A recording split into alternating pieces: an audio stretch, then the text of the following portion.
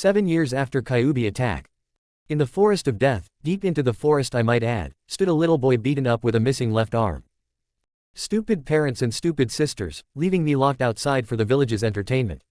It's my birthday too, damn it, said a blond boy as he punched a tree. They always forget about me, and he fell to the ground crying. This boy was Naruto Uzumaki Namikaze, the son of the great fourth Hokage. Now the reason why he was in the forest of death was that he was forgotten, again and beaten, again. You see, 7 years ago to this date, the powerful Kyuubi attacked the Hidden Leaf village. Now the reason why was because that's right, I'm making the Kyuubi a girl, deal with it, was being controlled by an unknown man who wielded the Sharingan. The fourth Hokage, being the wise man he was, split the tailed beast into 3 parts. The chakra was split between his sisters while he got the soul. After the first few years, things were alright, but then Minato and Kushina started to train the girls in using the Kyuubi's chakra. Now when Naruto was 5, he got up one night to get a glass of water when he heard his parents talking. After he listened to them, he made the shocking discovery that he couldn't use chakra. Now here we are now watching young Naruto cry on the ground because of neglect and the fact he couldn't use chakra. Man, I'm tired. Might as well sleep here. Kami knows that they probably locked the doors to the estate now. And he fell asleep. When Naruto fell asleep, he was graced with a sewer. Kami, this place is appalling, he said. Now for his age, he was a genius, but he didn't want to show it, so he was laid back a majority of the time. He walked through the sewer until he heard crying. He ran to where the crying was and found a cage. Inside the cage was a woman, with orange hair going past her waist, and wore a red kimono. She also had a pair of double D-size breasts and beautiful red eyes. He walked up to her past the cage and asked, "Why are you crying?"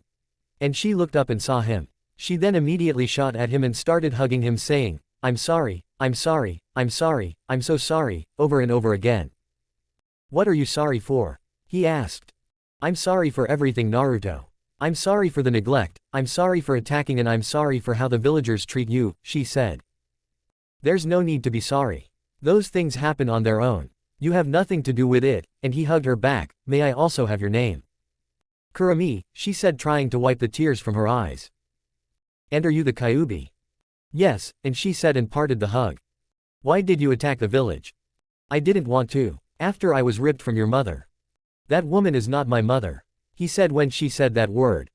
"Okay, after I was ripped from her, I was put under a genjutsu that made me attack your village," she said. "So you were put under a genjutsu that made you attack the village by a man wielding the Sharingan?"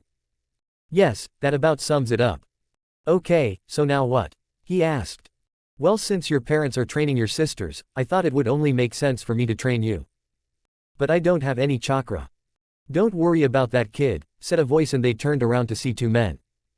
The first man was a tall, muscular man with shoulder-length orange hair and had a stubbly beard.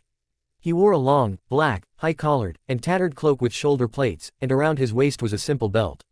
He also wore loose-fitting dark pants, complete with an armored waist guard bearing plates similar to the ones on his shoulders, tucked inside simple boots. The second man was a tall, muscular middle-aged man with extremely long dark hair, which is gathered on the back of his head, leaving his forehead exposed, and tied in a clothed ponytail, reaching down below his waist, adorned by thin, dark strips crossing its whole length, and having his hair sprout from its end in a large tuft. He has a large, mildly hooked nose, and prominent bags under his eyes. He had very thin eyebrows, as well as an upper lip. He also wore blue robes that had the kanji for blue on his back. "Who are you?" said Kurami as she put Naruto behind her in a protective manner. "Hold on, we don't want to fight." "Well, at least I don't," said the man with orange hair, putting his hands up in a calm-down-like fashion. "My name is Gildarts Clive." "And my name is Bluenote Stinger," said the man with the large ponytail, "and we were sent here to make this boy strong." "Oh yeah, by who?" said Kurami. "By the Shinigami," said Gildarts as he put his hands down. "What are you two going to do with him?" "Train him, of course," said Bluenote as he crossed his arms. "In what?" asked Naruto. "Magic," said Gildart, "our magic. You see, you inherited our kind of magic." "Bull. Magic isn't real, it's just a slip of the hand or illusions," replied Naruto. "You live in a world where animals talk, people walk on water, and have people who shoot lightning from their hands," said Bluenote. "You make a valid argument," said Naruto as he had a cartoonish sweat drop on his forehead. "So what is your magic?" "Well, my magic is called Crush. Crush is an extremely powerful caster magic that smashes everything the user comes into contact with into pieces. It can be used to both crack magic into pieces, thereby nullifying its effects, as well as to reduce the magic's power and to deflect it. Even the most powerful spells are rendered useless when faced with this destructive and advanced magic, which is difficult to control even for an extremely powerful individual like me. The effects of crush occasionally manifest themselves as the target being separated into cubes. Interestingly, should crush be directly cast on another living organism, the recipient is separated into numerous, doll-like versions of themselves. After some time, the target should revert to their original form, but should I wish, I can also manually change them back. Said Gildarts as he saw Naruto give him a confused look. In other words, my magic nullifies anything and everything to the point it becomes harmless or sent people flying. He then looked at Naruto with stars in his eyes saying, "Cool," and he turned to Blue Note, "And what's your magic?" "My magic controls gravity," he said. "I'm able to freely increase or decrease the amount of gravity in the area around me with devastating effects. By applying this gravitational power to incoming enemy attacks, I'm capable of rendering them harmless by dragging them down to the ground. Gravity can be used to lift objects, even gigantic ones, and people alike, and to move them around in the air. In addition, when concentrated around a single opponent, it can cause the latter great pain." "Wow. Glad you like our magic, kid," said Gildarts as he turned to Kurumi, now to begin his training his needs to leave the village. "We don't want any more incidents to happen," and she nodded in agreement. "Also, when we get back to the real world there will be a present from me, consider it a birthday present, kid." As he said that, Naruto started to fade. "Thank you all for everything," he said. "Will I see you all again?" "Of course, Naruto, we are in your mind after all," said Kurumi as Naruto had disappeared. "Damn, the kid is going to be strong," said Gildarts. "I agree," said Blue Note as he turned to Gildarts. "Now we're where we," as he got into a fighting stance. "Ah, boys will be boys," said Kurumi. Back in the real world, Naruto woke up to find it was morning, and as he got up his right hand felt something metal and a note. It read, "Dear Naruto. As you can see you have a missing arm. But not to worry, I had a spare in my bag so you can use it. Also, the best part is that as you grow it grows with you and it's basically indestructible because of my magic. Hope you use it well. Gildarts." After Naruto was done reading the note he instantly popped the metal arm on what was left of his left arm, and after a while he was able to use it. He first moved his fingers, then his hand, and then his whole arm. Once he got a hang of using it he walked out of the forest and he went to the gate. He then went to open the gate when it suddenly burst into a bunch of cubes. "Oops," he said as he ran to the Namikaze estate. Once he got there he walked into his room. It was plain as plain could be. "Wow," said a voice in his head, "this has to be the most boring room I could have ever seen." Naruto instantly looked around and said, "Who said that?" "It's me, Gildarts. I'm talking through your head, you might want to do that too so people don't think you're crazy." "Alright, can you hear me?" "Yes, we can hear you," said Blue Note. "Now get whatever you have and get out of this disgusting place." And Naruto got a bag and packed the one set of clothes he had and wrote a note saying that he was running away and didn't want to be found. Once he was done he jumped out of his window without closing it and ran to the village gate. He easily slipped past the guards and got a few miles from the border when he was stopped by Anbu. "Naruto Uzumaki Namikaze. We have been sent to bring you home, now please come with us," said a dog-masked Anbu. "Naruto, let me take over your body," said Blue Note, and Naruto did as he was told. "Tell me," said Blue Note even though it was Naruto's voice, "have you learned to fly?" "What kind of question is that?" said an Anbu. "No. Pity. Then you shall fall," said Blue Note as he stretched Naruto's arms out and focused the magical energy in Naruto's body and caused the Anbu to slam into the ground, causing a huge crater to form and knocking out the Anbu in the crater. He then let Naruto take back control of his body and started running again. When the Anbu woke up they looked at the destruction around them with awe and the fact that a child did this.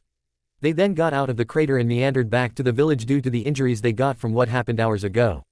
When they got back to the village they collapsed to the ground and were unconscious for a few days. Then they reported what happened. Minato was flabbergasted at what happened and Kushina was crying. "Dear Kami," muttered Minato. "I thought he couldn't use chakra." Minato, said Kushina as she was still crying. "I thought so too, but it appears we were wrong and we neglected him because of it," said Minato as he held the note in his hand. "What have we done, Kushina, what have we done?" 1 week after Naruto left, Minato was sitting in his office doing paperwork. But his mind was on other things like how he neglected his son. Flashback. Minato got out of bed to see that he was alone. He figured that Kushina was already making breakfast for the twins and got dressed. He walked down to the kitchen to see that Mito and Natsuki were already eating breakfast. "Morning, girls," he said as he sat down to eat. "Morning, Tu-chan," they said together. "Morning, dear," said Kushina as she set down a bowl of rice and kissed Minato. As Minato ate, he had something biting at the back of his head like he was forgetting something, but he ignored it. After they were all done eating breakfast, Minato said, "Alright girls, get out to the backyard and we can continue where we left off the day before yesterday." As they walked out the back door, Mito asked, "To-chan?" "Yes. Can Ni-chan train with us?" And when she asked that question, Minato froze. He then realized that Naruto wasn't at the table for breakfast. "I don't see why not." "Okay," she replied and went to go get Naruto. But when she reached the door to the house, she turned and asked something, "Where is Ni-chan's room, To-chan?" Then Minato froze again. "Yeah, where is Ni-san's room?" asked Natsuki, who looked at Kushina. "I don't know either," she said with some worry in her voice. "I think I know where his room is," said Minato as he made a motion with his hand to follow him. When Minato walked up the stairs of his home, he felt guilt and self-loathing. Guilt because he had forgotten his son, and loathing because he completely ignored him. When he reached the door with Mito, Natsuki and Kushina behind him, he knocked on the door and it opened up. When they all saw the inside of the room, they were astounded. It was gray as gray could be. There was a small mattress on the floor, a small lamp and a dresser. It looked more like a cell than a room. Minato then looked in the closet and was disgusted. It was full of bloodied bandages and clothes. He then heard, "Minato." "What is it, Kushina?" "Read this," she said with tears in her eyes, and she handed Minato a note. Once he read it, he turned and said, "Anbu," and a bunch of Anbu appeared. "Find my son. Find Naruto. Now." And they all said, "Hi," and went in search of Naruto. He then turned to Natsuki, who was pulling on his cloak. "Where is Ni-chan?" she said with tears forming in her eyes. "He'll be home soon, Natsuki. He'll be home soon." End of flashback. Minato got up from his chair and looked out the window about what has happened since Naruto left. Natsuki and Mito took their training more seriously in order to find their brother. Kushina then went into a depression, never leaving his room and saying that once she found him she would be a better mother. "Kami, what have I done?" he said as tears slipped down his cheeks. "With Naruto. Naruto has been traveling for a week now, going in the direction Gildarts told him to go." "Are we there yet?" "Just a little bit further. You'll know when we are there," said Gildarts, and Naruto walked until he reached a cave. "Go inside," said Gildarts as Naruto walked into the cave with his bag in hand. Naruto continued to walk until he reached a door. "What is this?" asked Naruto. "This is the door to the old remains of my guild, Fairy Tail," said Gildarts. "Now go through the door and use the jutsu the Kurumi taught you." Once Naruto went through the door, he used the hand signs boar, rat, snake, boar, ox, rat, snake, and slammed the ground with his good hand, causing smoke to appear. Once the smoke cleared, Naruto could see Gildarts, Blue Note, and Kurumi stretching. "Thanks, kid, now let's get to work," said Gildarts. "Okay, what do I do?" asked Naruto. "Well, for starters," said Gildarts as he turned away from Naruto, "this place has special magic placed on it so that time moves faster than the outside world. But don't worry, you'll age normally, so it just expands your mental age rather than your physical age," he explained. "For your first task, you are to learn everything about magic from these books Fairy Tail has collected over the years and everything Kurumi has learned since she was created," said Blue Note as he referenced the door leading to the library. "Hi," said Naruto as he went into the library with Blue Note. "This is going to take some time," said Gildarts as he turned to Kurumi. "So, want a drink?" as he walked to the bar. "With pleasure," she said as she sat at the bar. 5 years in the guild later.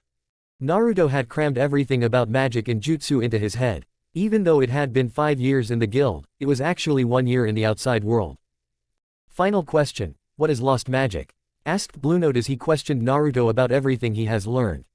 Lost magic is a type of magic that has been obliterated from the history of the world due to their immense power and the sheer gravity of their side effects on the users. However, users of such magic still exist, though the magic itself is believed to be extremely rare, replied Naruto. Correct, said Blue Note as he walked out of the library with Naruto by his side. Now on to your next part of training. He then walked to a passed out Gildarts who had a mug in his hand. Blue Note took the mug out of his hand and hit him over the head with it. Gildarts then woke up rubbing his head. What's going on? You were passed out drunk while Naruto and I were studying in the library. Yeah, said Naruto. Also, where's Ka-chan? 3 years ago Naruto asked if Kurumi would be his Ka-chan, considering the fact that he didn't really have the loving embrace of a mother thanks to Kushina always paying attention to the twins. She cried and hugged Naruto on the spot when he asked that and she agreed. She's in the kitchen making you something, said Gildarts as Naruto dashed to the kitchen. So you think he's ready for our training? Yes, I have managed to make sure Naruto knows everything about everything. That's good. Want me to take control of his training now?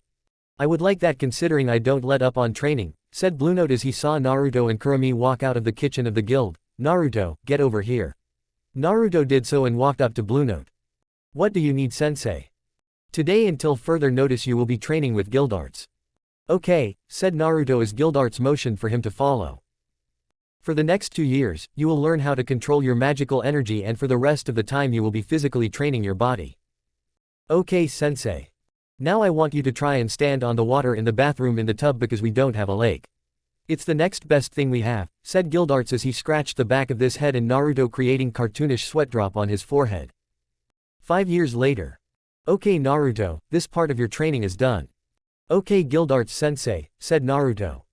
Now I will teach you my style of hand-to-hand combat. For the next 5 years I will be teaching you my style of hand-to-hand combat and after that 5 more years of me teaching you my magic. Alright sensei. 10 years later. Naruto was reading a book about bloodline in the elemental nations he got from Kurumi when Blue Note came up to him with a long piece of cloth. Naruto gave him a questionable look and asked, Sensei, what's with the cloth?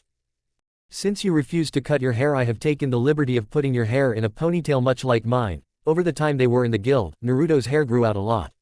He may still have the body of a child but his hair grew out of control. Really? Yes. From what I'm hearing, you would like your hair in a style much like mine.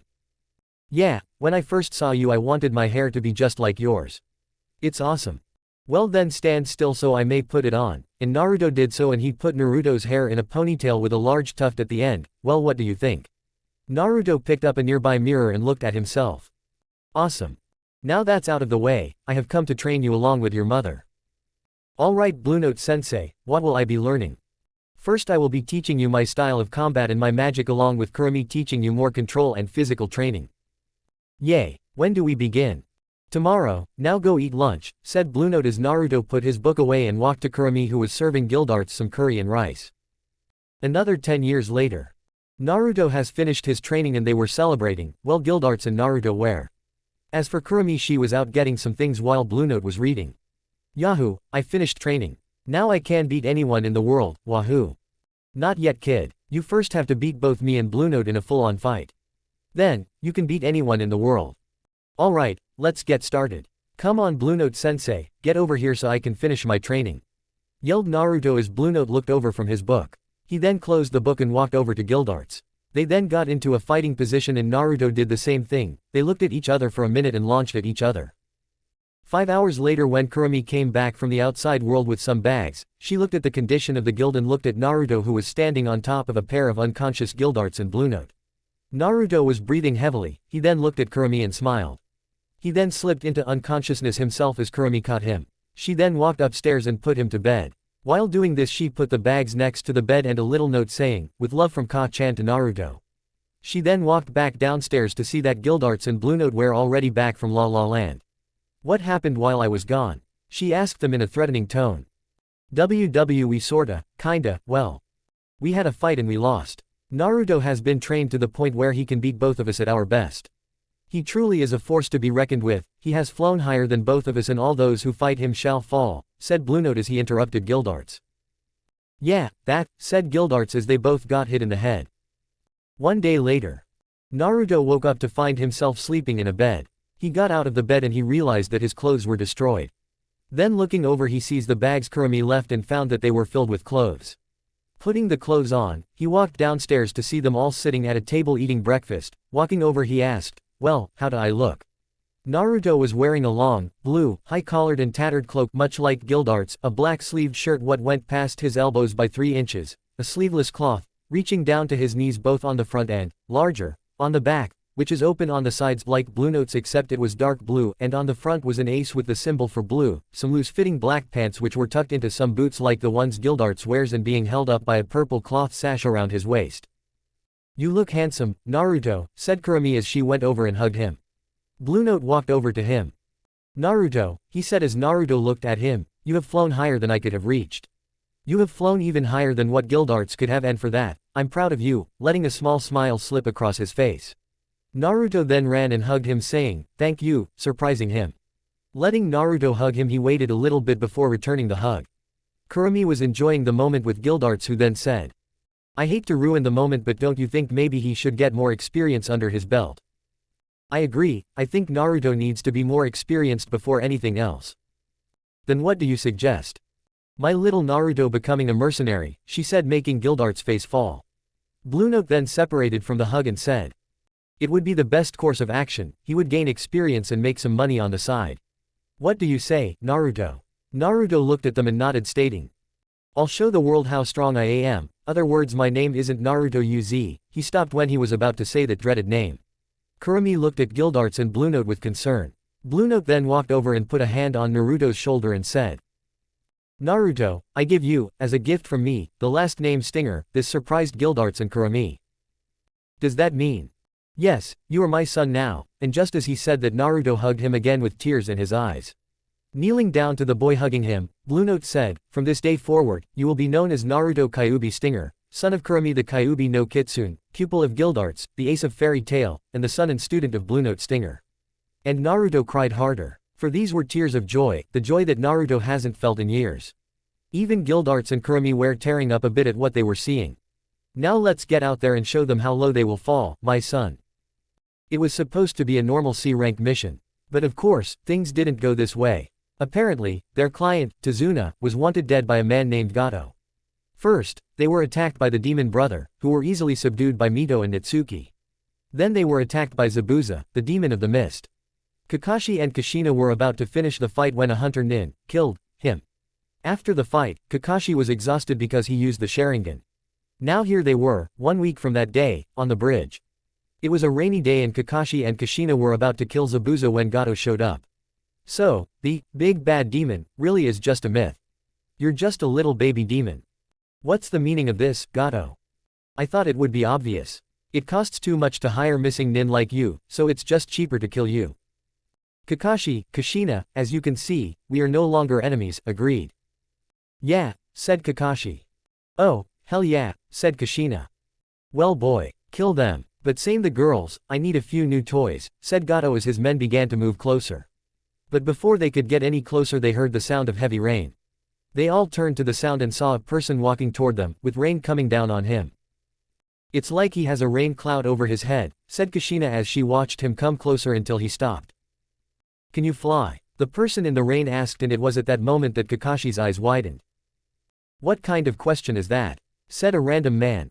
We need to get out of here, whispered Kakashi to Zabuza and Kushina. Why? Asked Zabuza, but before Kakashi could answer. No, pity, he said as he extends his arms, stopping the rain and showing his face. Kushina's eyes light up at what she saw. It was her son, Naruto. Naruto, she screamed. Then you shall fall. Naruto finished as the rain came back down with even stronger force and Gato's men collapsing into the bridge, creating a large crater 10 feet across and sending them into the deepest parts of the earth. After it was done, Naruto let up on his magic and walked to Gato. WWHO or YYU? W what do you want? Do you want money, women? Pleaded Gato as he begged for his life. Naruto then raised his right arm and started choking Gato with his gravity magic, imagine the force choke. I want you dead, he said as he collapsed Gato's throat. Naruto tossed Gato's corpse over the bridge and turned to Kakashi, Kushina, and Zabuza. Kushina was at a loss for words. First, it was her son who she hasn't seen in 7 years, and second, he just killed 51 men and didn't break a sweat. They stared at each other for a minute when Mito, Natsuki, Sasuke, and Sakura arrived. They have just dealt with Haku, who I'm making a girl, by knocking her out. When they arrived, Mito and Natsuki were as astonished as Kakashi and Kushina. But Zabuza could only stare in fear. Ni-chan, Ni-san. The twins asked with tears in their eyes. Naruto just looked at them with his eyes, not even bothering to turn his head, he just stared down Kushina, who also had tears in her eyes. Sochi? Kushina asked, but got nothing in return. Then Naruto looked at Zabuza. Zabuza, Naruto said as Zabuza started to shake in fear, it's been a while, how's Haku? I trust that she's been well. She's fine, BB Blue Ace, he said as beads of sweat came off of Zabuza's forehead. Zabuza, how do you know Naruto? Asked Kakashi. It was nearly 3 months ago, Haku and I were going to complete a mission when we stumbled across him, he said, apparently he was doing the same thing and I bumped into him. He then asked me to apologize and I refused. I can still feel the pain from being so arrogant that day, as he rubbed his neck. Kushina and Kakashi were at a loss for words again. Naruto was able to beat Zabuza like he did Gato's men. Naruto then walked to the end of the bridge to the village. Once he was off the bridge, Naruto went to a hotel and ordered a room for one. He then went to a restaurant and got some curry and rice. When he was done eating, he went back to his room and started reading a book, and no thanks to having some of Gildart's personality, was reading an Ika book. When Kurumi discovered this, Gildarts got one hell of a beating and he was scolded. Then on his travels, he added porn magazines to his traveling bag. While he was doing this, Team 7, including Zabuza and Haku, were at the front door. Before Kakashi could open it, he heard a giggle, much like his when he was reading. He then kicked down the door and just looked at Naruto with Kushina, the girls, Zabuza and Haku. They were all in shock when Naruto said, "If you're more of Gato's men, get the hell out of here and I may spare your life," as he turned a page and giggled again. "Put that down right now, Naruto," yelled Kushina as she marched over to him. Naruto then looked up from his book. "Oh, it's just you," he said as his book was ripped from his hand by Kushina and tossed it across the room. He just shrugged and got another book out of his bag, making Kushina's jaw drop. This process repeated itself for the next dozen books until he reached the magazines. Kushina at this point lost all hope and cried in a corner, saying, "I lost my baby to the dark side." Kakashi was comforting Kushina. Mito and Natsuki thought that Jiraiya somehow got to him, teaching him the way of the pervert and not telling them, and Zabuza and Haku could only think, how can someone have so much porn? "So, what do you want?" Naruto asked. "We want you to come home, Ni-chan," said Mito. "And why should I?" "To be neglected again and beaten by the villagers. Maybe lose another arm," said Naruto as he removed his prosthetic. When Kakashi, Mito, Natsuki and Kushina saw this, they were a loss for words. "I lost this on their 7th birthday. I was locked out of the estate that night," said Naruto as he reattached his arm. "It was also the night I met my true family." "And who would that be?" asked Kushina. "My father Bluenote, Uncle Gildarts, and Kurumi-ka-chan," he replied nonchalantly. "And where may we meet them?" asked Kakashi. "I'm afraid they won't want to talk to you, considering they hold a grudge against you and they are the ones who trained me." "That's another thing, how can you use jutsu?" asked Natsuki. "It's not jutsu," as he grabbed a chair and broke it into cubes, stunning everyone, "it's magic." "What?" they all yelled. "When the Kyubis, sorry Ka-chan, I know you hate being called that, was sealed into me, I got magical energy instead of chakra, and also Bluenote 2-san and Uncle Gildarts," he explained. "Now leave, if that's all you have to say." "No, we're not leaving without you," shouted Kushina as she created chakra chains. Naruto just stood there, and when the chains reached him they didn't affect him in the slightest. Why isn't it working? Magical energy is the physical embodiment of spirit energy. So in other words, your chains have no effect on me, he said as Kushina cancelled the chains and fell to the ground crying. "But I hate to see a woman cry, so I guess I'm coming with you, not like I have anything better to do." When he said those words, Kushina, Mito and Natsuki jumped for joy and tried to hug him, but only to be floating in the air. "Don't do that again," he said, "am I understood?" And they all nodded. Once they were back on the ground, he walked over to where his books were with bag in hand and started to put them all back in his back. When he turned around, he was met with the angry face of Kushina. "No son of mine is reading that, smut. Son, please, you're just the woman who gave birth to me. My real mother is safe at home, making sure 2-san and Gildarts don't wreck the place," he said as he set his bag down. "Now when do we leave?" "Tomorrow," answered Kakashi. "And what's with the nickname, Blue Ace?" "Look at the bingo book. You'll get your answers. Now get out, I'm going to take a shower," said Naruto as they all left. And Haku turned around. "It's good to see you again." "It's good to see you, Naruto-kun," she said. Naruto was happy to see that his friend was doing well. After the incident, Naruto and Haku spent some time together and became friends quickly. Mostly because they had similar upbringings. The next morning everybody was ready. "All right, we ready to go?" asked Kakashi with an eye smile. "Yep," said Mito. "Chan, guess who?" "Yes, take another guess." "Yup," said Natsuki. "Let's just hurry up," said Naruto as he was getting tired of waiting. "Okay Kakashi-kun, let's get going," said Kushina, and they were off back to Konoha. On their way back, Sasuke got into a fight and demanded that Naruto teach him everything he knew and got punched into the sky and slammed into the ground. Naruto enjoyed it along with shutting up the pink banshee, who sided with the Uchiha. When they got to the village they went directly to the Hokage's office. "Thank you Team 7, you may leave now. Except for Kushina, Mito and Natsuki," said Minato as Kakashi, Sasuke and Sakura left. Once they were gone, Minato got up, said, "Welcome home son." After Minato said those words, Naruto said, "I would advise you watch your tongue, Namikaze. Or else you will fall further than this village." After Naruto said that the Anbu hidden in the room appeared and placed themselves in front of their Hokage. Naruto then raised his magical energy causing the Anbu to fall unconscious. Minato was shocked that Naruto was able to create that much power, and then looked at Nito and Natsuki. "Naruto," he said as he struggled to breath, "stop it, you're suffocating Nito and Natsuki." Naruto turned around to find the twins trying to breathe and let up on his power.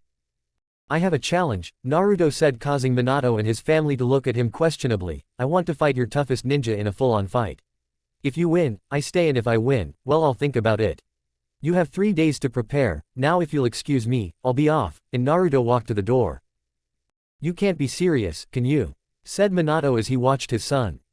"Yes, I serious. But I want to fight only the strongest of ninja you have to offer," Naruto said, turning his head and pointing at him. "That includes you. Now I have to go and get me a room to rent. See you in 3 days," and walked out the door. Once he left the room, Minato looked at his wife and daughters. "What do we do, Chan?" asked Mito. "I have no choice but to accept his challenge," he said to his daughter, rubbing his temples. "I have no choice but to call the clan heads and have to find Sensei, Tsunade, and Orochimaru. Sensei is probably off viewing his research." "That's another thing, Minato," Kushina interrupted. "I think your Sensei got to our little Naruto first, and grabbed a magazine that Naruto had in his bag. She set down the magazine on his desk. I found this in Naruto's bag. I think he knew where Naruto was this whole time and didn't tell us." "How do you know this is Naruto's?" he asked, and Naruto walked back into the office and snatched the magazine from Minato's hands and left. "Now do you believe me?" she said. "Yes. Now girls, can you go get Jiraiya and Tsunade for me while I call all the clan heads?" "Yes, Chan," they said as they disappeared in a swirl of leaves. "This is going to be a pain," said Minato as he was getting a headache. His son was back, but the only way he would stay would be if he won the fight. 3 days later. Naruto was sitting in the middle of the arena reading an Ika book while the people in the stands, along with this year genin and respected teachers and Kushina and her daughters in the cage booth. He giggled and looked up from his book and saw the clan heads, 2 of the 3 legendary Sannin, and the Hokage himself. "So you decided to accept my challenge. Good, I was getting bored here in this hellhole you call a village," he said as he was getting up. "But first 2 things must be done. 1, he then walked over to Jiraiya with his book collection. "Can you sign my books?" And everyone glared at the Toad Sage as he was signing the books. Naruto then walked back to the other side of the arena and said, "And 2, show me your power. Release your chakra and show me how strong you are." After he said that, everyone released their chakra. He got a good reading on the clan heads and decided that the Sannin and the Hokage were the strongest. "I see, now it is my turn. Now feel what power is." Naruto then crossed his arms and stood there. Everyone was curious about what he was doing when they saw rocks floating around Naruto and the ground was shaking, causing everyone to have trouble standing. Then white energy came rolling of his body going sky high and intensified the shaking of the ground. A giant shadow of Naruto appeared with blood-red eyes looking at them. Hiashi, thinking that he would easily beat him, dashed forward with a Juken strike ready. But when he was about to hit him, Naruto looked at him in the eyes and Hiashi just stopped and bowed, saying, "I surrender," causing many to gasp. Naruto then let up on his power and the Hyuga clan head ran away to the stands. "Weak, not even a waste of my time. Now," said Naruto, "which one of you can fly?" causing them all to charge at him after they were able to breathe again. Naruto used his gravity magic to put them in the ground with a bored look on his face. Choza then used his multi-size jutsu to become very large and slammed his staff into the ground where Naruto was. Many said that it was over in the stands after they saw a giant crater, but what they didn't expect was for the large staff to go flying out of the arena and Naruto punching the ground, causing it to break apart into cubes and send Choza flying out of the arena like his staff. After the dust cleared, they saw that the arena wall was destroyed. They were speechless at what they were witnessing. Naruto then looked at where the clan heads were being held and realized he couldn't move. He then heard shadow capture technique complete, and saw that Shikaku Nara had captured him. Naruto just smirked and made the shadow collapse into multiple squares, shocking the Nara and punched him in the head, sending him into the stands with a crash. Naruto then felt his body get heavy and used his gravity magic in an area, making him become light again. Looking around, Naruto saw that Inoichi was trying to use his clan technique on him. Using his gravity magic, Naruto threw him into the air, landing on an unconscious Choza. Naruto then looked at Tsume, who charged with a fang, passing Fang. Naruto just said, "Crushing evil, spreading the truth, Empyrean," and sent her flying into the stands like Shikaku.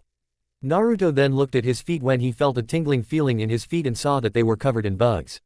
He then used his gravity magic around himself again, causing the bugs to be squashed under the pressure.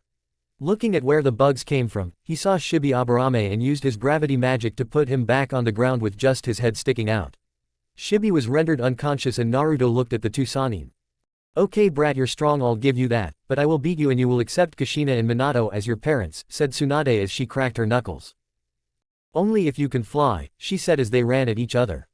Naruto then punched Tsunade, who countered with a punch herself, causing the ground to shake. Naruto, having a small smile on his face, then punched her again and the same thing happened. This continued for the next dozen punches until he headbutted her and sent her flying into a wall. He then turned to the sound of two people yelling, "Rasengan," and felt something hit his back and was sent into the arena wall so fast that his prosthetic detached itself from his body. Minato, seeing the prosthetic, then walked over to the fake arm with shock. Tsunade got out of the wall and saw what Minato was holding and walked over to him along with Jiraiya. Minato then asked, "Who did this to you, Naruto?" "Who did this to you?" As he held the arm in his hand, showing everybody in the stadium who gasped. But what he got was laughter from him, a mad laughter, as Naruto's eyes glowed red and said, "Yes, this is it. This is what I've been waiting for. Now let's fly to the sky and soar above the world," as he held out his good hand, black hole, causing a purple orb to appear and started sucking everything up. "What is that?" screamed Minato as he had a hard time of staying in that spot. "This is an infinite gravity well that will slowing everything in existence. Now fly, yelled back Naruto as Minato and the two Sannin got closer to the rip in space-time. Minato, thinking quick, threw one of his kunai at the black hole and used his Harsharan to cancel the spell. After doing that, Naruto just laughed harder, saying, "Finally, a challenge. Now show me how much higher we can fly, Hokage," as he charged Minato and got within striking distance. Crushing evil, spreading the truth, absolute heaven. He shouted and punched Minato in the face, sending him out of the arena, past the village and sending him to La La Land. Everyone was shocked at what took place. A boy no older than 14, if they only knew, just defeated the Yondaime, the man who single-handedly ended the Third Great Ninja War. Turning to the two Sannin, he grinned, saying, "You want to continue this fight?" Making the Sannin shake in fear and stuttering what sound like a no. Walking to where Minato dropped his arm, he grabbed it, walked out of the arena. When he was gone, everyone panicked, thinking that he was going to kill them all for what they did to him after defeating the Yondaime, and rushed back to their homes. Kushina and the girls were still in shock at what happened, seeing the major clan heads defeated and Minato sent flying out of the village. Naruto was in his hotel room thinking about all that happened. "That was the most fun I had since I beat Gildarts and Dad," he said. "Yeah, that was an awesome battle, Naruto, way to go," said Gildarts. "Way to go, Sochi. I'm so proud of you," said Kurami as she celebrated in his head. "That was a most entertaining fight, Naruto. Do you plan on staying? You can fight them again if you do," asked Blue Note from his head, causing Naruto to smile with glee. "Oh, I'm staying, but I wonder if they found out about my connection with the bingo book yet." With Kakashi. Kakashi was in his home thinking about what happened in the arena. He then thought back to what Naruto said about the bingo book and took his out. He searched through the ends and found nothing. But he remembered what Zabuza called him and looked under B's. "There," he said, looking at the profile. Name, Blue Ace, real name unknown. Gender, male. Ex-village, none. Rank, SSS, flee on sight, do not engage. Conformed power is past cage. Appearance, ponytail with a large tuft. Blue and black clothes. Signature symbol of an ace with the kanji for blue. Wanted for, no known crimes. Asked to join, Iwa, Kumo, Kiri, and Suna. Completed missions. D rank, 0. C rank, 0. B rank, 0. A rank, 0. S rank, 50. SS rank, 25. SSS rank, 10. Reward. 1 billion Ryo alive. 900 million Ryo dead. After reading the entry, the only thing Kakashi could say was, "Holy shit," and fainted. Naruto has been in the village for 3 months now and he was bored. After the fight in the arena, many people stayed away from. But there was one person that bugged him to no end. "Hey you," yelled a voice. Naruto turned around and saw Sasuke march toward him. "I demand that you teach me everything that you know." "All right," said Naruto, "first lesson, stand still," and Sasuke did as instructed, saying, "Good, you know your place. You should be honored to teach me. Now turn around." Sasuke continued to do as Naruto said. Naruto then cocked his leg back, saying, "First lesson, skydiving." "Wah," was all the emo said before Naruto launched him across the village. He then continued walking to the Hokage tower like nothing happened. Haha, that was great, you have to do it again, said Gildarts as he enjoyed it whenever Naruto injured the arrogant asshole. We both know it will happen again and it will end the same way every time. Now let's go get a job, I'm bored and I want to fight, he thought back to Gildarts as he was entering the tower. It's been a week since Minato was out of the hospital and he was still surprised to find Naruto in the village after he beat them. Naruto walked into the office and saw Minato doing paperwork.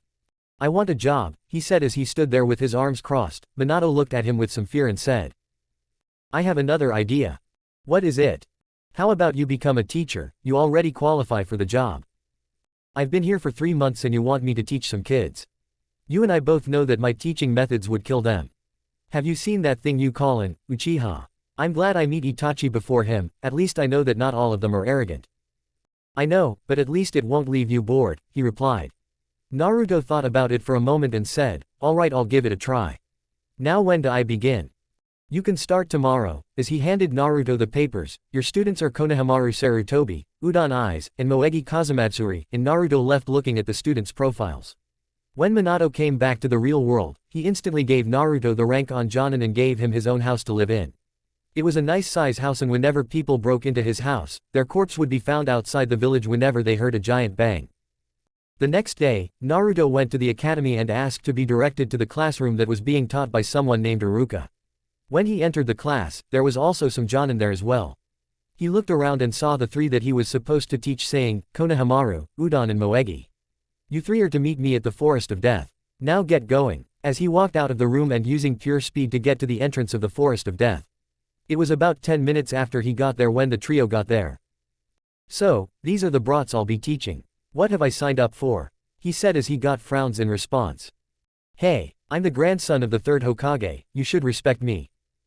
And I have a Sarutobi version of the emo, great, he said as he got a giggle from the other 2. Well, my name is Naruto Kyuubi Stinger or Blue Ace, as stated in the bingo book. My hobbies are my own and I already achieved my dream. I have many dislikes such as arrogance and few likes. Next. My name is Konohamaru Sarutobi. My dream is to be stronger than my grandfather, beat the Hokage and take his place. My name is Udon Eyes. And my name is Moegi Kazamatsuri. Alright, for you all to become actual ninja. But I thought we were, said Moegi. Technically yes, but not until you pass my test. Which is? Asked Udon. Surviving for 24 hours in this forest. What? They all yelled out. Yes, now your 24 hours begins. Have fun, and he disappeared into the brush to watch them from a distance. 24 hours later. It's been 24 hours since those 3 were left in the forest under Naruto's watch. They actually surprised him because Konohamaru showed leadership skills, Udon was very knowledgeable and Moegi wasn't a fangirl. He showed up after the deadline and got chewed out by the 3 of them. He said that they passed and said that they will be starting missions tomorrow, not the chores, the actual missions, making them jump for joy. Now here was telling Minato what happened. So let me get this straight. You left 3 genins that just got out of the academy in the Forest of Death, just as a test. Yes. What were you thinking? He yelled at him. To make sure that they relied on each other. It was a test to see that if they could work together or die alone. You could have at least used the bell test. So they could learn more flower pressing in that so-called academy. This village has fallen so low since the 3rd was in office. I also expect to see a C-ranked mission waiting for me when I come with my genin in tomorrow, Naruto said as he left Minato to his own thoughts. Team Fairy Tail, said Minato as he handed Naruto the mission. Udon, Moegi, and Konohamaru were looking at each other when Naruto said, yes, our team name is Fairy Tail. Now let's get going, I want to complete this mission in less than 2 weeks, as he turned to the trio, meet me at the gate in 2 hours after you have said your goodbyes and packed your things. He then finished as they left the office. He then turned to Minato as he said, are you sure they can handle it? Are you questioning my methods of teaching, Hokage? And no, of course not, he said as he held up his one, not broken, hand in a defensive position, I'm just worried that they'll get hurt. They won't, I'll make sure of it, said Naruto as he left the office, leaving Minato alone. Kami, he said as he sat down, where did I mess up, and how will I make Naruto come back to us? 2 hours later. Naruto was reading one of his books, not an Ika Paradise, he only reads those when he knows that he won't be chased by angry women. When he turned up from his book to see that his students had everything they needed, are we ready? He asked and he got the reply of 3 yeps from them. Okay then, let's get going. as he put away his book and started walking with them following closely behind. After an hour Moegi asked, "Sensei." "Yes. What's our mission?" "Our mission is to exterminate some bandits and the sound nin that's running the group." "What? But we're only genin, we can't take on a full-fledged shinobi." "Then why are you here?" "Because we're shinobi," she said. "Exactly, you three will deal with the bandits while I deal with the ninja. Now let's speed up and get there faster, I'm getting bored," he said as he increased speed and started putting a strain on them. It took a few days to get to where the bandits were last seen, but they got there. Once they reached the village they saw what the bandits were capable of. "Kami," said Udon as he looked at what was left of the small town. Everything was burned to the ground and all was ashes, some of the ashes were still emitting some heat. "What happened here?" asked Konohamaru. "What do you think? Look around and search for survivors," said Naruto as they split up around the town. As Naruto was rummaging through some rubble, he heard some moaning and some rubble moving. He quickly moved to where the sound was coming from and lifted up the crumbled house to find a woman and a man, and under them were 3 small children. There were 2 boys and 1 girl, the boys were about the same age at 6 but the girl looked about 3 years of age. They all looked up and saw Naruto standing there atop of them. He then called his team to help them when the man said with a raspy voice, "Please take care of them," he said as he fell to the ground dead. "Natsu, Gajeel," said the woman with a raspy voice as well, "please take care of your sister. And always remember," she said with tears in her eyes, "we love you," and she fell to the ground next to the man. "Dad?" asked the pink-haired boy as he shook him. "Dad, please wake up," and tears started to fall from his eyes. "Dad, Dad, Dad wake up. Dad, please wake up." And the one with black hair was doing the same thing to the woman. "Mom, this isn't funny. Wake up, please wake up. Mom, Mom, Mom wake up." They cried for half an hour along with the girl, and Naruto looked at them with soft eyes and said in a low voice, "Come with us," and held out his hand. "WWYS should we?" asked the one with pink hair. "Because we can take you away from this," said Naruto reverencing the burned down town. "Now come on, your father said for me to take care of you 3. "How do we know you're not lying?" asked the one with black hair. "Because those were his last words. Now, how about we introduce ourselves? My name is Naruto Kyubi Stinger, the one with goggles is Konohamaru Sarutobi, the girl is Moegi Kazamatsuri, and the final one is Udon Eyes," said Naruto as he pointed to everyone. "My name is Natsu Dragneel, this is my brother Gajeel Red Fox, and she is our little sister Wendy Marvell," said Natsu as he pointed to the girl with blue hair. "Why different last names?" asked Udon. "I don't know," said Natsu, "maybe because our father's last name was Dragneel Red Fox and mom's last name was Marvell." "Well you 3, let's get going," Naruto said as he picked the 3 up with Wendy in his left arm, Natsu on his shoulders, and Gajeel in his right arm. "We have to go back to the village. You understand?" as he looked at the trio of genin. "Sensei, with all due respect I must ask if we complete this mission on our own," said Konohamaru as he bowed to Naruto. "And why would I let 3 genins complete this mission on their own?" he asked. "Because," he said, "while you are making sure that they are safe, we can eliminate the bandits and try to stall so you can get back here fast enough to finish off the sound nin," he explained as Naruto looked at the 3 children he was holding. It was about 5 minutes when he sighed and said, "All right, but only kill the bandits and try not to engage the nin while I'm gone. Now get going and hang on you 3, and he disappeared leaving a huge dust cloud where he was standing. It was a few minutes when Moegi hit Konohamaru over the head with a Unkao Soli chakra infused punch over the head yelling, "What were you thinking?" And he got off the ground with a huge bump on his head saying, "Well, I thought that we could handle this until our sensei came back." "Well you weren't thinking at all," she yelled back as she pinched the bridge of her nose. "Now let's get this over with," as she walked in the direction of where the group was last heading. 2 days later, Konohamaru was dodging some poorly thrown kunai from some bandits and threw some of his back hitting them in the head. This had been going on for a while now. They just found the group this morning and set up some traps for them and ended up taking about half their forces.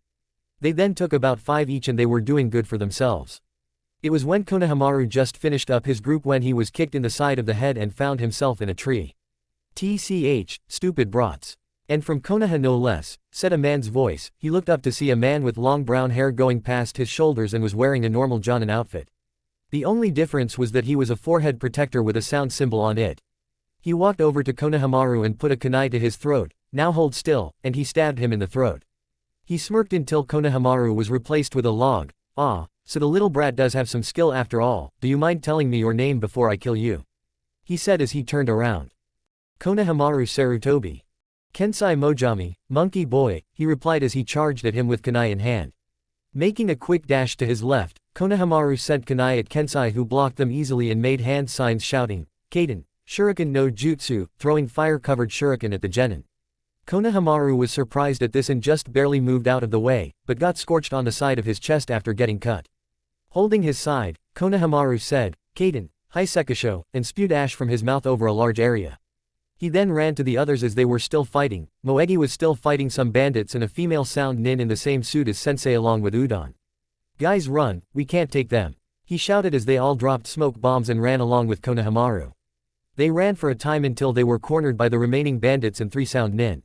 Kensai had some burning hair on top of his head, and when he noticed this, licked his thumb and index finger and pinched the burning piece of hair. Not bad brats, you managed to get away from us. But I'm afraid that it's all been for nothing, he said as he signed his teammates and they started making hand signs. The 2 female sound nin shouted, Fuden, Datapa, while Kensai shouted, Kaden, Hausenka no Jutsu. They all stood there with fear in their eyes when the giant mass of fire was split into multiple cubes and someone was standing there in front of Team Fairy Tail. Tell me, are you the ones who burned down a village 3 or 4 days ago? He asked as they trio recognized and shouted. Sensei. So, you're these brats, Sensei eh? Well, it won't matter, now die. One of the female sound nin said as Naruto just put up his hand and said, Fall, and she went into the ground, never to be seen again. Now answer the question, he said. Why yes we did D, said Kensai, and Naruto walked up to him. Then you will fall, he said as Naruto punched him into the atmosphere and turned to the last sound nin there. What's your name? Why Yushi, she said. What is the name of the cage of Oto? Lord Juki Habriyama. Take this message to your lord. Tell him that should he continues this path of carnage, the blue ace will make sure that his village will fall. Now go, he said as he flashed his magical energy, causing her to jump and run in the direction of her village. He turned to his genin and said, Are you all okay? Of course, Sensei, why wouldn't we be? Said Konohamaru, and Naruto raised an eyebrow. Alright then, let's go home. But Sensei, what about those kids we rescued a few days ago? Asked Moegi. Turning around, Naruto said. They will be fine. They are staying at my house for the time being. Now let's get home, I don't want to keep them waiting, and they all followed behind him. It took Team Fairy Tail about 2 days to get back, and they went directly to the Hokage. When they entered his office, they all stood in front of him. Mission is a success, Hokage-sama, said Naruto as he handed Minato the scroll. Well done, Team Fairy Tail, you're dismissed except for your sensei, and Udon, Moegi, and Konohamaru left the office with Naruto and Minato looking at each other, Naruto having more of a glare. They continued this for a few seconds when Naruto asked, Well, what do you want? I would like you to join us for dinner tonight, he said. I must decline, I have some things to take care of, Naruto said calmly. I see. Then does tomorrow sound good? And Naruto thought about it for some time and said. Alright Hokage-sama, I accept, said Naruto as Minato mentally celebrated, but I want to bring some people over. Alright, see you tomorrow night, said Minato, but Naruto was already out the door. Naruto walked to his apartment and noticed that his door was unlocked. He didn't really seem to take it into mind and said, Okay, I'm back, as he walked through the door to his apartment, and 2 of the 3 children he rescued that day ran to him, but what surprised him was the old man trailing behind the 2 with Wendy in his right arm. He was a frail-looking old man with short black shaggy hair and bandages over his right eye, an X-shaped scar on his chin. He also wore a white shirt and a dark gray robe covering his feet and just over his right shoulder with a purple sash on his waist. He walked behind Natsu and Gajeel with a cane in the other hand and looked at Naruto saying, Welcome back, Naruto-kun. Gigi, what are you doing here? He asked his grandfather figure. Well, I was out on a trip and just returned a few days ago. When I heard that you have returned, I want to see it for myself, he explained as he walked to the couch and set Wendy on his lap, and just to my surprise I find these 3 here instead of you. Well, I couldn't leave them there. And where is this you couldn't leave them? Asked the old man. It was a town that was attacked by the sound, he said as Natsu and Gajeel looked down with sorrow. Oh Naruto, said the old man and took a few minutes to think, what are you going to do with them? Well, I suppose I'll take care of them.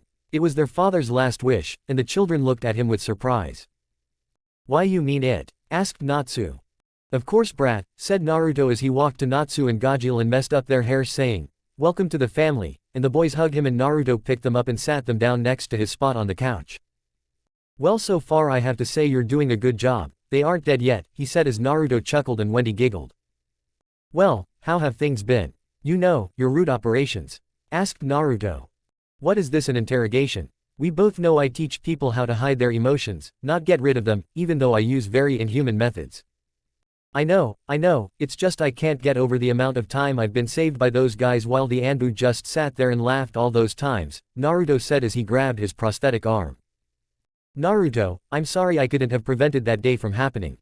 I just want you to know that, he said in a very sincere voice. I know Gigi, I know. But if it hadn't happened I wouldn't have met Ka-chan, Tu-chan, and Oji Gildarts, he replied with a small smile, and the old man just chuckled. You know, he started, I would like to meet these people. I would like to thank them for taking care of you. I can make it happen.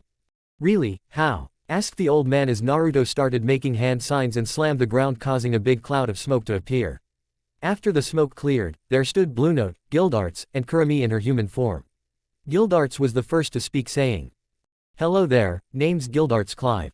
I'm Naruto's uncle, as he stuck out his hand with a smile, and the old man set Wendy on the couch and got up saying, My name's Danzo Shimura, I'm Naruto's grandfather figure, and shook his hand, then looked at Blue Note, and you must be Naruto's father, and shook his hand. Blue Note Stinger, he simply said. Kurumi Kyuubi, nice to meet you, said Kurumi as she shook Danzo's hand. You have a unique name there, Kurumi, he said and looked at them all, but may you please tell me how you all met Naruto? Well, I guess you can say I've been there since I was sealed into him, said Kurumi as she rubbed the back of her head nervously. What? Yelled a shocked Danzo, are you saying that you're? Yes, I am the Kyuubi. But let me explain, she said as she explained what happened that night along with Blue Note and Gildarts. I should have known, said an upset Danzo, my men should have looked more into what happened that night. Well, it's not your fault, you couldn't have prevented it, said Gildarts. I know, it just makes me very angry that someone got through Konoha's defenses, he replied as there was a knock on the door. Natsu got down from the couch saying, I got it, and rushed to the door. When Natsu opened it though, he saw a tall man with long black slick hair going a little past his shoulders, a black polo shirt and pants, shinobi sandals going up to his calves, and Tomo earrings. He looked up at the man who had pale skin and golden slitted eyes that looked back at him and said, You smell like snake, mister. Well, it helps when you're the snake sage, he replied. Now can you tell me if you have heard of the person Naruto, little one? Hey, it's for you, yelled Natsu as Naruto walked to the door to see Orochimaru standing there. Orochi Oji. Hello Naruto, it's been a while, hasn't it? More like years, would you like to come in? I would love that, he replied as he walked into the apartment. Orochimaru looked around and looked at Danzo. Ah Danzo, it's good to see that you're back. And I to see you, Orochimaru, he said, and Orochimaru looked at Gildarts, Blue Note, and Kurumi. And who might you three be? I'm Gildarts. Blue Note. Kurumi. Well, nice to meet you three, but if I may inquire, what is your connection to Naruto? Asked Orochimaru. I'm his badass uncle, stated Gildarts proudly. I'm his father, said Blue Note. I'm his mother, said Kurumi. Well, at least I know that Naruto was protected during his time away from this hellhole of idiots, said Orochimaru. Well, now that everybody has met each other, I think the kids are getting hungry, said Naruto as he heard Natsu's stomach growl. I think that would be best, Naruto, said Gildarts as he picked up Wendy, who was reaching out for him to pick her up. But where do we want to go? Asked Kurumi. Well, there is barbecue place called Yakiniku Q. There are some good reviews about the place and I heard the food's good too, said Danzo. Well, let's go, but first I need to make a quick stop at the store for Wendy. You all can go on without me, said Naruto. Are you sure, Naruto? Asked Orochimaru. I'm sure, now get going. Natsu, Gajeel, and Wendy are getting hungry, said Naruto as they all walked out of the apartment, Naruto going to the store while everybody else going to dinner. With the Namikaze family. Well, at least he's coming to dinner tomorrow, sighed Minato as he sat down with his family as Yakiniku Q looking at the menu. You couldn't have tried better to convince him, Minato, said a slightly angry Kushina as she too looked at the menu. You try to talk to him then, he retorted. Well, I try, but he disappears whenever I get near him, she said back. In the background, Mito and Nitsuki had their menus up and said to each other. We can't go anywhere without Ka-chan and Tu-chan arguing, can we, said Mito. I'm afraid so, replied Nitsuki, but they have a good reason for it. Yeah, I guess you're right, she said to her twin, so what are you going to get? I don't know, said Nitsuki as a large group of people entered the establishment. A table for 9 please, said Danzo as the waiter sat them next to the Hokage and his family. Minato, taking a quick glance from his menu, looked at the 9 and saw 3 kids, Orochimaru, Danzo, a woman with red hair, a man with red hair, and a man with a very familiar ponytail. When he saw the ponytail he walked over to the man and looked at him. "May I help you?" asked Blue Note. "Yes, you may. Where is my son?" "Your son. Please, you gave up that right years ago," said Blue Note. "He's still my son, now where is he?" said Minato as he got angrier by the second. "I refuse," said Blue Note as he got up from his seat and stared directly into Minato's eyes. "I want to know where he is," said Minato as he ground his teeth. "To-chan, what does this man have to do with Oni-chan?" asked Mito. "Look at his hair and tell me that it doesn't look familiar," said Minato as Mito's eyes widened at the sight of the ponytail on his head. "You're right, where at Oni-san?" asked Natsuki. "Why would I tell you where my son is when you already have 2 children you need to baby," said Blue Note as he started to raise his magical energy causing the establishment to shake. Alright, I'll back off.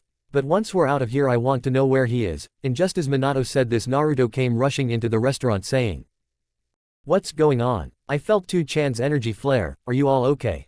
he asked as he looked at Blue Note and Minato looking at each other. "Oh, it's just you." Minato looked at Naruto and said, "Is this what you had planned for tonight?" "Well, I was just going to celebrate for Natsu, Gajeel, and Wendy joining my family. But then Gigi came over along with Orochi Oji and we talked for a little bit, so since I didn't want to cook for 9 people, we decided to go out," explained Naruto. "And who are Natsu, Gajeel, and Wendy?" asked Kushina. "They are the ones with pink, black, and blue hair," he said, "and they are under my protection." "When did you adopt?" asked Natsuki and Gildarts, Orochimaru, Kurami, and Danzo giggled. 4 days ago, said Naruto plainly as Natsu and Gajeel looked at Naruto with a questionable look. "Does these mean you're our dad now?" asked Gajeel. "I guess so," said Naruto, "but there is a problem with that." "And what would that be, Sochi?" asked Kurami as Kushina looked at her with malice. "I'm too young to be a dad. What would people say if they saw a 3-year-old call a 14-year-old daddy? They may see me as a pedophile or I lost my virginity at 11. Said Naruto as he explained the predicament he was in. "Well, at least I have grandkids to spoil," said Kurami as she already gave Natsu, Gajeel, and Wendy some candy. "Mom, you can't do that. They haven't even eaten dinner yet," as he looked at Kurami. "I know, why do you think I'm doing it?" as she just smiled at him. "Hey, what about us?" asked Minato and Kushina, who just got glares from the group, except for Natsu, Gajeel, and Wendy, as they had no idea what was going on between their newly appointed father and the guy that looked like an older version of their father. "You are questionable. If I asked you to take care of the 3, one of them would be left behind," said Naruto. "Now let's eat, I'm starving." "But we're not done here, Sochi," said Kushina as Kurami raised her power and started to have some of her features look more fox-like. The family of 4 and Orochimaru looked at her with fear as they saw tails appear behind Kurami along with fox ears on the top of her head. It was at this moment Minato muttered, "KK Kyuubi," and his eyes widened. "Yes, that is me, Namikaze. Now leave my Sochi alone, go be with your family," as she emphasized, "your," with a spike of killing intent. "Why, yes ma'am," he said as he slowly walked away from her and sat back down in his seat. "But how is this possible? You were sealed into Mito and Natsuki," said Kushina.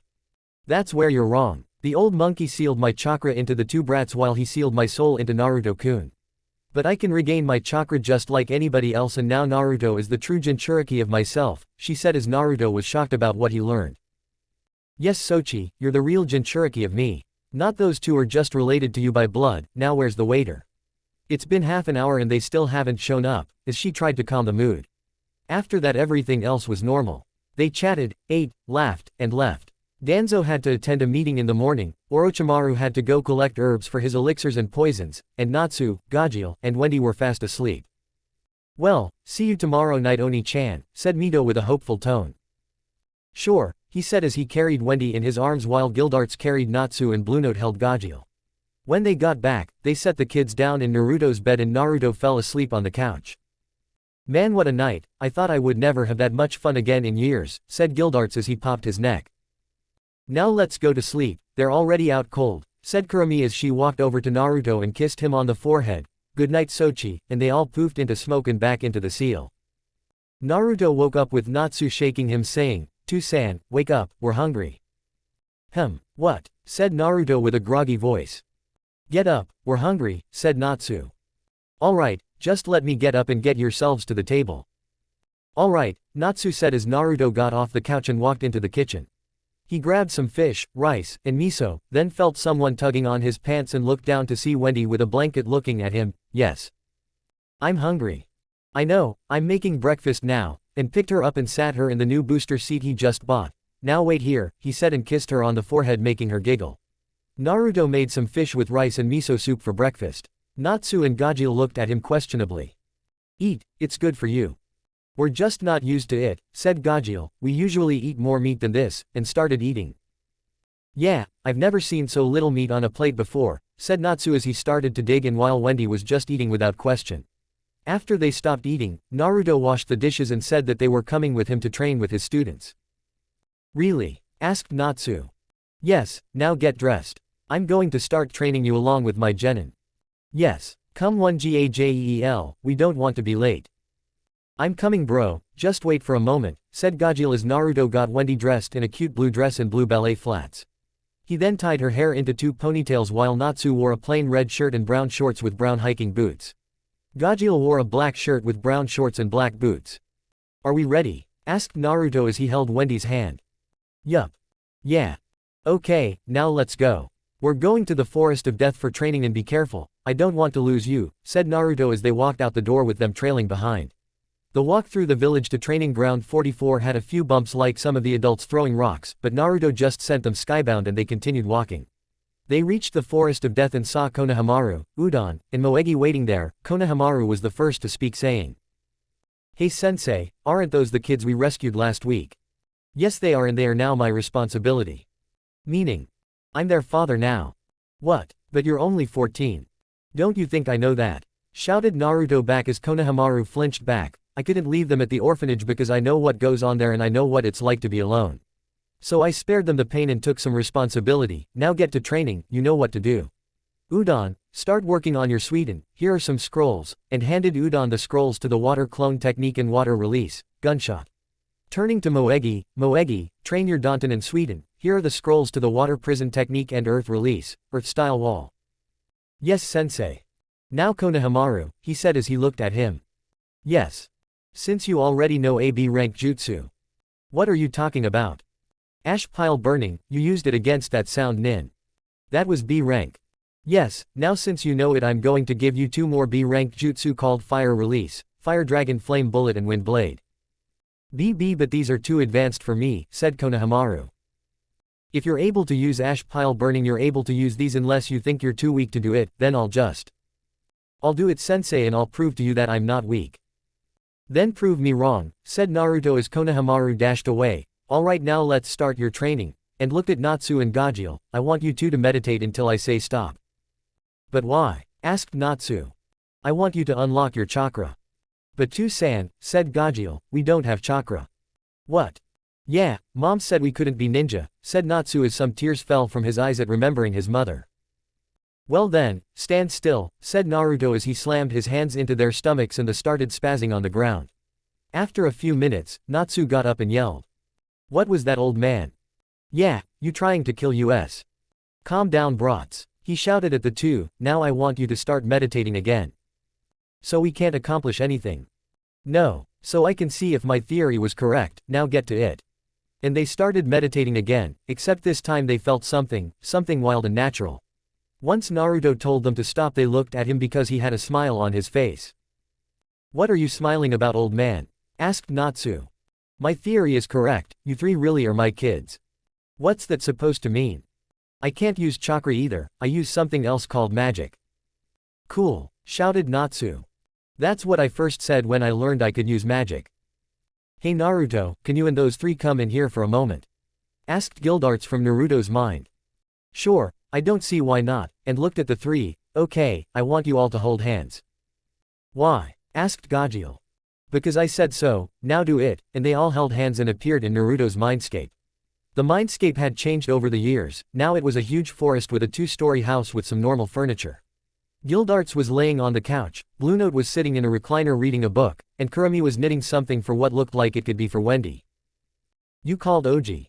Ah Naruto, good you're here, I need to talk with the brats, he said as he got up from the couch. Why? He asked. Because I believe that these, and took some scrolls out, could be of use. What are these? Asked Natsu as he grabbed the one with a flame symbol on the side. That gaki is something for you, if my theory is proved correct, said Guildarts as he ruffled Natsu's hair with his good arm. Now go outside you two, and Gajil and Natsu went out of the building with Guildarts behind them and closed the door, but not before giving Naruto a scroll for Wendy that had a wind symbol on it. They waited for hours in the mindscape, but in the real world, it was just a few minutes. Wendy was trying on a hat that Kurumi made along with some cute clothes when Guildarts came in with an exhausted Natsu and exhausted Gajil in his hands. Well, how did it go? Asked Naruto. I was correct, they are their reincarnations. What? Asked Blue Note. Yeah, I'm surprised myself, but it explains why they can't use chakra and they take to their respected dragon-slaying magic like that. Toad Sage does to bathhouses. And you know this how? Asked Kurumi, making Guildarts shiver. Well, I sorta, sometimes, go peeping, and before Guildarts could finish his sentence, Kurumi clocked him into next week, making a huge hole in the wall while at the same time making Wendy laugh at what she witnessed and clapped. Again, she chanted, making Naruto smile. Maybe next time, sweetie, but now we have to leave. But I don't wanna. She pouted, crossing her arms, making a cute face that Naruto just couldn't help but chuckle at. You can always come back here, but they can come visit you anytime. But we have to leave. I need to make sure that your brothers have the proper training and check on my students, alright? Okay, she said, and they started to disappear. Blue Note and Kurumi waved goodbye and they were back in the forest of death again. Natsu was cracking his neck along with Gajil, and when they realized what happened they jumped for joy at the fact that they can perform magic. Oh yeah, I'm a fire dragon slayer. Beat that, Gajil, shouted Natsu to his brother. Oh yeah, well, I'm an iron dragon slayer. Yeah, so. It means I'm cooler than your flame brain. What was that metal breath? You know what you heard.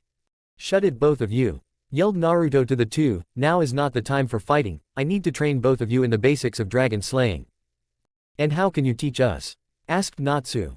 I can teach you by using the basic principles of the sky dragon slaying magic, such as increasing your power, while I can also teach you how to counter your element's weaknesses by using the types of magic I learned when I was training. Really? Said Gajil. Of course, I wouldn't be where I am today just by using crush and gravity magic, would I? While Blue Note and Kurumi just sweat dropped in the seal. Alright, screamed Natsu. Now I want to know what you two learned from Guildarts in the seal, said Naruto. Natsu and Gajil both demonstrated the dragon-slaying roars and fist attacks. Alright, Natsu, I want you to take these and do 200 push-ups, said Naruto as he handed Natsu some books. Ah, do I have to read too, Chan? Asked Natsu. Yes, now start, and Natsu started doing push-ups and started reading. Gajil, I want you to take these 5-pound weights and put them around your ankles and wrists. In total that's 20 pounds, so it shouldn't be too difficult, and do 400 laps in this space. Okay, San. Man, my son doesn't talk much. Maybe I should enroll them in the academy, have Gajil make some friends, and Natsu can learn some things, taught Naruto. It took some time, but Natsu completed his push-ups in an hour and Gajil finished his laps half an hour later. They were tired, Natsu more psychologically, but tired. Naruto read Wendy some children's books on history, which she asked Naruto to read again and again, and had Wendy run a little bit with Gajil, about 10 laps. When they were done, Naruto had told them to follow him closely and not to stray far from him. They were walking for a time when they found Udon and Moegi at a small lake practicing their justice. Well, have you two mastered the jutsus I gave you? Asked Naruto. Yes, sensei, said Udon as Moegi threw a kunai at him, shocking the kids, but he turned to water and appeared behind him, making a tiger seal, yelling. Water style. Gunshot, and from his mouth erupted a ball of water aimed at Naruto, who just stuck out his hand and was reduced to cubes. Nice work, now you Moegi, said Naruto as he threw several shuriken at her, and she just said slammed her hand on the ground, causing it to rise and block the shuriken. She then appeared next to Udon and used the water prison technique to encase him in a sphere of water. She then cancelled the jutsu. Well done, now follow me. We have to see if your teammate has finished the jutsus I have given him, and they nodded, but not before Moegi said. Sensei. Yes, said Naruto as he turned to his student. Where's Wendy? She said, making his eyes wide when he heard a scream, a loud roar, and two voices going. Fire Dragon's Iron Fist. Iron Dragon's Club. This caused Naruto and his two genin to race to where the sound was heard and found Wendy on the ground. Naruto raced over there and asked. Wendy, what happened? Are you alright? And she hugged him, crying with blood on her cheek. I was as scared. Aabbigkk kitty almost g got me, and looked over to see Natsu and Gajil in front of them, and further ahead was a large tiger with a broken jaw and singed fur, which was knocked out. Natsu, Gajil. Yeah pops, asked Gajil. What happened? Well, Wendy wanted to play tag and we started playing behind you after the one with a droopy nose attacked you with water. We played for a little bit when Wendy saw something and walked over to it. When she got closer, a large paw came out and hit Wendy, and out came a big orange cat with black stripes. It roared and jumped and Wendy when we hit it back, said Natsu as he explained what happened. I have allergies, said Udon as he sniffed. Sigh, at least you weren't killed. Now Moegi, do you know any healing jutsu? Just the basics, but I can heal, she said as she walked over to Wendy and started to heal her cheek. When she was done healing Wendy, Naruto gave Wendy a kiss on the cheek, making her cry less. They're all better, he said to Wendy. Now I'm very disappointed in you, young lady, I told you to stay close. But IW wanted to play, she said. You could have played closer to me. Now let's go see if Konohamaru has finished.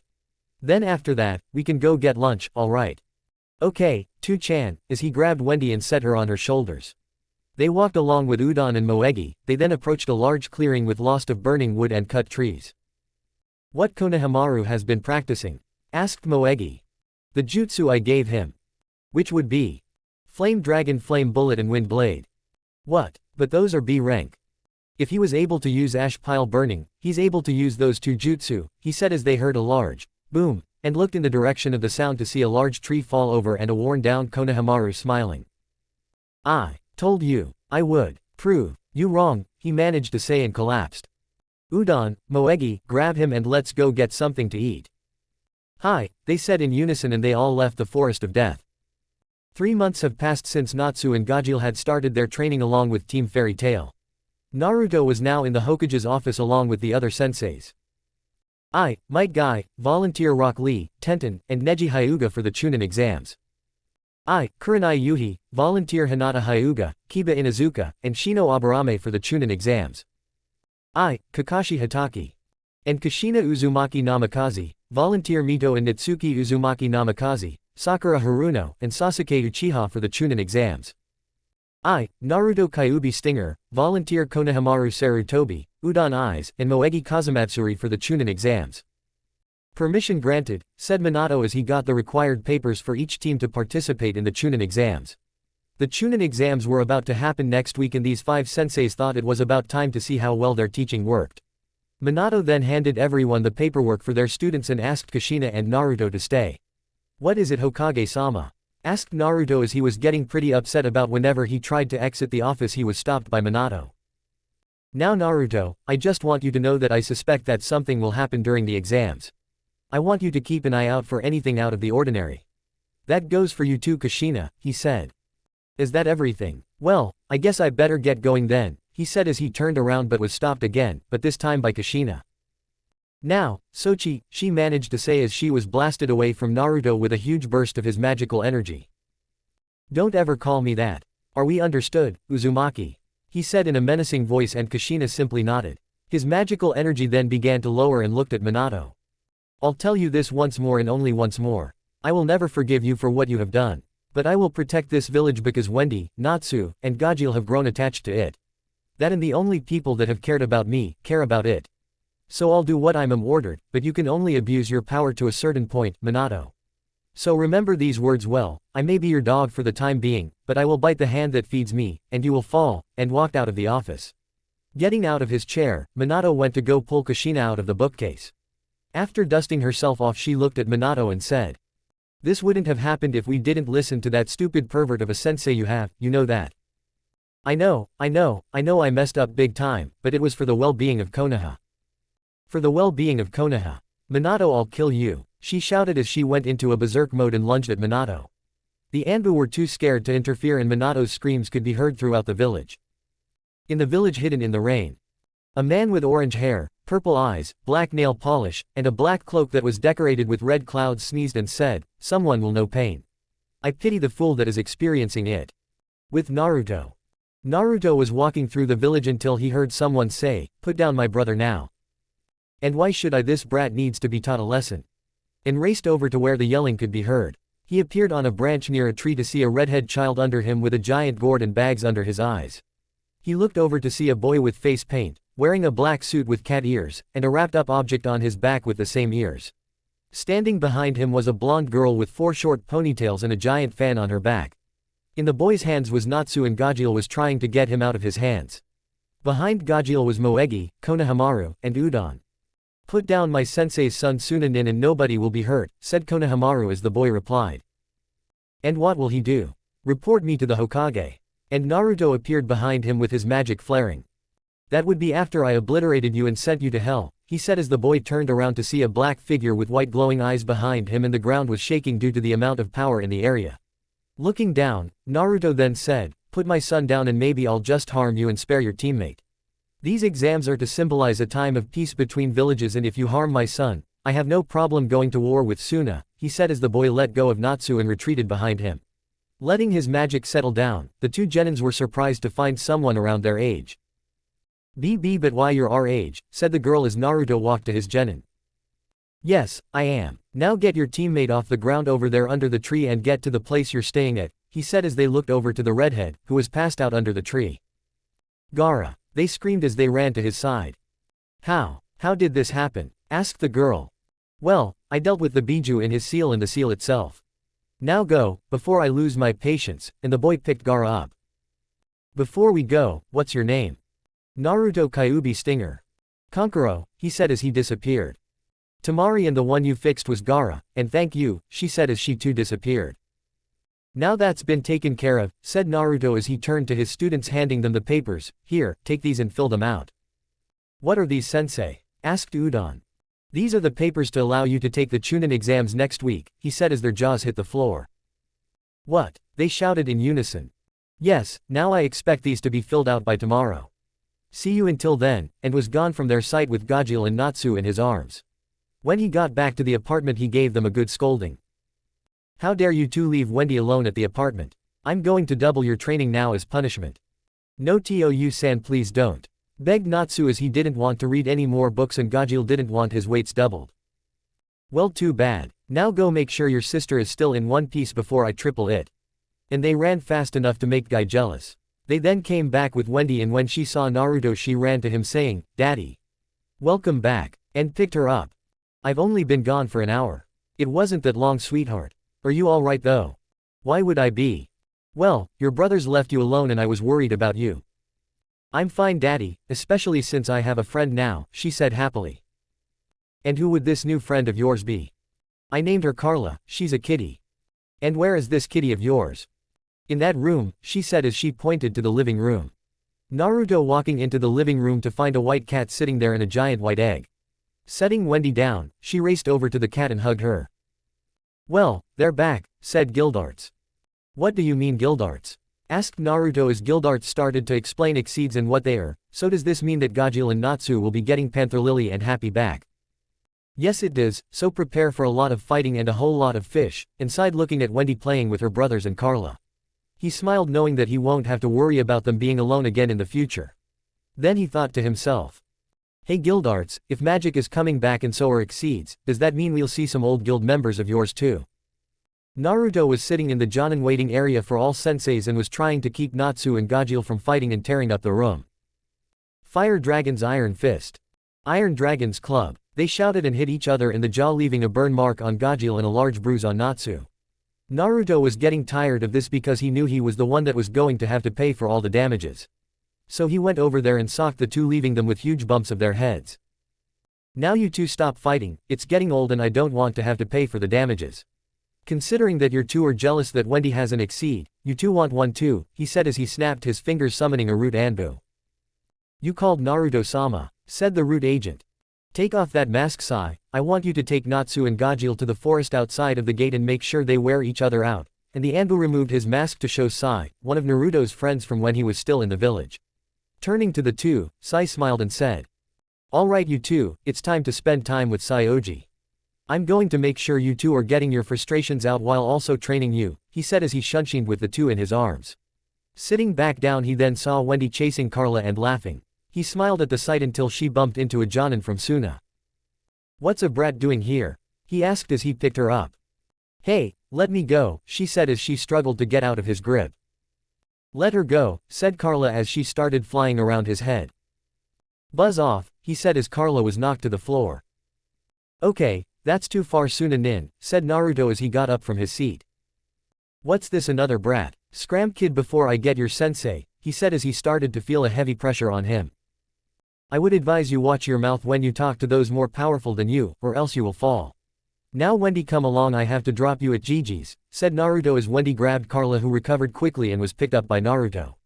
Naruto appeared in front of Danzo's house and knocked on the door, hearing someone say, "Coming," he waited and the door opened to reveal Danzo. "Ah, Naruto-kun, what can I do for you?"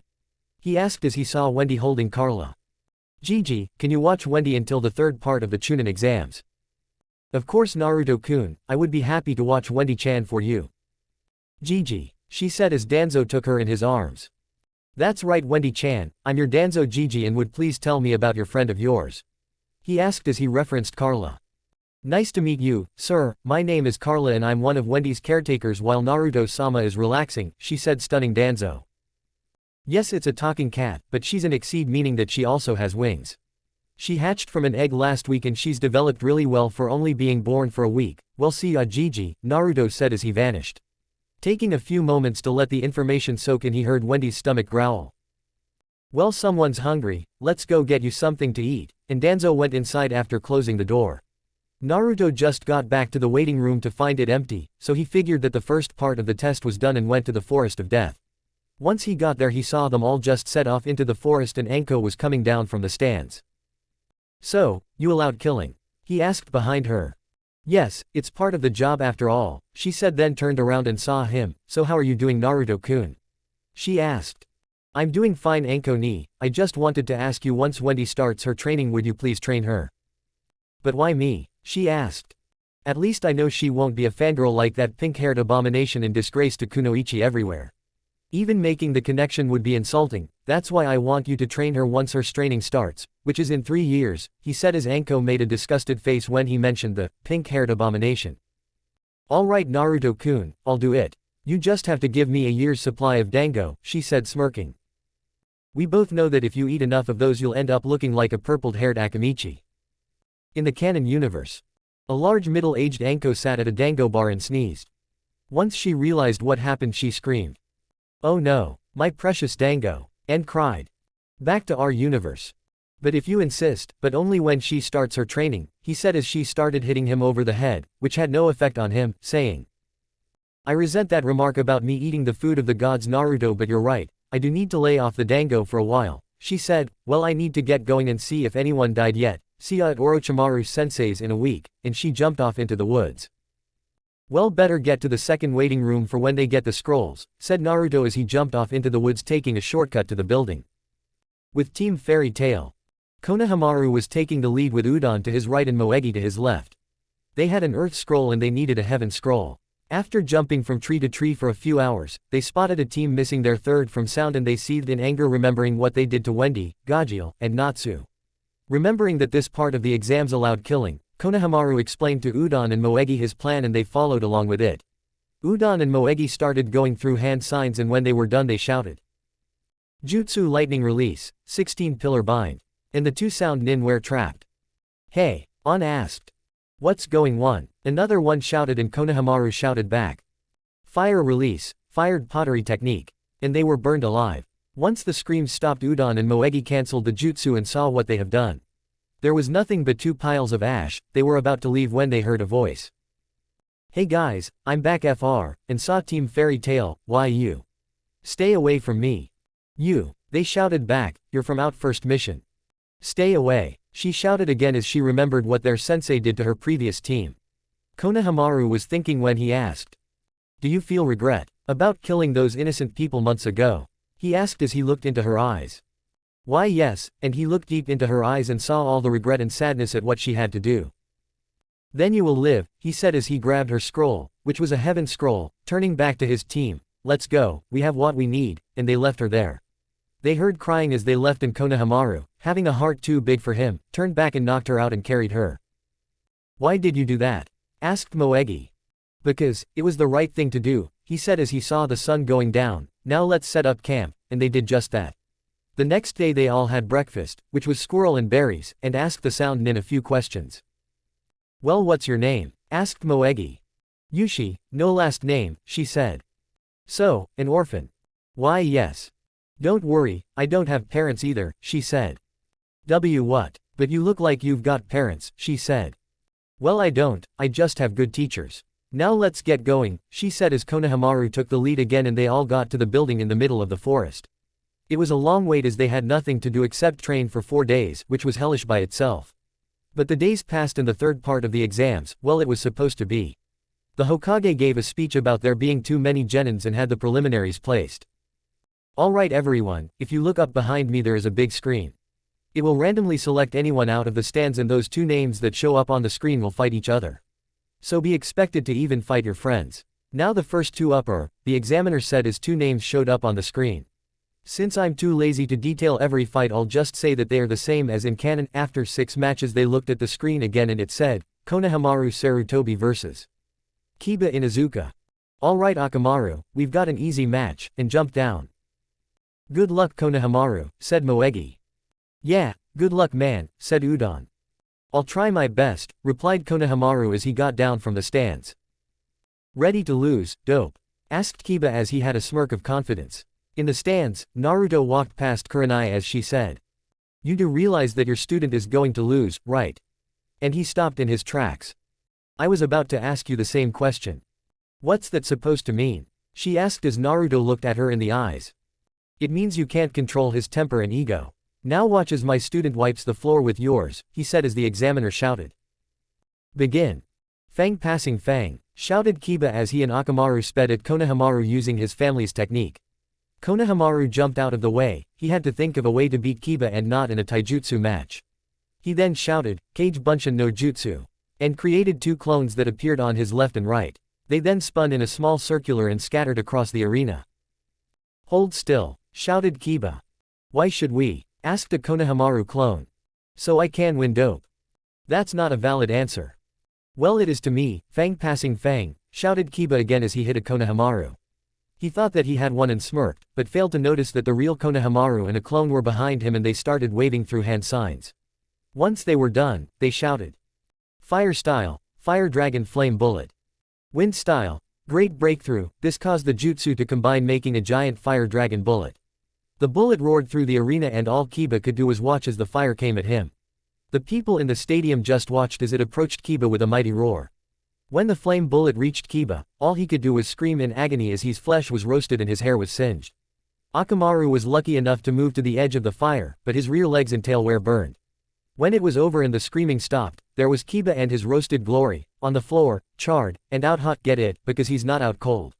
The medic nins were able to get to him soon enough and was rushed to the hospital. In the stands. Kurenai was shocked at what she had seen. Kiba was easily beaten in no time at all. Now I'll be on my way. And Kurenai, said Naruto as he was about to leave, we're ninja, always expect the unexpected. And left. Naruto appeared at Anbu HQ with Yushi at his side. Why are we here? She asked. Remember when I talked to you about joining our village when you came along with my team? Yes. Flashback. Yushi was sitting next to Naruto as he was waiting in a waiting room. So, why did you surrender? Asked Naruto as he looked at her in the eyes. What? Why did you surrender? He repeated as he raised an eyebrow. It was my only chance of survival. She responded. I don't believe you, he said as he leaned back. Why did you spare me? Huffed out Naruto. Why did you spare me that day? She said again, taking this into consideration. He thought back to that day and he looked into her eyes and said. Because I saw your innocence, he said, surprising her. What?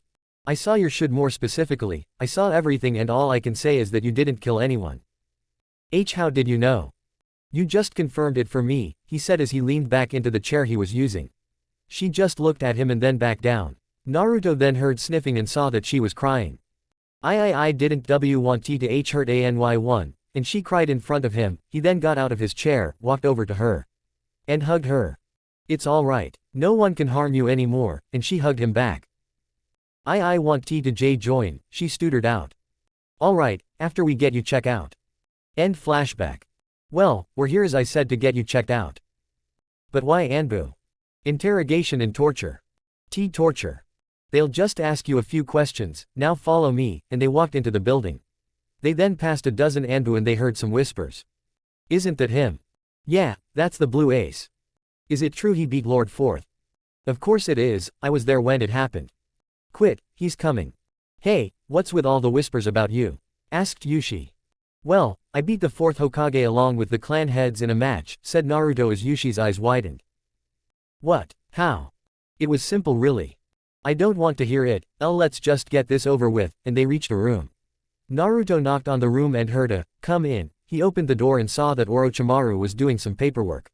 Looking up from his paperwork, Orochimaru saw Naruto and said, Ah Naruto, what are you doing here? I need you to interrogate Yushi here, she asked to join the village and I agreed. You know that this has to go through Minato first, right? Fuck him, said Naruto slowly as Orochimaru just laughed a little bit. Alright, Naruto, I'll ask her some questions and I'll see if she can stay. Maybe I can pull a few strings and have her in your unit, now miss. And got out of his chair to Yushi. Yushi, no last name. Okay then Yushi-san, will you please come with me?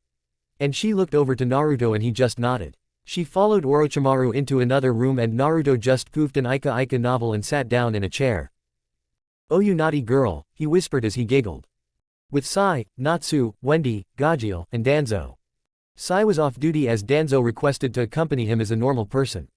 They were having a nice stroll through the woods outside of the village gates with Natsu and Gajeel being watched by Sai, who was told by Naruto to have them train while the exams were going on. Wendy was walking in front of Danzo as Carla was walking next to Wendy. Natsu and Gajeel just got down their respected dragon roars when the two got into a fight. What did you say, metalhead? You heard me, FLAMEBRAIN, my roar is stronger than yours. Oh yeah, well prove it. Alright I will, Iron Dragon Roar, shouted Gajeel as he aimed for a boulder. It broke apart, but Natsu just laughed. You call that a roar, I'll show you a roar, Fire Dragon Roar. And Natsu blasted two nearby trees. It hit a third one, but it shook violently and two objects fell from it. They rushed over to the objects and they found two giant eggs. One was black and gray while the other was white with blue flames. I wonder what these are, said Natsu. Hey, these look like the eggs Carla came out of, said Gajeel. Yeah they do. Hey, what as we get cool cats like Carla when these things hatch, wouldn't that be awesome? Yeah that would be. Natsu-kun, Gajeel-kun, what did you find? Asked Sai as he walked over to them. Look what we found, Sai-oji, said Natsu as he showed Sai the white egg. Yeah look, said Gajeel as he held up the black egg. Well look what you found, are you going to keep them? Dad let Wendy keep Carla, why won't he let us keep these? Said Natsu. I suppose, but let's get back to the village, said Sai as he noticed that Wendy was getting sleepy from playing with Carla. Danzo just smiled at this and picked her up into his arms. Danzo-sama, there's no need to let you carry her, said Sai. I know Sai, but I'll still carry her, she is my great-granddaughter after all, replied Danzo as he looked at Gajeel and Natsu. That goes for you two too, now let's go home. I bet you're tired from today's training. No way Gigi, we're still now ready to go home, said Natsu. Yeah, we can still train, said Gajeel. Well then, Sai, you can stay here and train them while I have some spare Anbu carry the eggs to my place, said Danzo as two root agents appeared behind him.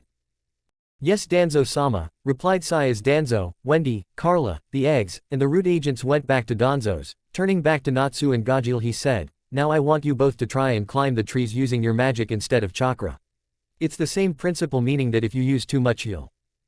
We know, if you use too much you'll fly off and if you use too little you'll fall off, said Natsu. Yeah, Dad taught us this already, said Gajeel. Then I want you both to have a sparring match in the trees, I'll be the judge, now come one, said Sai as they jumped into the trees. With Naruto. Naruto was reading a different book from before, this time he was reading a book on dragons. So far the information was true because Gildarts and Blue Note confirmed it for him, they were there when it happened. So there's a dragon called Acnologia out there in the world sleeping, waiting for the perfect student to carry on the chaos dragon slaying magic, and you think Konohamaru is it, why? Asked Naruto. Well think about it, he's a skilled student was able to learn those jutsu you gave him in just a day. He's perfect for the job when you've taught him all you can, plus it will fuel his ambition to beat you, said Blue Note in Naruto's head. They were about to go more into depth before the door opened revealing Orochimaru and Yushi. So how was it? Asked Naruto. Well, The village is going to be attacked when Gaara releases the one tail, said Orochimaru. I don't think that's going to be a problem considering I already took care of the raccoon dog, said Naruto as he closed the book. What do you mean? Asked his uncle. Well, I dealt with the one tail when I first encountered Gaara and taught it a lesson it won't forget. Then that problem is out of the way, but the other is that we have to deal with the Kazekage who is actually Kabuto. The real Kazekage is dead, said Orochimaru as he slammed his fist into the door frame. Damn it all to hell, I should have killed the little bastard while I had the chance. We all make mistakes, Oji, but right now we have to play along with the plan so that he doesn't get suspicious. Brilliant idea, Naruto, but can you contact Danzo-sama and ask him to send out some route to get some intel? We both know he'll do that once we give him this information, said Naruto as he turned to Yushi, and welcome to the Konoha village, ranks Yushi-san. Why yes, but there's one more thing you should know. And what would that be? We have some backup just in case Gaara failed, 3 in fact. Who are they? Asked Orochimaru. 3 kids, one about Naruto's age, another about a year younger, and the last one being about 3 years younger, said Yushi. And what did they call them? Asked Naruto. They're called the Takeover Siblings, said Yushi. The Takeover Siblings? Asked Orochimaru. Yes, the Takeover Siblings, a band of sisters and a brother who were from a town that was once dominated by a demon. The eldest defeated the demon but was feared after she took over the demon's mind and gaining its powers, replied Yushi. Hey Naruto, those have to be Miragen, Elfman, and Listener. It's hard that I have to hear that their past was the same as when I was alive, but now you have to save them, said Gildarts in Naruto's mind. But how exactly am I supposed to do that, beat them into submission? Responded Naruto. Well, since I knew Mira when I was alive and her having demon blood in her veins, I would think she attracted to power, wouldn't she, Kurami? I would think so, and I would know because I'm a demon myself, said Kurami. Well, it's settled then, Naruto, you're going to have to beat Mira in a battle, said Gildarts. This has to be one of the most stupidest ways to rescue a person, let alone 3, said Bluenote. You're telling me to, San, but if it's the best we have, I'll do it, said Naruto as he came back to reality. Well, I think that I have a way to beat them. What would that be? Asked Orochimaru. Oji, you deal with Elfman and Yushi will Ryan to deal with Listener while I deal with Miragen. How do you know their names? Yushi asked. Well, that's for me to know and you to find out, said Naruto as Yushi just sweat dropped. Also, when's the attack? When Gaara is supposed to fight in the final stage of the exams, replied Yushi. Then we'll have some time before the attack starts, and knowing Namikaze, he'll give a break for the participants to train. I'll give us a month before the attack starts, said Orochimaru. I would concur, but for now I need to go see Danzo Gigi. See you later, Oji, said Naruto as he walked out. See you later, Naruto-kun, and take your friend with you, said Orochimaru. Ah yes, come on Yushi-san, you can stay with me, said Naruto as she blushed a little bit. You really need a bigger house, Naruto-kun, next thing you know you'll be taking care of the Takeover Siblings, said Orochimaru. How did you know? Asked Naruto as Orochimaru just face-faulted. You really are going to take in the siblings? Yes, it would be best because they use magic. Magic? Is that why they are hard to detect and use techniques without chakra? Asked Yushi. Yes, now come on. I need to have a talk with Gigi, and they walked out of the room with Orochimaru following behind them. At Danzo's. Danzo was sitting in a chair reading a book when he heard a door creak open. He then heard small footsteps and a tiny yawn. Looking up from his book, he saw Wendy coming down the hall. Did you have a nice nap, Wendy-chan? Asked Danzo. She mumbled out and looked around. Where's Daddy? He's busy, but want to go see him. Yeah, wanna see Daddy. Alright, then go wake up Carla, said Danzo as she went off to wake up Carla. Danzo then heard a knock on the door and opened it. When he opened it, she saw Orochimaru, Naruto, and a girl a little older than Naruto. Naruto, Wendy and I were about to come see you. Gigi, we need to talk. About what? Konoha is going to be attacked, said Orochimaru. What? When? We need to talk about this in the house, can we come in? Asked Naruto. Of course, plus it saves us a trip, said Danzo as Naruto, Orochimaru, and Yushi came into the house. When Naruto walked into the house, he was tackled by small blue blur. Daddy, shouted Wendy as she was followed by Carla. Haha, how have you been, Wendy-chan? Asked Naruto. Fine, she said, Natsu and Gajil always fight. I bet it's for a good reason. They train, why won't you train me? Wendy asked Naruto, and he just looked at her in the eyes and saw himself asking Kushina and Minato to train him. He continued to look at her until Wendy said, "Daddy," snapping him out at it. "Sorry Wendy-chan, how about I start training you when the prelims are done, okay?" Naruto asked as Wendy just said, "Okay. But you have to be a good girl and not whine." "Okay daddy. Now go play with Carla outside while I talk with Gigi, okay?" "Okay, come on Carla." "I'm coming Wendy, just slow down," said Carla as the two went outside. Sitting down at the table, Danzo started asking questions about the attack. It was a few hours later when Danzo said, "Root, I have a mission for you," and 5 Root agents appeared. "You called Danzo-sama?" the lead Root captain asked. "Yes, I want you to infiltrate Suna and Odo to confirm that they are secretly planning to attack Konoha. I want a full report in the next 2.5 weeks, now go," ordered Danzo as the agents went off to do what they were told. "Now that that's taken care of, what do we do about Kabuto?" Orochimaru asked. "Well, we know that he is very skilled and was even a match for Hijiran, but we need more information before we take him on in battle. I advise we lay low until the attack starts," agreed. Danzo said as they all nodded. "Good, now Naruto, I think you need to go see how your students are doing." "You're right, Yushi," Naruto said as the said girl looked at him. "Why yes. I want you to take Wendy to my home. Gigi knows where it is, and since you'll be staying with me it would be good if you know where it is, alright?" "Why yes sir." "Good, now have a nice day," he said as he disappeared. Arena. Well done Genin, you all have shown yourself very capable of earning yourself the rank of Chunin. But that was only the preliminaries, the final exam is in 1 month, so you all have 1 month to train or take a break. Until then, enjoy your stay in Konoha, said Minato as he went back into his office and sat down. He then looked out his window and saw Naruto standing in front of a store with his genin. He looked closer and saw that he was talking with them. Deciding that he should take a quick look, he flashed to a nearby building and watched them. "Well Sensei, what are you going to be teaching us today?" asked Konohamaru. "Well, I'll be trying to find you all other teachers." "What?" they shouted. "Calm down, I've already found teachers for Udon and Moegi. But Konohamaru, you'll be traveling with me to find your teacher once I have permission from the Hokage to leave the village," said Naruto as Minato had an idea pop into his head. "I got it. I can have Naruto leave the village with Konohamaru and have Jiraiya, Tsunade, Kushina, Mito, and Nitsuki travel with him as a condition of traveling.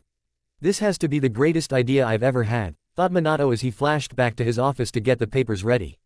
Once Naruto was done talking to his students, Naruto and Konohamaru walked into Minato's office. When Naruto entered the office with Konohamaru, he saw the Toad Sage, Lady Kushina, Tsunade, and his siblings. "Why do I have the feeling something is off here?" Konohamaru said to his sensei. "Yes, now Hokage-sama. I must request that Konohamaru and I travel outside the village to train," said Naruto. "Permission granted, but on one condition," said Minato. "Which would be?" "You take Jiraiya-sensei, Tsunade, Kushina, Mito, and Nitsuki with you." "What?" the said people yelled. "Fine," mumbled Naruto, "we leave tomorrow morning at 5 o'clock. If you're any later I'll leave you behind," said Naruto as he grabbed the papers to have permission to travel with Konohamaru and left. Kushina turned to Minato and said, "What's the meaning of this?"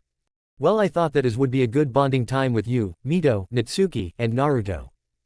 "I see, then this is an idea you came up with to get Naruto to like us?" Kushina questioned Minato. "Yes," said Minato. "I'll go along with it, but if it doesn't work I'll cut off your balls in your sleep and feed them to you for breakfast. Got it?" "Yes madam," Minato said as he covered his crotch. Kushina left the room with Jiraiya, Tsunade, and her daughters as they went to go pack for the training.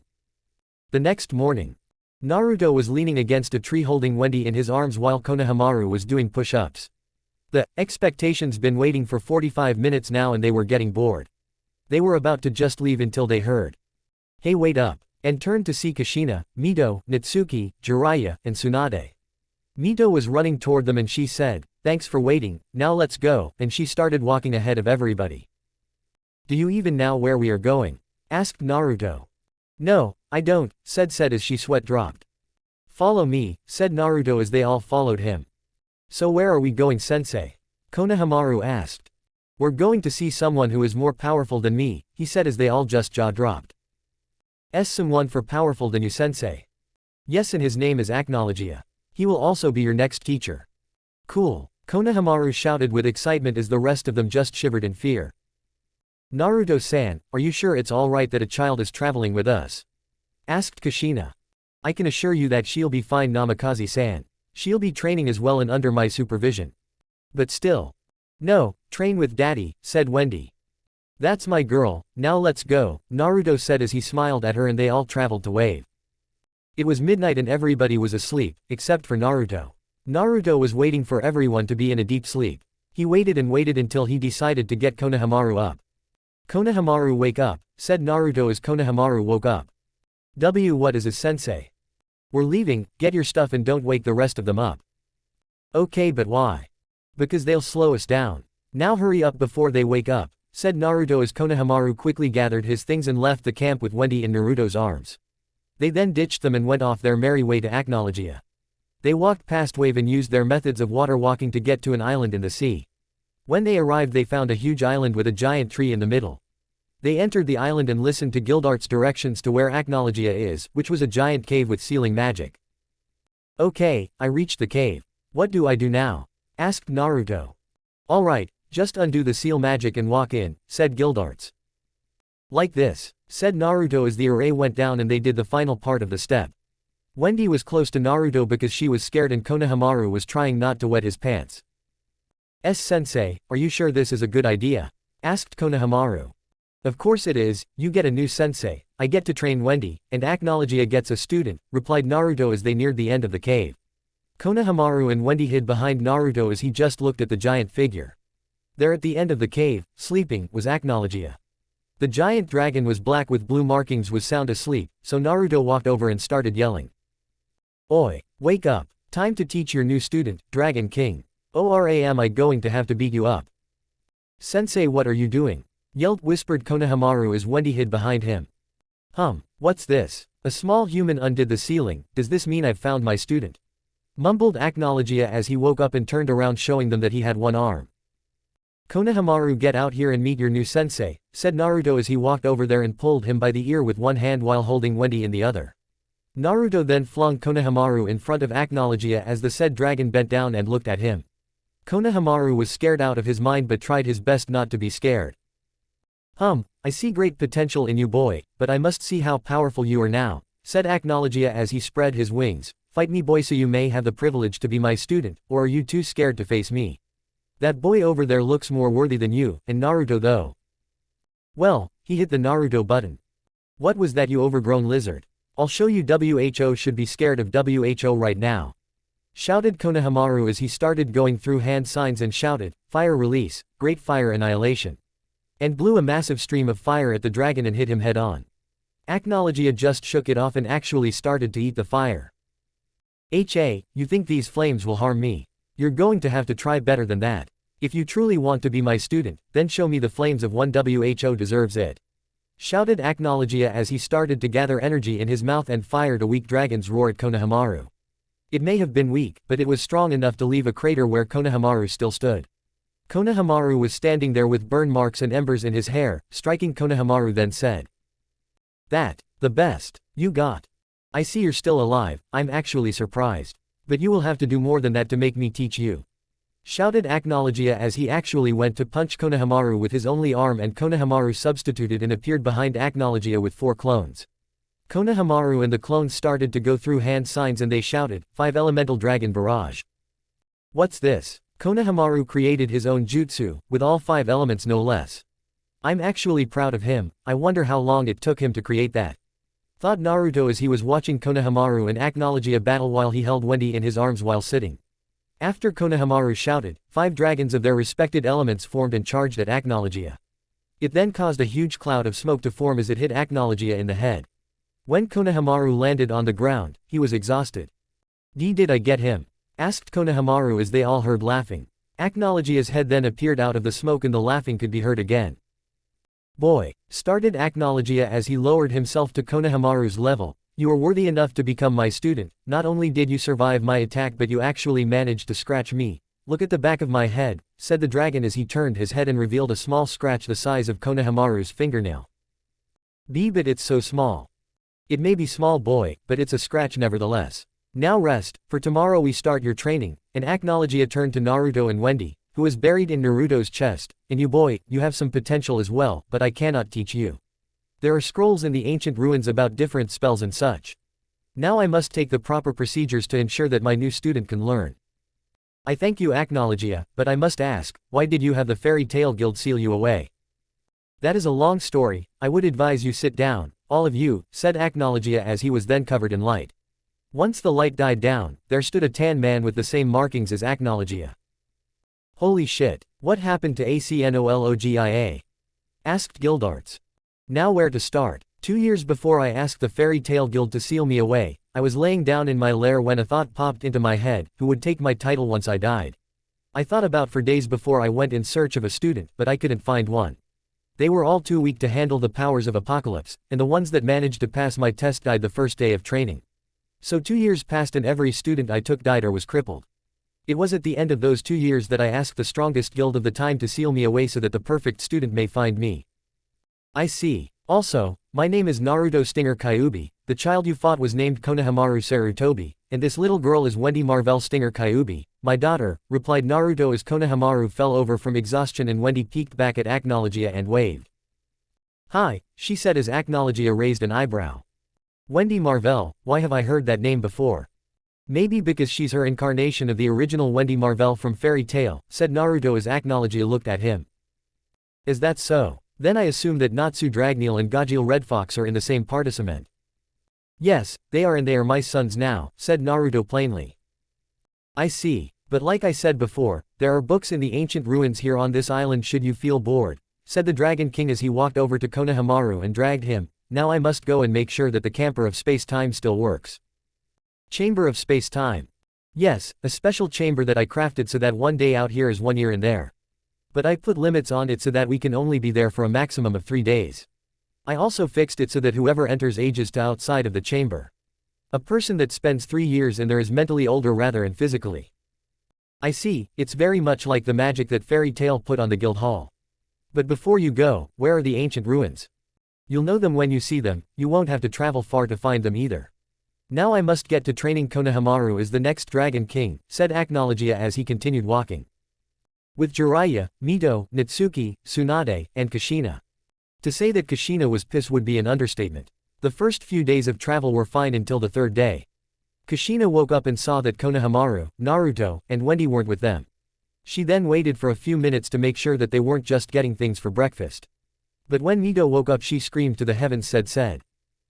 Kami damn it, they ditched us. And she woke up the entire camp. Who ditched us Kushina-chan? Asked Tsunade as she looked around and saw the 3 missing. You gotta be kidding me.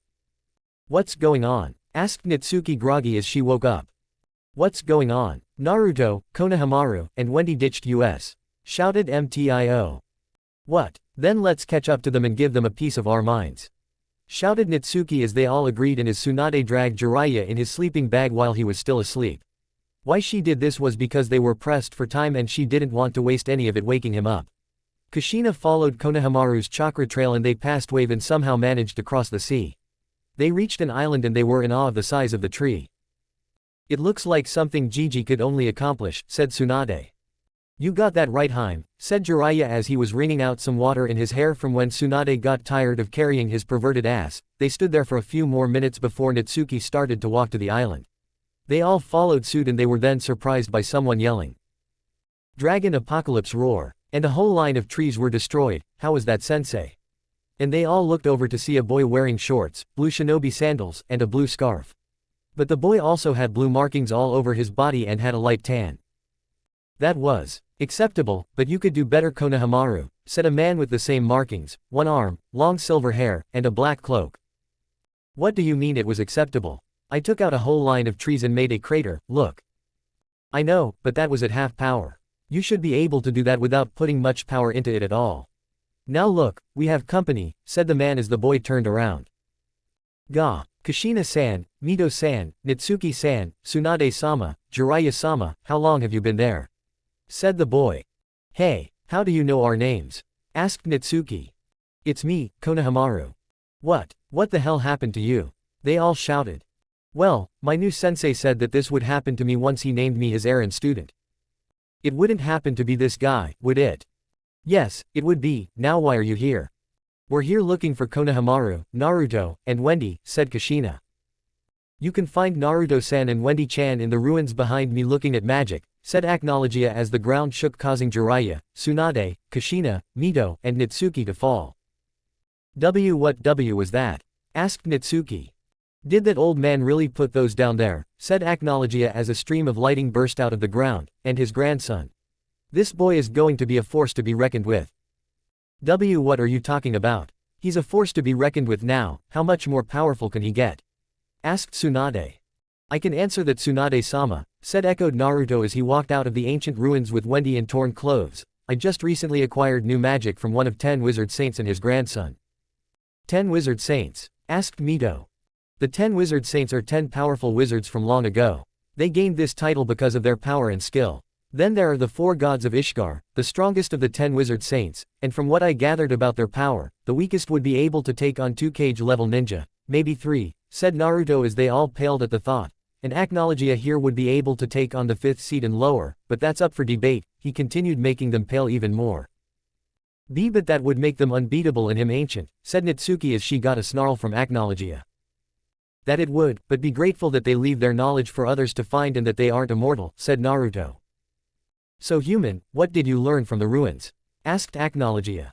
I learned many things, such as the origins of the Akamichi clan jutsu, said Naruto as Konohamaru looked at him. Are really, sensei? Then, could you please show us? Asked Konohamaru. Alright, said Naruto as white and gold energy started to emit off him and he started to grow in size until he was about the size of the mountain behind them. This caused all of them, except Aknologia, to become scared and Wendy for some reason just laughed. Is this good enough for Konohamaru? Echoed Naruto's voice through the air as Konohamaru shouted back. Yes, sensei, now get back down here. And Naruto returned to normal size.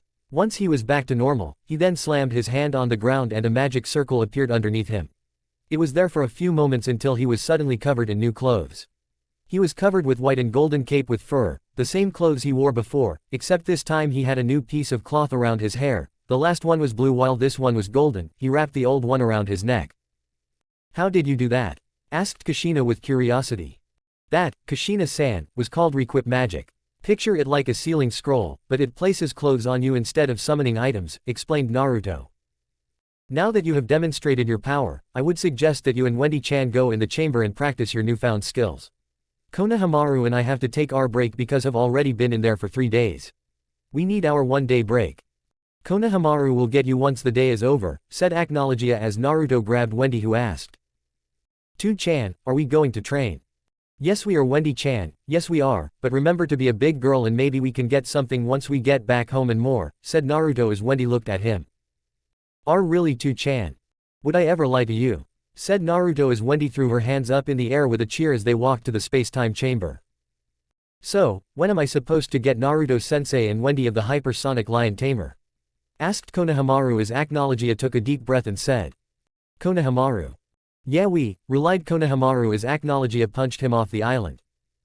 That's what I get for telling him the real name of the chamber. He may be a genius when it comes to battle but his mind is that of a child, said the Dragon King as he walked back to his lair and wait for Konohamaru swim back. Upside is that he'll be getting muscle training, he thought as the only remaining people there were just scared in general. In the chamber. Alright, Wendy, try to hit me now, said Naruto as Wendy formed a sky dragon roar and fired it at her father. Naruto just stood there, waiting for it to come to him and it hit him. It caused an explosion after hitting him and Wendy shouted. To-chan. It's alright Wendy, I'm fine, said Naruto as the smoke cleared showing that even his clothes weren't harmed. Now this time I want you to eat some of the air and try again. It's been 6 months in the time chamber, and so far he taught Wendy the basics of sky dragon slaying such as the roar and eating the air. Wendy started sucking in air and huffed out once she was done. Spreading out her legs she then placed her hands in front of her mouth to form a tube and shouted. Sky dragon roar, and fired an even bigger roar at Naruto, who still stood there with his arms crossed. It hit him again and caused an even bigger explosion, but this time Wendy didn't cry out for her father and once the smoke settled there he was still standing with his arms crossed. Well done Wendy, how about we try something different, said Naruto as he walked to Wendy. What would that be? She asked with her head tilted to the side. How about we try your healing abilities? I have the scroll here, he said as he took out the scroll. I'm going to give this to you, but I also want you to catch up on your reading. So this is going to be a reading class and a training exercise, am I understood? He said as Wendy nodded. Yes, Tu-chan, said Wendy as he told her to sit down. He then sat down next to her and rolled out the scroll. Alright, Wendy, try to read the first line, said Naruto. T to South S Street start Y our TT train Ning, A ask FF for HH Hell LPFR Om and Aadu LT. Stuttered Wendy as she looked up at Naruto. You're doing fine, just keep going, he encouraged her. It was about 30 minutes later and Wendy finished the first paragraph, but they came to an abrupt halt when Naruto heard the last line. T to H help W with the FF First Street P part of HHAL ing, ask help FF from an XPRT. Tu-chan, what's an XPRT? She asked. Someone who has done something a lot and has gotten really good at it, said Naruto as he only had learned some basic healing magic so he couldn't be considered an expert. Well, are you one? No, I'm not. He said as he facepalmed, but sadly I know someone who is. Who? Tsunade, he said. But why are you mad? She asked as she could feel the anger coming from her father. I'm not mad, sweetheart, I'm just upset that I have to ask help from her, he said as he kissed her forehead. But why? She asked again. It's because of what she did, Wendy, it's because of what she did, he said as he stood up. What did she do? Asked Wendy as she stood up. That's a story for another time, Wendy, but let's go get her so you can continue your training, he said as he grabbed her hand and left the time chamber. Once outside he saw Konohamaru doing handstand push-ups while Acknowledgia watched. Come on Konohamaru, just another 289 more to go. Shouted Acknowledgia. Damn you sensei, shouted Konohamaru as the Dragon King just smirked. Now you have 388 more to go, he said as Konohamaru kept his mouth shut. Well I see that you have Konohamaru working at it, said Naruto as he walked to Acknowledgia. This isn't even half of it, now what it is, you didn't get out of the chamber just to have a chat with me did you? No, I came to ask where Tsunade is. The blonde-haired woman with big breasts. Yes. She's on the other side of the island. Thank you, now let's go, Wendy, said Naruto as he picked her up and vanished. Acknowledgia then turned back to see Konohamaru standing on his hands not going up and down. Did I say you could stop? And Konohamaru went back to work. With Naruto. Naruto was on the other side of the island and saw Kushina laying down on the beach. He set Wendy down and walked over to her to block her sun. Once Naruto's shadow covered her head, she noticed that there was no sun on her face and opened her eyes to see Naruto standing there. Naruto. What are you doing here? She asked as she sat up. I came to ask where Tsunade is, he said. Why would you want to know where she is? She asked. To help me, said Wendy as she stood next to Naruto. Why would you need her to help you? She asked Wendy. Because she needs help with her healing magic, it would be best to have an expert teacher rather than me, said Naruto before Wendy could answer. Oh, well, she's over there training Mito with Jiraiya and Natsuki, but I think she won't have time to so. How about I help? She said as Naruto just looked her down, but Wendy just jumped and said. Would you really help me? Of course, but only if your father allows it, she replied as Naruto was having a tantrum in his mind. Kami damn it, this was supposed to be a normal training trip for Konohamaru and a father-daughter bonding trip at the same time. But no, that blonde bastard of a failure of a father had to do this shit and make them come with us.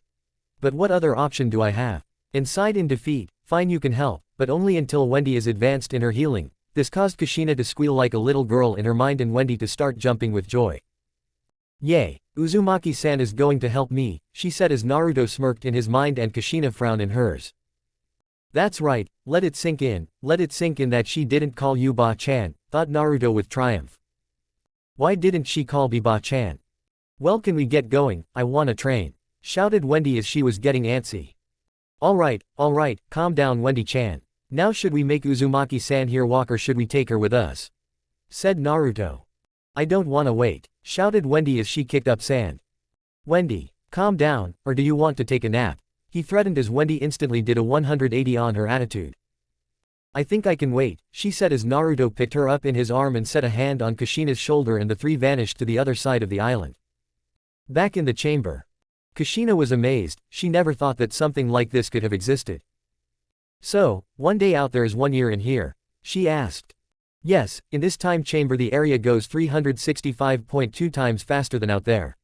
Now let's get to training Wendy, replied Naruto as he got out the scroll and handed it to Kushina. Alright, let's see here, how about I find out how much she knows about healing first, said Kushina as she called Wendy over. Okay Wendy-chan, what do you know about healing? Healing is a type of magic that makes boo-boos go away, she said. Very good, but do you know how to do it? Only what Tu-chan taught me. Really, what would that be? Watch, said Wendy as Naruto make a small cut after asking Kurumi to stop healing him, and Wendy put her hands over the cut and 2 magic circles appear. Kushina was stunned, to say the least. A little girl no older than 3 was able to heal a cut at such a young age. Once the cut was healed, she cancelled the healing magic and put her hands down. Did you see, said Wendy as Kushina's jaw was still on the floor. It was amazing Wendy-chan, but do you know how to do that without magic? She said as Wendy stopped jumping for joy and turned to her. No, she said while moving her head in a no fashion. Well, let me show you, replied Kushina as she started teaching Wendy. Naruto was watching them and decided that he would leave them alone and only intervene when things got too tough for Wendy. Days passed in the chamber and then months. It wasn't until the chamber door opened that they stopped. Alright Naruto, it's Konohamaru's turn, said Acknowledgia as the said person was behind him. Alright, said Naruto as he turned to Wendy and Kushina after closing a book he was reading from the ancient ruins. It's time to get out Wendy, let's go get dinner. And Wendy came running to Naruto. Yay dinner, she shouted as Kushina came trailing behind. Now what would you like Wendy? Asked Naruto. Can I have fish and rice? She asked. You can always have fish and rice, he said with a smile, and she beamed with joy. While this was going on, Kushina was watching this and was jealous that she was able to make her son smile. All she wanted was to have Naruto like her, but she saw that this wasn't going to happen anytime soon. Uzumaki-san, said Naruto. Why yes. After 3 days have passed, I would like you to continue to train Wendy until we have to go back, is that alright? He asked. Yes, she blurted out. Alright then, but only until we have to go back. After that I'm having someone else train her, so make sure the time is not wasted. Now let's go eat, said Naruto as he put Wendy on his shoulders and Kushina followed. After they all had fish and rice, Kushina had one thought on her mind when she went to bed. Does this mean he's trying to forgive? 1 month time skip. During their training, Naruto, Konohamaru, and Wendy all got stronger. Konohamaru was actually able to make Naruto fight at 10% of his power while he was fighting at 35%. Naruto learned even more magic to add to his massive amounts of knowledge. Wendy could regenerate small limbs such as fingers, eyes, and ears thanks to the scrolls in the ruins. But the relationship between Naruto and Kushina had chilled, but he still hates her with a passion. Mito and Natsuki so far were only able to make bigger rasengans but were still no match for Jiraiya and Tsunade. They all approached Konoha's gates where they were stopped by the guards. State your business, said Izumo as he got a good look at them. Oh, I'm sorry, you can go right in, Lady Kushina, he said as they all passed through the village. They then went to the arena for the final part of the Chunin exams. Sensei, asked Konohamaru. Yes, replied Naruto. Should I go all out or should I play with my opponent when my turn comes? He asked. It's your choice, you managed to pass Acknowledgia's final test, but you still have much to learn, he said as Konohamaru looked down. I really didn't want to do the final test, said Konohamaru as Naruto put a hand on his shoulder. I know, but he told you to do it because he wanted it to happen, plus he wanted you to have the experience of killing a powerful dragon, like himself. It was a great honor in his eyes to die by his student's hands, for there can only be one Dragon King, he said as Konohamaru just tightened his fist. I know, but I wanted him to live. How was I supposed to know that he wanted me to kill him? He said as they approached the arena. Naruto just smirked as he eyed Konohamaru. Sensei, what is it? He asked. Wanna make an entrance? He asked as Konohamaru smiled. How do you want to do it? How about I grow huge and step over the wall while you fly over and do a roar in the sky? He replied as Konohamaru nodded. Naruto then picked up Wendy, who was laughing as Naruto began to grow. Konohamaru grew a pair of wings like the one Acknowledgia had and shot into the air. Naruto on the other hand just continued to grow as his knees reached the top of the walls. Konohamaru then places himself near Naruto and roared into the sky, making a picture of his dead sensei out of blue and black flames. In the cage booth. They all quaked in fear at what they were seeing, but one more so than Minato. There was Naruto, somehow using the Akamichi family jutsu, and next to him was the imposing figure of what seemed to be a dragon. Naruto then stepped over the arena walls and shrunk. After Naruto entered the arena, the giant dragon then started to converge on a point in the middle of the arena and slammed into the ground, causing it to shake. When that was over, there stood Konohamaru wearing the same clothes as his sensei when he was human and covered in the same tattoos, with his arms crossed. Naruto had Wendy on his shoulder and walked to the stands. Konohamaru walked over to Udon and Moegi. They didn't know who this person was, but when he got over to them he said, "Great to see you two again, was the village boring without me?" He said as Udon and Moegi just shouted. Konohamaru. "Yep," replied Konohamaru as he laughed. "Holy crap," shouted the rest of the participants, except for one. That one being a Hyuga with long brown hair. He just scoffed and thought, the dead last may have gotten stronger, but he cannot decide his fate. It was after that thought that the screen showed two names. Neji Hyuga and Konohamaru Sarutobi. The rest of the genin left the arena except for those two. Neji walked to the other side of the arena and got into his stance. "Just give up, you can't win against fate," he said as Konohamaru just laughed. That's a good one. Tell me another." He laughed as Neji just got upset. "Just hurry and start the match, now," he said as the match started. Neji launched at Konohamaru with a juken aimed at his heart. Konohamaru just batted away the outstretched arm but caused Neji's arm to bend the other way. "Ah," he shouted as Konohamaru shrugged his shoulders. "Sorry about that, I don't know my own strength," he said as he put his hand in front of his mouth. "I'll end this quick," Dragon King roar. And a burst of black and blue flames shot at Neji and caused the whole arena to shake at the immense power. When the shaking was done, there stood Neji, with third-degree burns, singed hair, and burned clothes. Neji fell over with a thump and Konohamaru stood over him with his arms crossed and a disappointed face. "You know, if you weren't such an ass and so stuck up, you could have lasted a bit longer," he stated as they announced Konohamaru the winner. The rest of the exams went as pure the usual. Naruto was sitting with Wendy next to him when she started to run off. He turned to see where she was running and saw Gajil and Natsu. "Ni-chans," she shouted as she tackled both of them to the ground. "Wendy-chan, could you please get off?" asked Natsu as she got off him, but was still latched onto Gajil. "Hey, what about me?" he shouted as Natsu gave him a smirk. "Sorry bro, but I gotta talk to Tu-san," he said as he walked away making Gajil angry. "Natsu, when I get out of Wendy's grip I'm going to turn you into paste," shouted Gajil and Natsu just continued to Naruto. Natsu approached Naruto and said, "Tu-san." "Yes. Gigi want to speak with you," he said. "Why did he have you tell me that?" "Because he wanted to make you walk," he replied with a smirk as Naruto just smiled. "Alright, come with me then," he said as he saw Gajil get off the ground with Wendy on his arm. "Troublesome sisters," he mumbled at Shikamaru. Nara sneezed in the background. When they got out of the arena Naruto snapped his fingers as two Root Anbu appeared. "You called, Naruto-sama," they said. "Yes, take Wendy, Natsu, and Gajil home, protect them with your lives," he said as they took the three to Naruto's home. Naruto went to Danzo's and knocked on the door. He heard a, "Come in," and walked through the door. "You wanted to see me, Gigi?" he asked. "Yes I did, Naruto-kun, I just got the reports and I have every root agent in place for the invasion.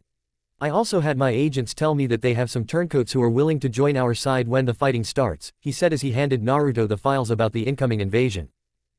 "And what about the takeover siblings?"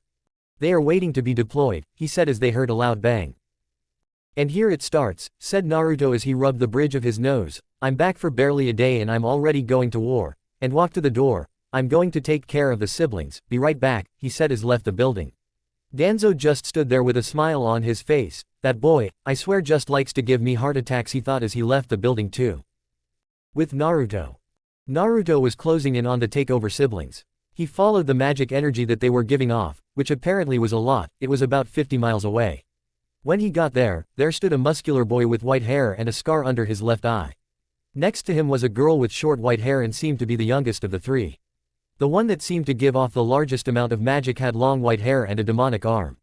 "You three wouldn't happen to be the Strauss siblings, would you?" asked Naruto as their eyes widened. "How do you know our names?" asked the eldest. "Because Mirajan, I just do," he said as he charged at her with a crush magic infused fist.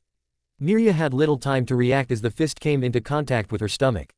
She was then shot into several trees before stopping. "Mira!" the other two siblings shouted. "I'm going to kill you," shouted the muscular boy as his right arm was engulfed in light, beast arm, Black Bull. He shouted as he tried to punch Naruto. Naruto put his hand up and blocked it with his palm. "You have impressive strength, Elfman," he started to say as he heard another voice shout. "Animal soul, cat." And he turned his head to see the youngest charge at him with cat-like features such as claws, paws, a tail, and cat ears. He just tossed Elfman at her and walked over to the, like I said about Elfman, listen, you are indeed powerful, but you use your power for the wrong reasons, he said as he heard another voice shout, Satan's soul. And a blast of magic shot from the ground and cleared the area, sending Elfman and Lysina with the blast. Naruto stood his ground as he was impressed by the power. When it was over, hovering over the ground was Miragen in what appears to be a demon form. She brought her hands behind her and began to gather energy. When it was in a purple ball, she shouted, Soul Extinctor. And a blast of purple energy came flying at Naruto, who just stood there. Naruto saw the blast coming and lifted his hand. When the blast touched his hand, it burst into cubes and dissipated. I'm impressed, you have lots of magical energy Miragen Strauss, but you let that power go to your head. Let me show you what you can achieve if you decide to leave Kabuto's clutches and learn to control your power with the correct guidance, he said as he released all of his magical energy. The ground began to shake and it broke into pieces. He then pushed his magical energy and it blasted the whole area. The whole thing could be seen from all around the elemental nations. When Naruto was done, Miho was on her hands and knees in her regular form, but still had her demonic arm. She looked around and saw that there was nothing. It was all dirt and dust. How? She asked, how are you so strong, damn it? She yelled while hitting the ground. I'm strong because I wanted to become strong, he replied as he walked over to her. I'm strong because I've trained for nearly all my life, I'm strong because I have to protect the ones I love. You can become strong too, he said as he stretched out his hand. Come with me and I can make you strong, he finished as she started to reach for his hand. She hesitated a few times until she finally grabbed it. He pulled her up and they walked over to Elfman and Lysina.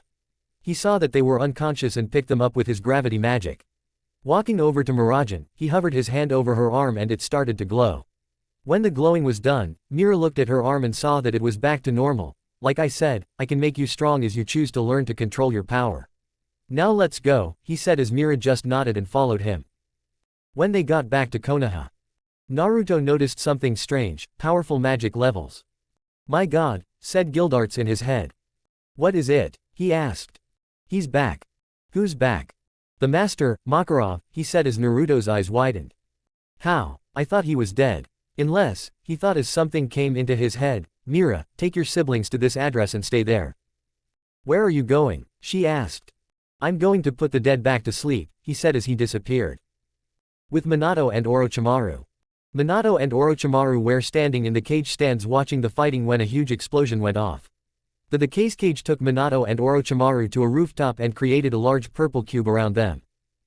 Case Cage Dono, what's going on? Asked Minato as the case cage revealed himself to be Kabuto. Nothing personal, Minato, but I just want to see this world have peace, said Kabuto as he went through hand signs. Kabuto slammed his hands on the ground and 4 coffins appeared in front of him. 3 of the coffins had kanjis for 1, 2, and 3. But the last one had the kanjis for 3, 6, and 8 and a symbol. The coffins popped open and they saw the first, second, and third Hokages. The last one popped open to reveal a small old man with a bald head and a beard. Kabuto then put kunai in their heads and they looked around. Where are we? Aren't we supposed to be in Shinigami's stomach? Asked Tobirama, the second Hokage. I thought so too, Tobirama-sensei, said Hiruzen, the third. Hey look, man, you got old Hiruzen-kun, said Hashirama, the first. Hashirama then looked at the small old man and said, hey old man, who are you? He asked. Oh hello, my name's Makarov Drayar, the 3rd, 6th, and 8th Guild Master of Fairy Tale and one of the 10 Wizard Saints, replied Makarov. What's a Guild Master, is that like cage? Asked Hashirama.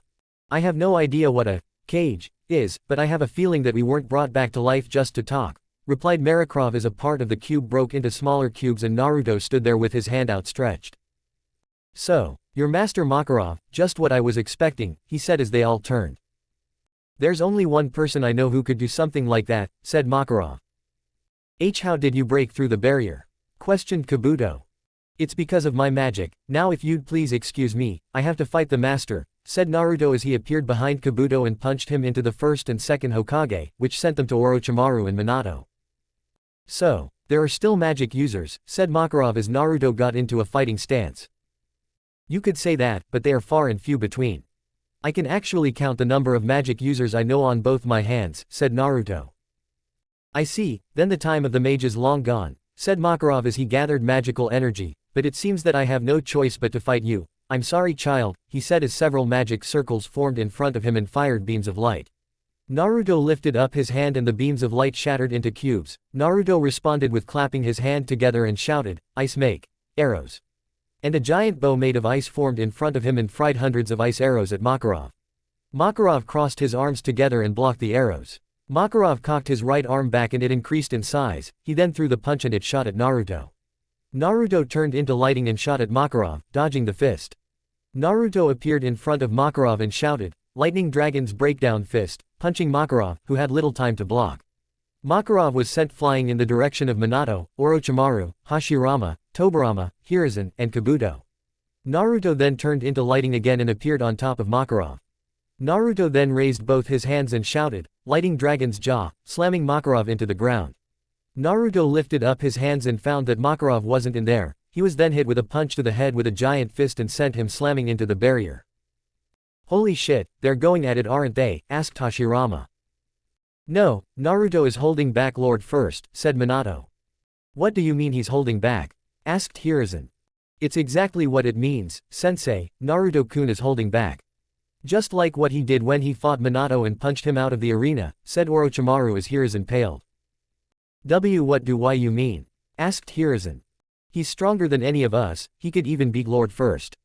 If he got the chance to," Orochimaru stated as he shot at his former sensei with his sword and cut an arm off. Minato then threw several of his special kunai at the first and second Hokages.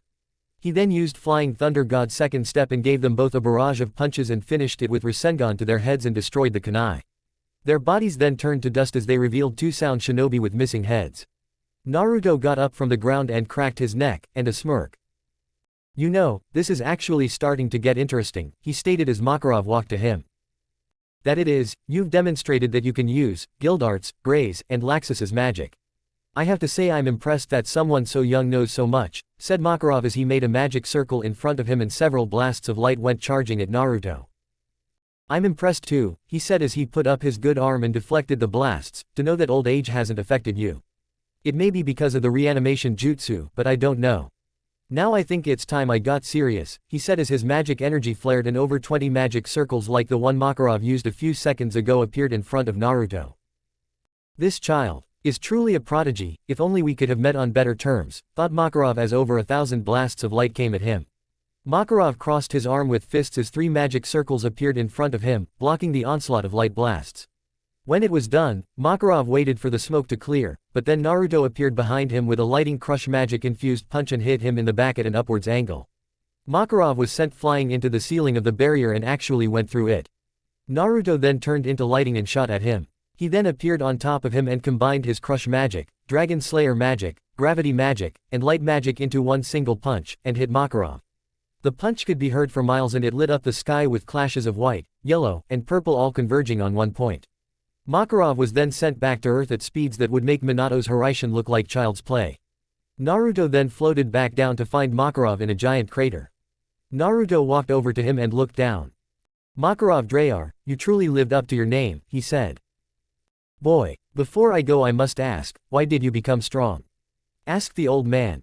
"I became strong to prove people wrong," replied Naruto. "I see, you remind me of Laxus in a way, trying to prove that he was strong." On and on he would go on about being strong when he was younger, but it led him down a dark path one day. I had to see him go after what he had done. But he came back because of one thing, he said as his legs started to turn to dust. "What would that be?" asked Naruto. "Family my boy, family. When he was younger he was betrayed by his father, my son, so he was always trying to get attention. He would get into trouble sometimes, but what I saw was a child trying to be loved. I see the same thing in your eyes child, and I know the same look when I see someone who's trying to be strong to protect their family," said Makarov as he started to turn into dust at a rapid pace. "I guess my time is up, remember this talk boy and protect your family, and I name you the next guild master." "A fairy tale," he said as he turned to dust. Naruto stood there with a blank face. But on the inside, he was crying. "The old man chose well, that much I can say," stated Gildarts in Naruto's head. "Yes, he is the best choice and he has shown that he is more than capable of doing so. That and he understands the true meaning of family," said Blue Note as he watched the entire fight. "Let's just hope that he did the right thing," said Kurami. "The old man wouldn't have chosen Naruto if he knew that he would lead the family down the wrong path," said Gildarts. Will you three stop talking about me? I find it annoying that you would talk about me like this, said Naruto in his mind. Ah, come on Naruto, this makes you the youngest guild master in history. I say once we get back home we celebrate, said Guildarts as Naruto just huffed. He then walked to where Orochimaru was fighting Kabuto and saw that Kabuto had his hands dangling at his sides and Orochimaru was leaning on Minato. Damn you Orochimaru, shouted Kabuto as he jumped back. Retreat. The plan has failed. Retreat, he shouted as the barrier came down and Kabuto left. Get back here, shouted Orochimaru as he coughed up blood. You can deal with him later, Orochimaru, but right now you're too injured to continue any further, said Minato as he chopped his neck. Minato then placed Orochimaru on his back as Naruto appeared next to him. What happened? He asked. Orochimaru made a special position that attacked the nervous system. He managed to get Kabuto's arms before Kabuto somehow pulled an antidote from nowhere and used it on himself. But the poison was fast acting and it was too late to save his arms, replied Minato. Now let's go get ourselves cleaned up, said Minato as Naruto just huffed. Naruto was in Minato's office while Orochimaru was being checked out. Naruto was sitting on the couch with Wendy on his knee while Gajeel and Natsu fought. Natsu and Gajeel have gotten stronger since I left, that much I can admit. But fighting constantly is taking it too far, he thought. Natsu, Gajeel, stop fighting this instant. He shouted. Yes, Tu-chan. Both boys chimed. Good, now be quiet while I talk to the Hokage about a few things, and have you seen your great-grandfather? He said as he asked where Danzo was. Sorry, Tu-chan, haven't seen him since the attack, said Gajeel as Natsu gave the same answer. I see, Mira, Yushi, he said as Mira and Yushi walked next to him. Yes, sir, they asked. Can you take Natsu, Gajeel, and Wendy out while I talk to the Hokage, he said as the two girls nodded. Of course, Naruto-san, said Yushi as she took Natsu and Gajeel. Mira was hesitant about taking Wendy. You don't need to be scared, Mira-chan, Wendy won't bite, he joked at Mira looked at her arm that went back to being a demon arm. I promise I'll teach you how to control your power, but first you must learn to conquer your fear, he said as he handed her Wendy. Then both exited the office as Naruto turned to Minato. I want to talk to you about my living quarters, he said. Are you moving in with us? Asked Kushina hopefully. Are you going to give me my arm back? He asked as he removed his fake arm, waved the fake arm in front of her face, and put it back on. Kushina then began to cry and sobbed in a corner. I take it as a no then. Naruto, that was uncalled for, shouted Minato as Naruto gave him a death glare. I do whatever I want, now about where I'm living, said Naruto as Minato shrunk back into his chair. What's wrong? Asked Minato. It's too small, I need something bigger, said Naruto. How much bigger? How about estate size? He asked. Alright, I'll see about it. You'll do something about it now. In time I will find more magic users and bring them here, and I don't think my little apartment will be big enough to house all of them, said Naruto. Okay, I'll take care of it now. There's an empty clan estate near the Hyuga compound that was from an old clan that died out years ago. It's still in pristine condition, here are the papers, said Minato as he handed Naruto the papers to the estates. Good, also where is Mito and Natsuki? He asked as Minato's eyes widened. I don't know, was all he managed to say before Naruto left the building. With Naruto. Naruto was running through the village searching for Mito and Natsuki. He hated them, but he wasn't going to let them die due to Minato's neglect for their safety. He soon found them laying on the ground unconscious. And bleeding. Damn you Hokage. You claim that family should come first, but you oppose the same things you preach about in your speeches, Root. He said as 5 Root agents appeared. You called, Naruto-sama, said the captain. Take them to the hospital and guard them, I'm going to have a talk with the Hokage, he said as he walked back to the Hokage mansion. With Minato. Minato was in a meeting when the whole building started to shake. Hokage-sama, are you under attack again? Asked one Mebuki Haruno as the door was shattered into pieces. There stood Naruto. And he was pissed.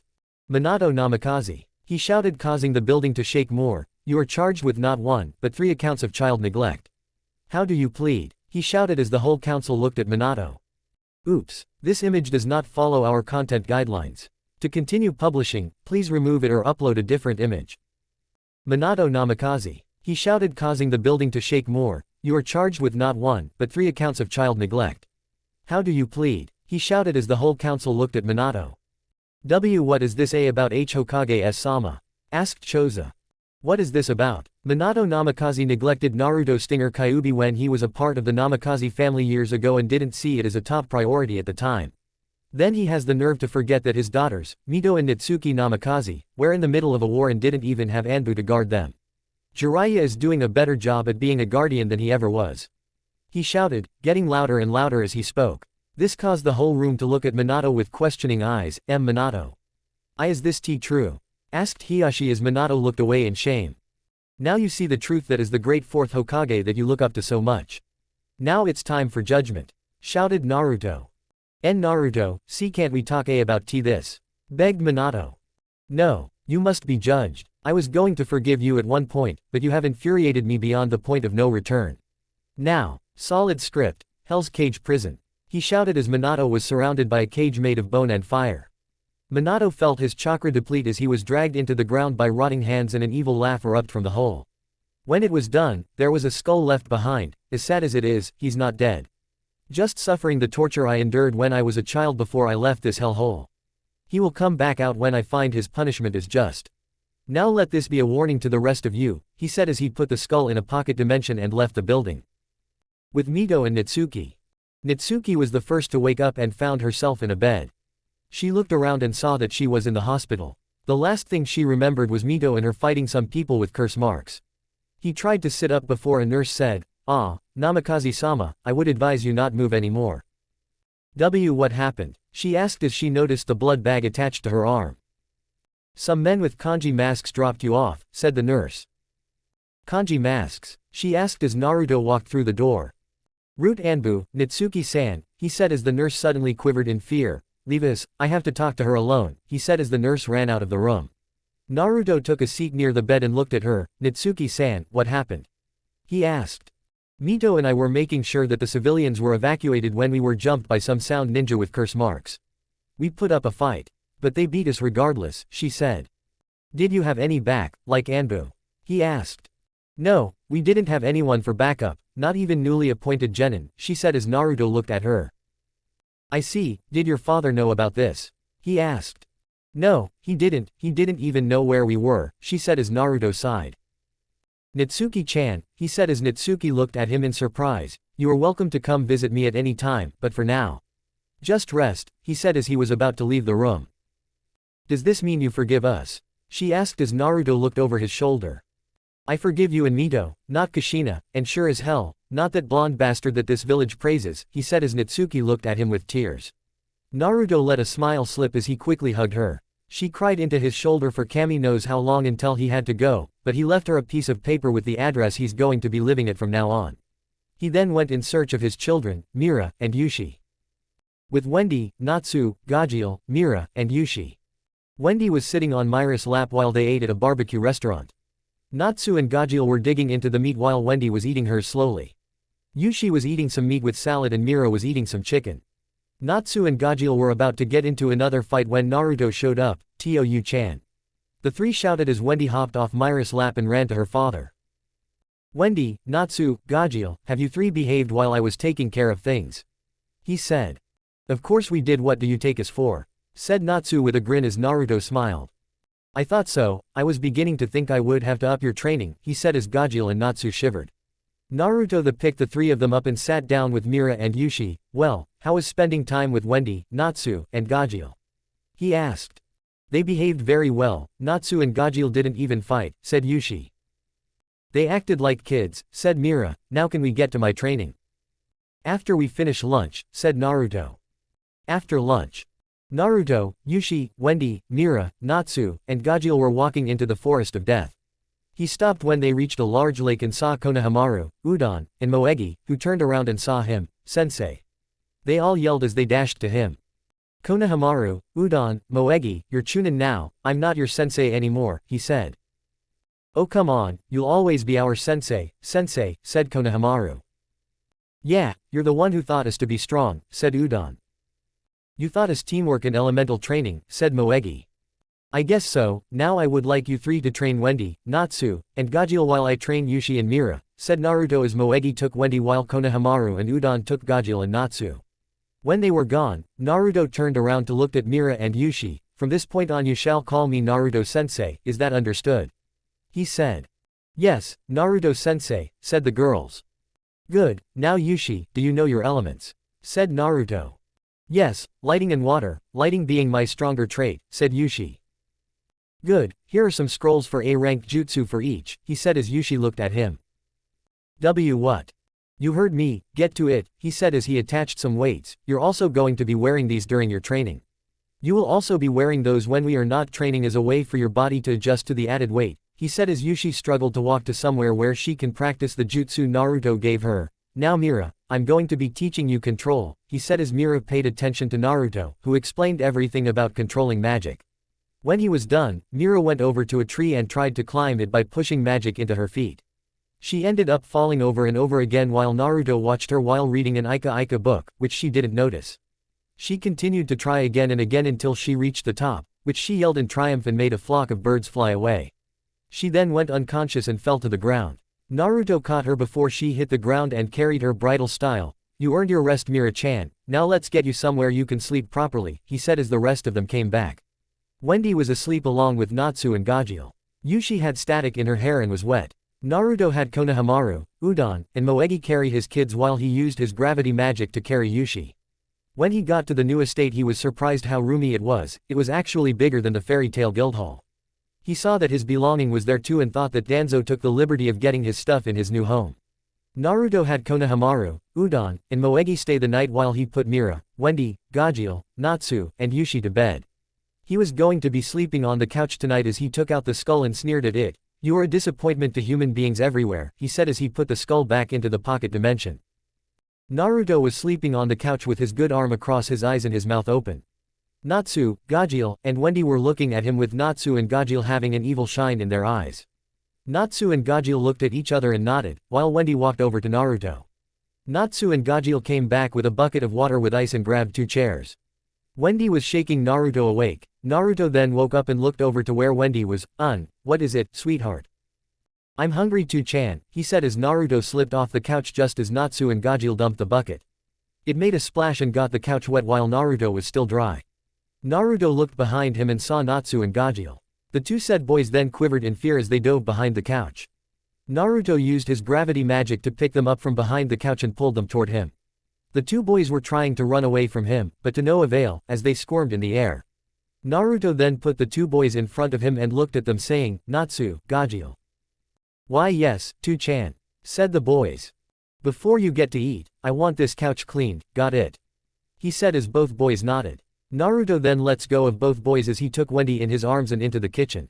Naruto put Wendy in her chair and started to make breakfast. He had to get used to living in the estate as he had to use clone magic to try and find the pots and pans. He then started to make steamed rice, miso soup, fish, tsukemono, nori, and kobachi. Just as he was finishing up, Mira and Yushi came down. Mira was looking like she fell out of a tree while Yushi had the next level of bedhead.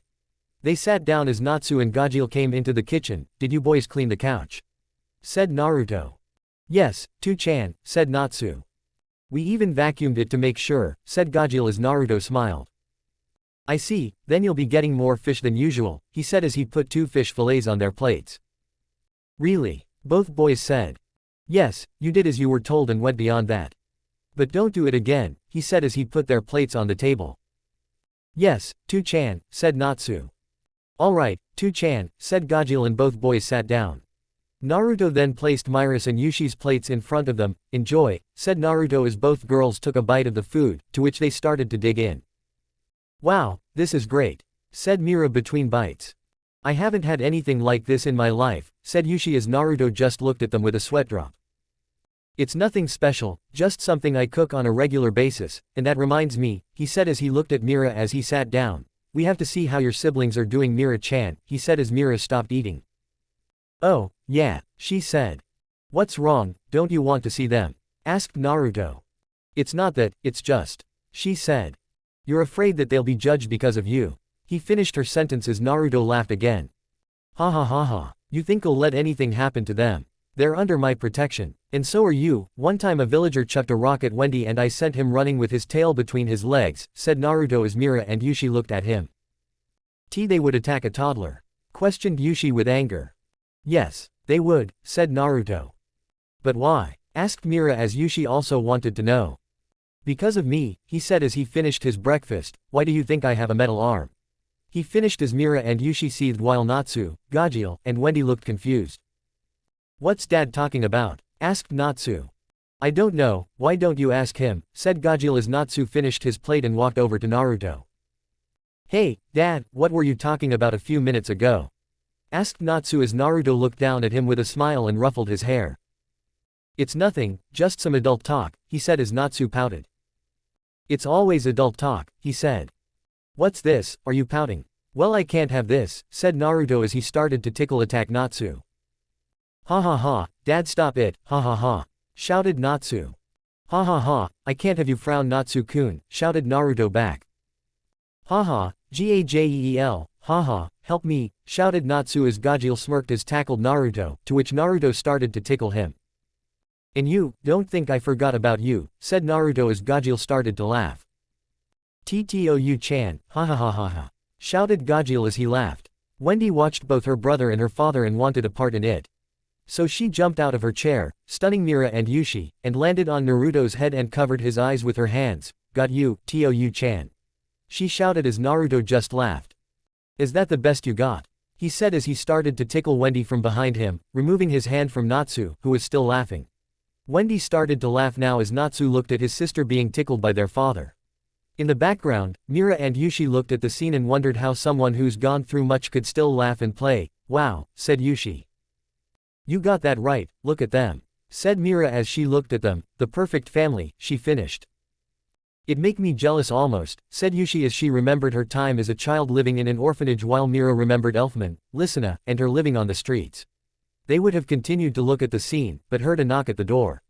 Naruto heard it and stopped. He then picked up all three children in his arms as he walked to the door, to which he opened with his gravity magic, and saw Mito and Natsuki standing there. So, you've been discharged after a day in the hospital? He questioned. Yeah, that seems to be the case, said Natsuki.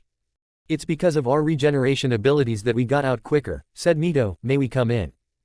Of course, we were just finishing breakfast, said Naruto as he let loose Natsu and Gajeel. It was then that Carla, Lily, and Happy came from Wendy, Gajeel, and Natsu's rooms while rubbing their eyes. Darn. I forgot you three also need to eat, said Naruto as he handed Wendy off to Natsuki. Hold her please while I make food for Carla, Lily and Happy, and ran into the kitchen while Mira and Yushi exited the kitchen.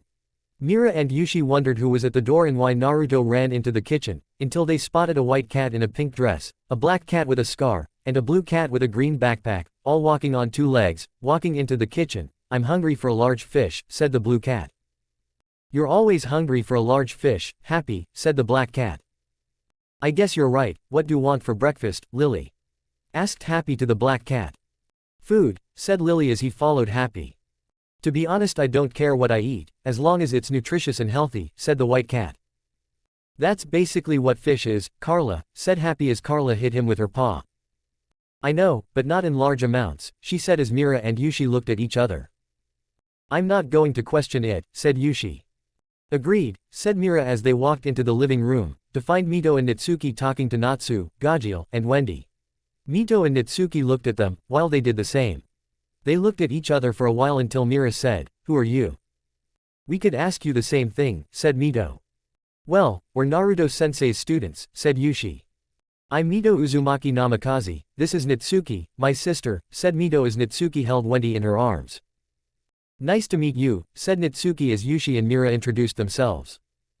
I'm Mirajan Strauss, I've also been called the demon, from where I previously lived, said Mira.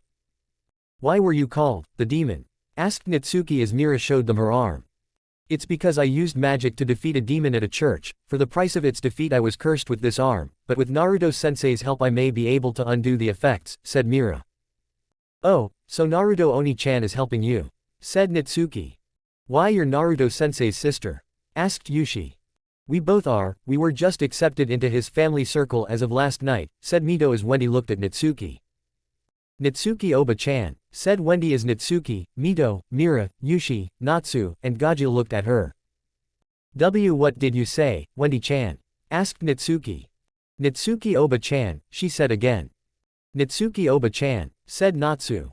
I guess this makes her our aunt, said Gajeel as Natsu looked at Mito. Mito Oba-chan, he said as Mito looked at him. Yes, Natsu-kun, she asked. Can we spar? He asked as the older women in the room shouted. What? Can we spar? He repeated as Mito just sighed and said. All right, but just this once, she said as they walked to the backyard. Natsu was on one side of the backyard while Mito was on the other. Natsu was in his fight stance, with his legs spread out and his fists up to cover his face. Nitsuki was in the middle of the two with her hand up. Nitsuki then brought her hand down and said, begin. Natsu charged at Mito with his fist covered in flames. Mito was in shock as she felt pain in her gut. Naruto then gave her another punch but was blocked by Mito's hand as she punched him in the face, sending him away from her. Naruto used his free hand to catch the ground and landed back on his feet. Natsu then put his hand in front of his face and shouted, "Fire Dragon's Roar." Mito was stunned at what she was seeing, but she didn't have time to react as the fire kept getting closer to her. It caused a loud boom and a giant cloud. When the cloud settled, is revealed Mito on the ground. Natsu then walked over to her and looked down. That wasn't even a play date. He shouted as Nitsuki said. The winner is Natsu Dragneel Stinger Kyuubi. Wow, said Yushi. He beat her like she wasn't even a challenge, said Mira as she wondered if this was the production of Training with Naruto. I heard a loud bang, is everyone alright? Asked Naruto as he appears behind them, scaring them. We're fine, 2-chan, Natsu and Mito Oba-chan just had a little spar, said Gajil as Carla, Lily, and Happy came out. What happened? Is Wendy alright? Asked Carla as she flew over to Wendy, who was still in Natsuki's arms. Yeah, Natsu, shouted Happy as he flew to Natsu. Happy, shouted Natsu as Happy landed next to him. Wow, she got burned, said Happy. Yeah, she wasn't really much of a challenge, I was expecting more from 2-chan's sister, said Natsu as they talked about what happened. So, what did I miss? Asked Lily as he walked next to Gajil. Nothing much, bro just beat Oba-chan like dad would beat us, said Gajil. I see, wanna spar later? You know I do, replied Gajil as Naruto was approached by an Anbu. Naruto-san, the council have requested your appearance, he said as he turned to Nitsuki, along with you, Namikaze-san. Tell the council that they can blow it out their ear and go to hell, said Naruto.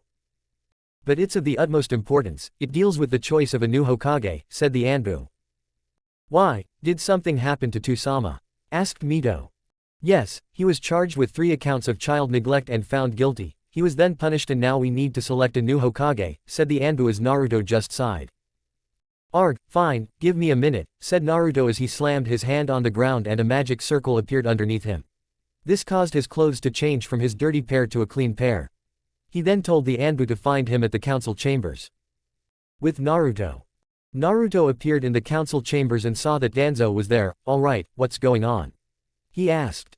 Naruto-san, you are called here because we need to elect a new Kage, as you already know, said Danzo. Yes, but why am I here? He asked.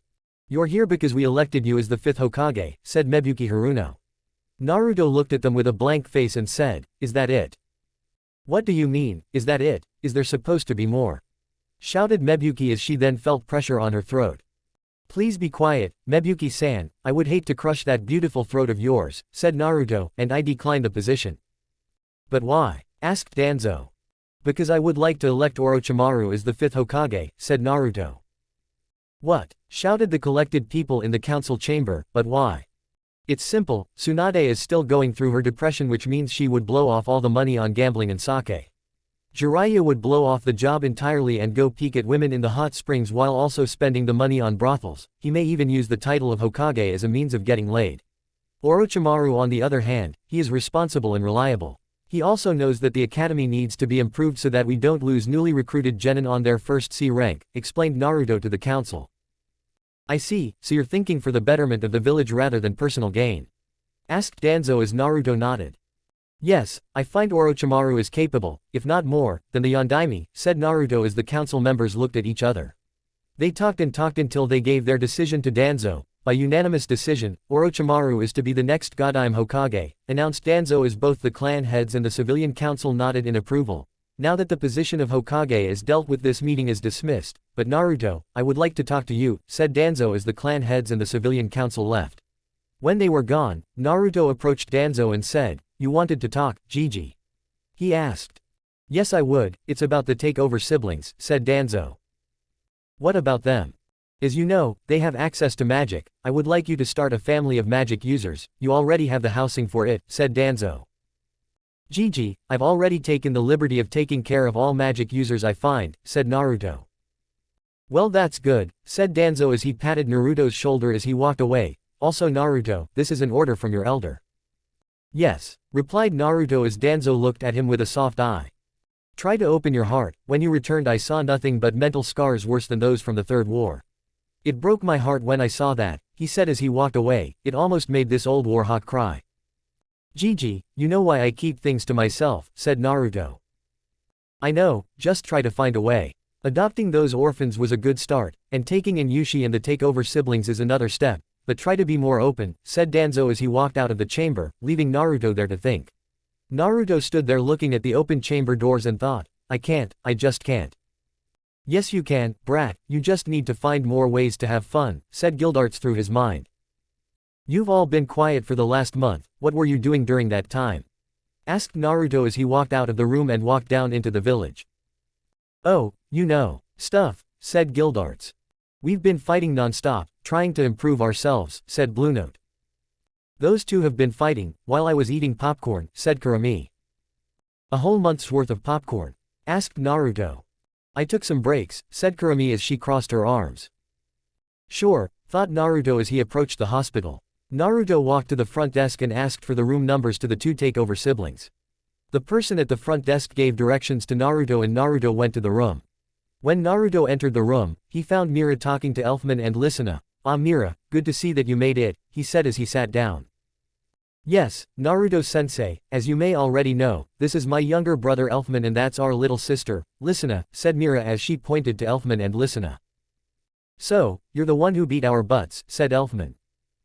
How did you get so strong? Asked Listener. Yes, I'm the one that beat you, and I go strong because I worked for it, said Naruto. Now when you leave the hospital, you'll be staying with me. But what about sis? Asked Elfman. No worries, she'll be staying too, along with my family, Naruto explained. But you're our age, said Listener. I adopted, said Naruto. Now, Mira-chan, I trust you know how to get home.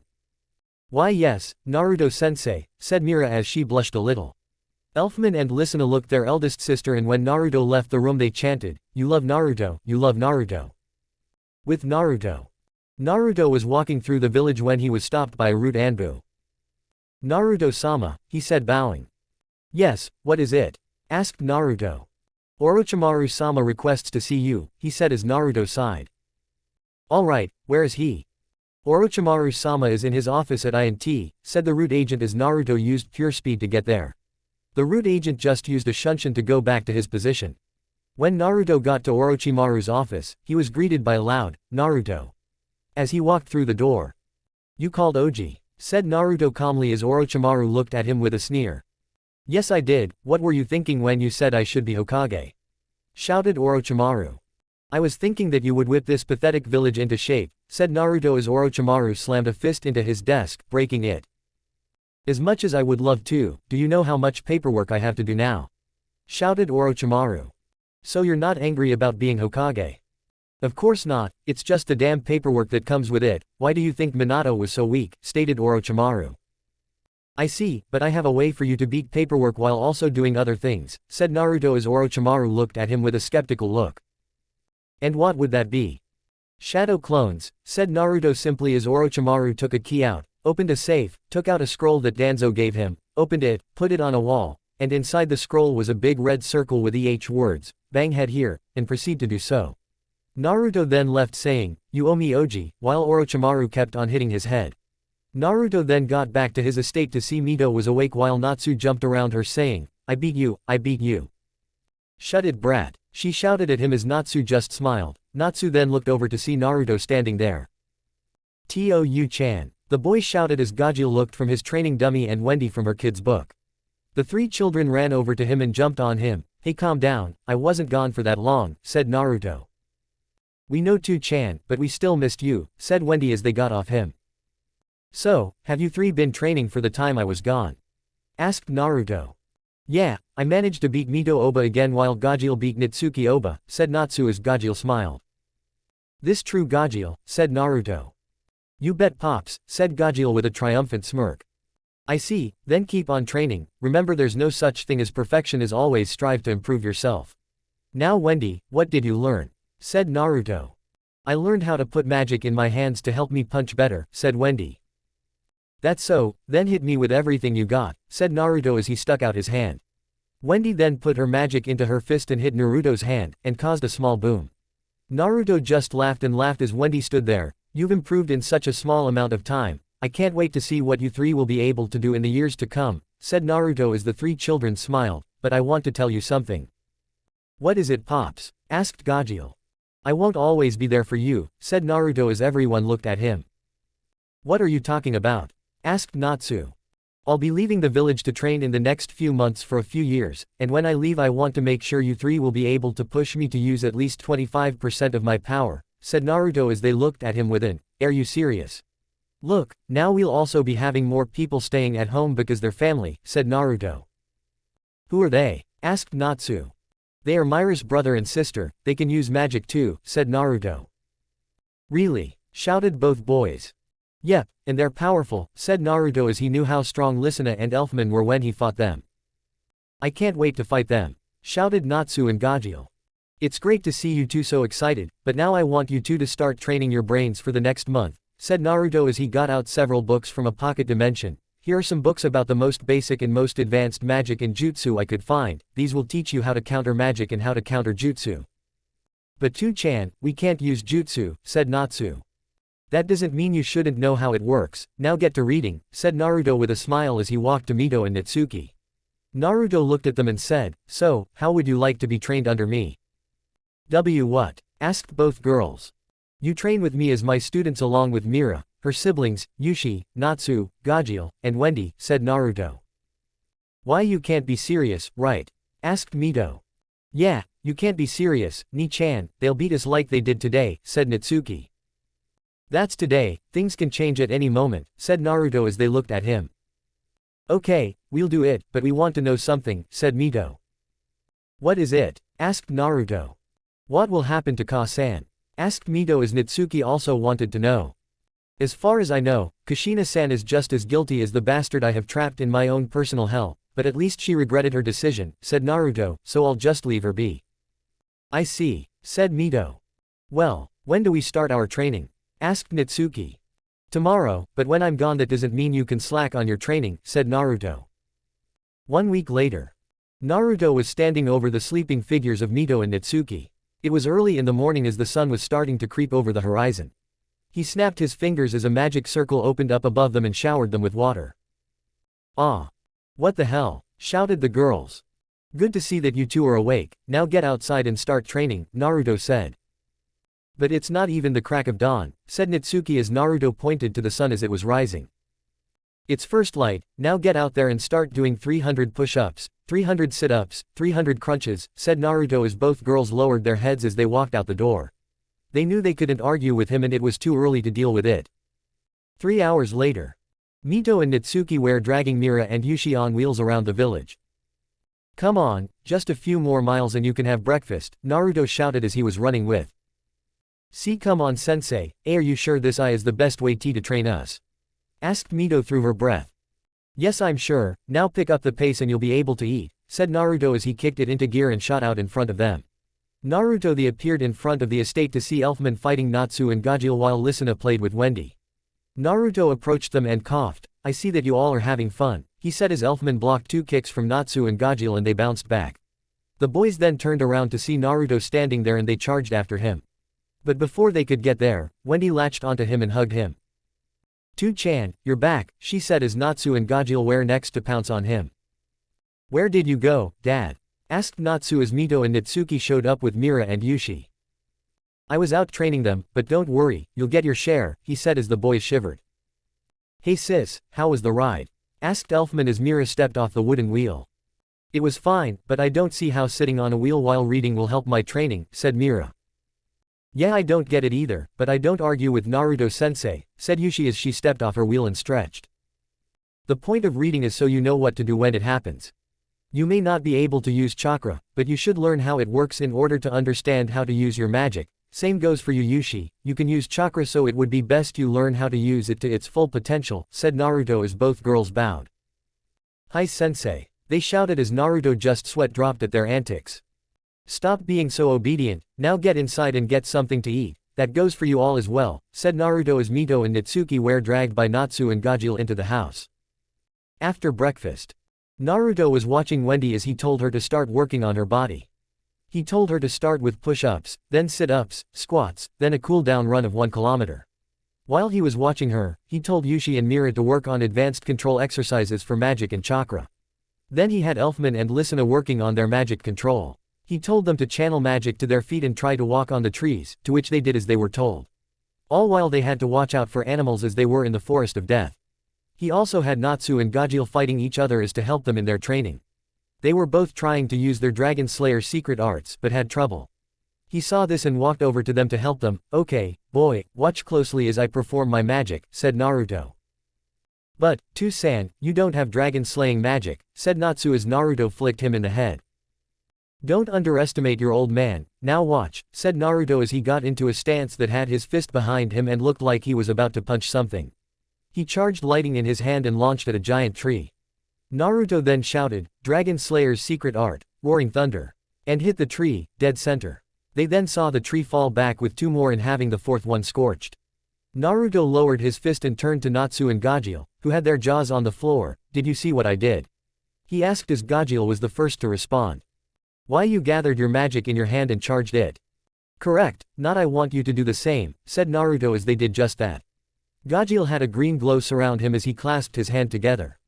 He gathered more magic and was sweating heavily. Soon, he put his right hand in the air and a large beam of light shot out for about 20 feet. He then shouted, Dragon Slayer's secret art, Karma Demon, Iron God Sword. And the light vanished to show a giant sword made out of metal.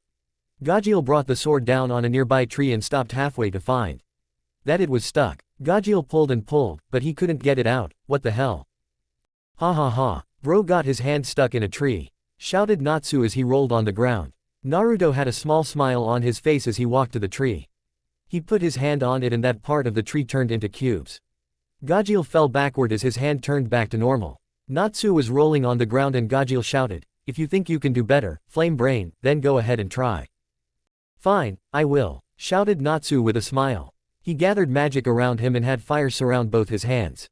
Natsu then shouted, Dragon Slayer's secret art, Crimson Lotus, Fire Dragon's Fist. And punched a tree, only to have both his hands stuck in the tree. Gajil then laughed as Naruto walked over to the tree and used his magic to turn the tree into cubes. Natsu rolled back in his Gajil. Gajil and Natsu butted heads once they got up and started to fight. Naruto just smiled as he saw Wendy had finished her physical workout. He walked over to her and told her to do the same thing as Elfman and Lysina.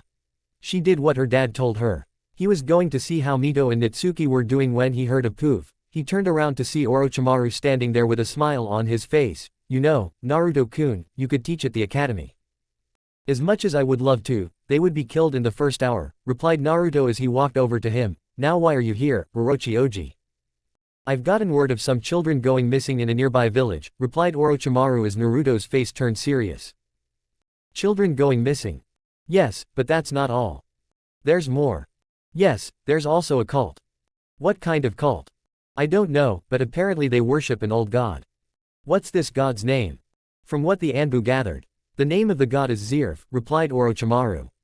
Naruto was approaching a large building outside of a small town of about 1,000 people. As he was walking toward the building, he was thinking about what happened when he was talking with his uncle. Flashback. Zirf? Asked Naruto. Yes, that name sounds familiar to me though, I feel as if I heard it somewhere, replied Orochimaru. It does ring a few bells in my head, but I can't quite place it, said Naruto as he felt a tug in his head. He let the tug pull him and he found himself in the mindscape, with Gildarts and Blue Note looking at him. You called. Yes we did, it's about Zirf, said Gildarts. Yes, he is far more powerful than any of us combined. It would be best if you stop this cult following now before anything gets out of hand, said Blue Note. I see, but I feel as if he's connected to them somehow, said Naruto. More than you think, especially Natsu, said Gildarts. How so? Naruto asked as Gildarts put a hand on his shoulder. That's another story for another day, but right now you need to get rid of those Zirf followers. So we'll talk later, okay? He said with a smile. Sure, and where's mom? Asked Naruto. She's outside of the seal. In your house. Looking at your clothes, said Blue Note as they sweat dropped. Typical mom, always making sure that I'm looking his best, said Naruto as he found himself back in the real world. Naruto looked at Orochimaru and said, I'll leave immediately. Alright, I'm labeling this as an S-rank mission for the extermination of a cult following and rescue of any survivors. Now go, said Orochimaru as Naruto smirked and turned into lightning.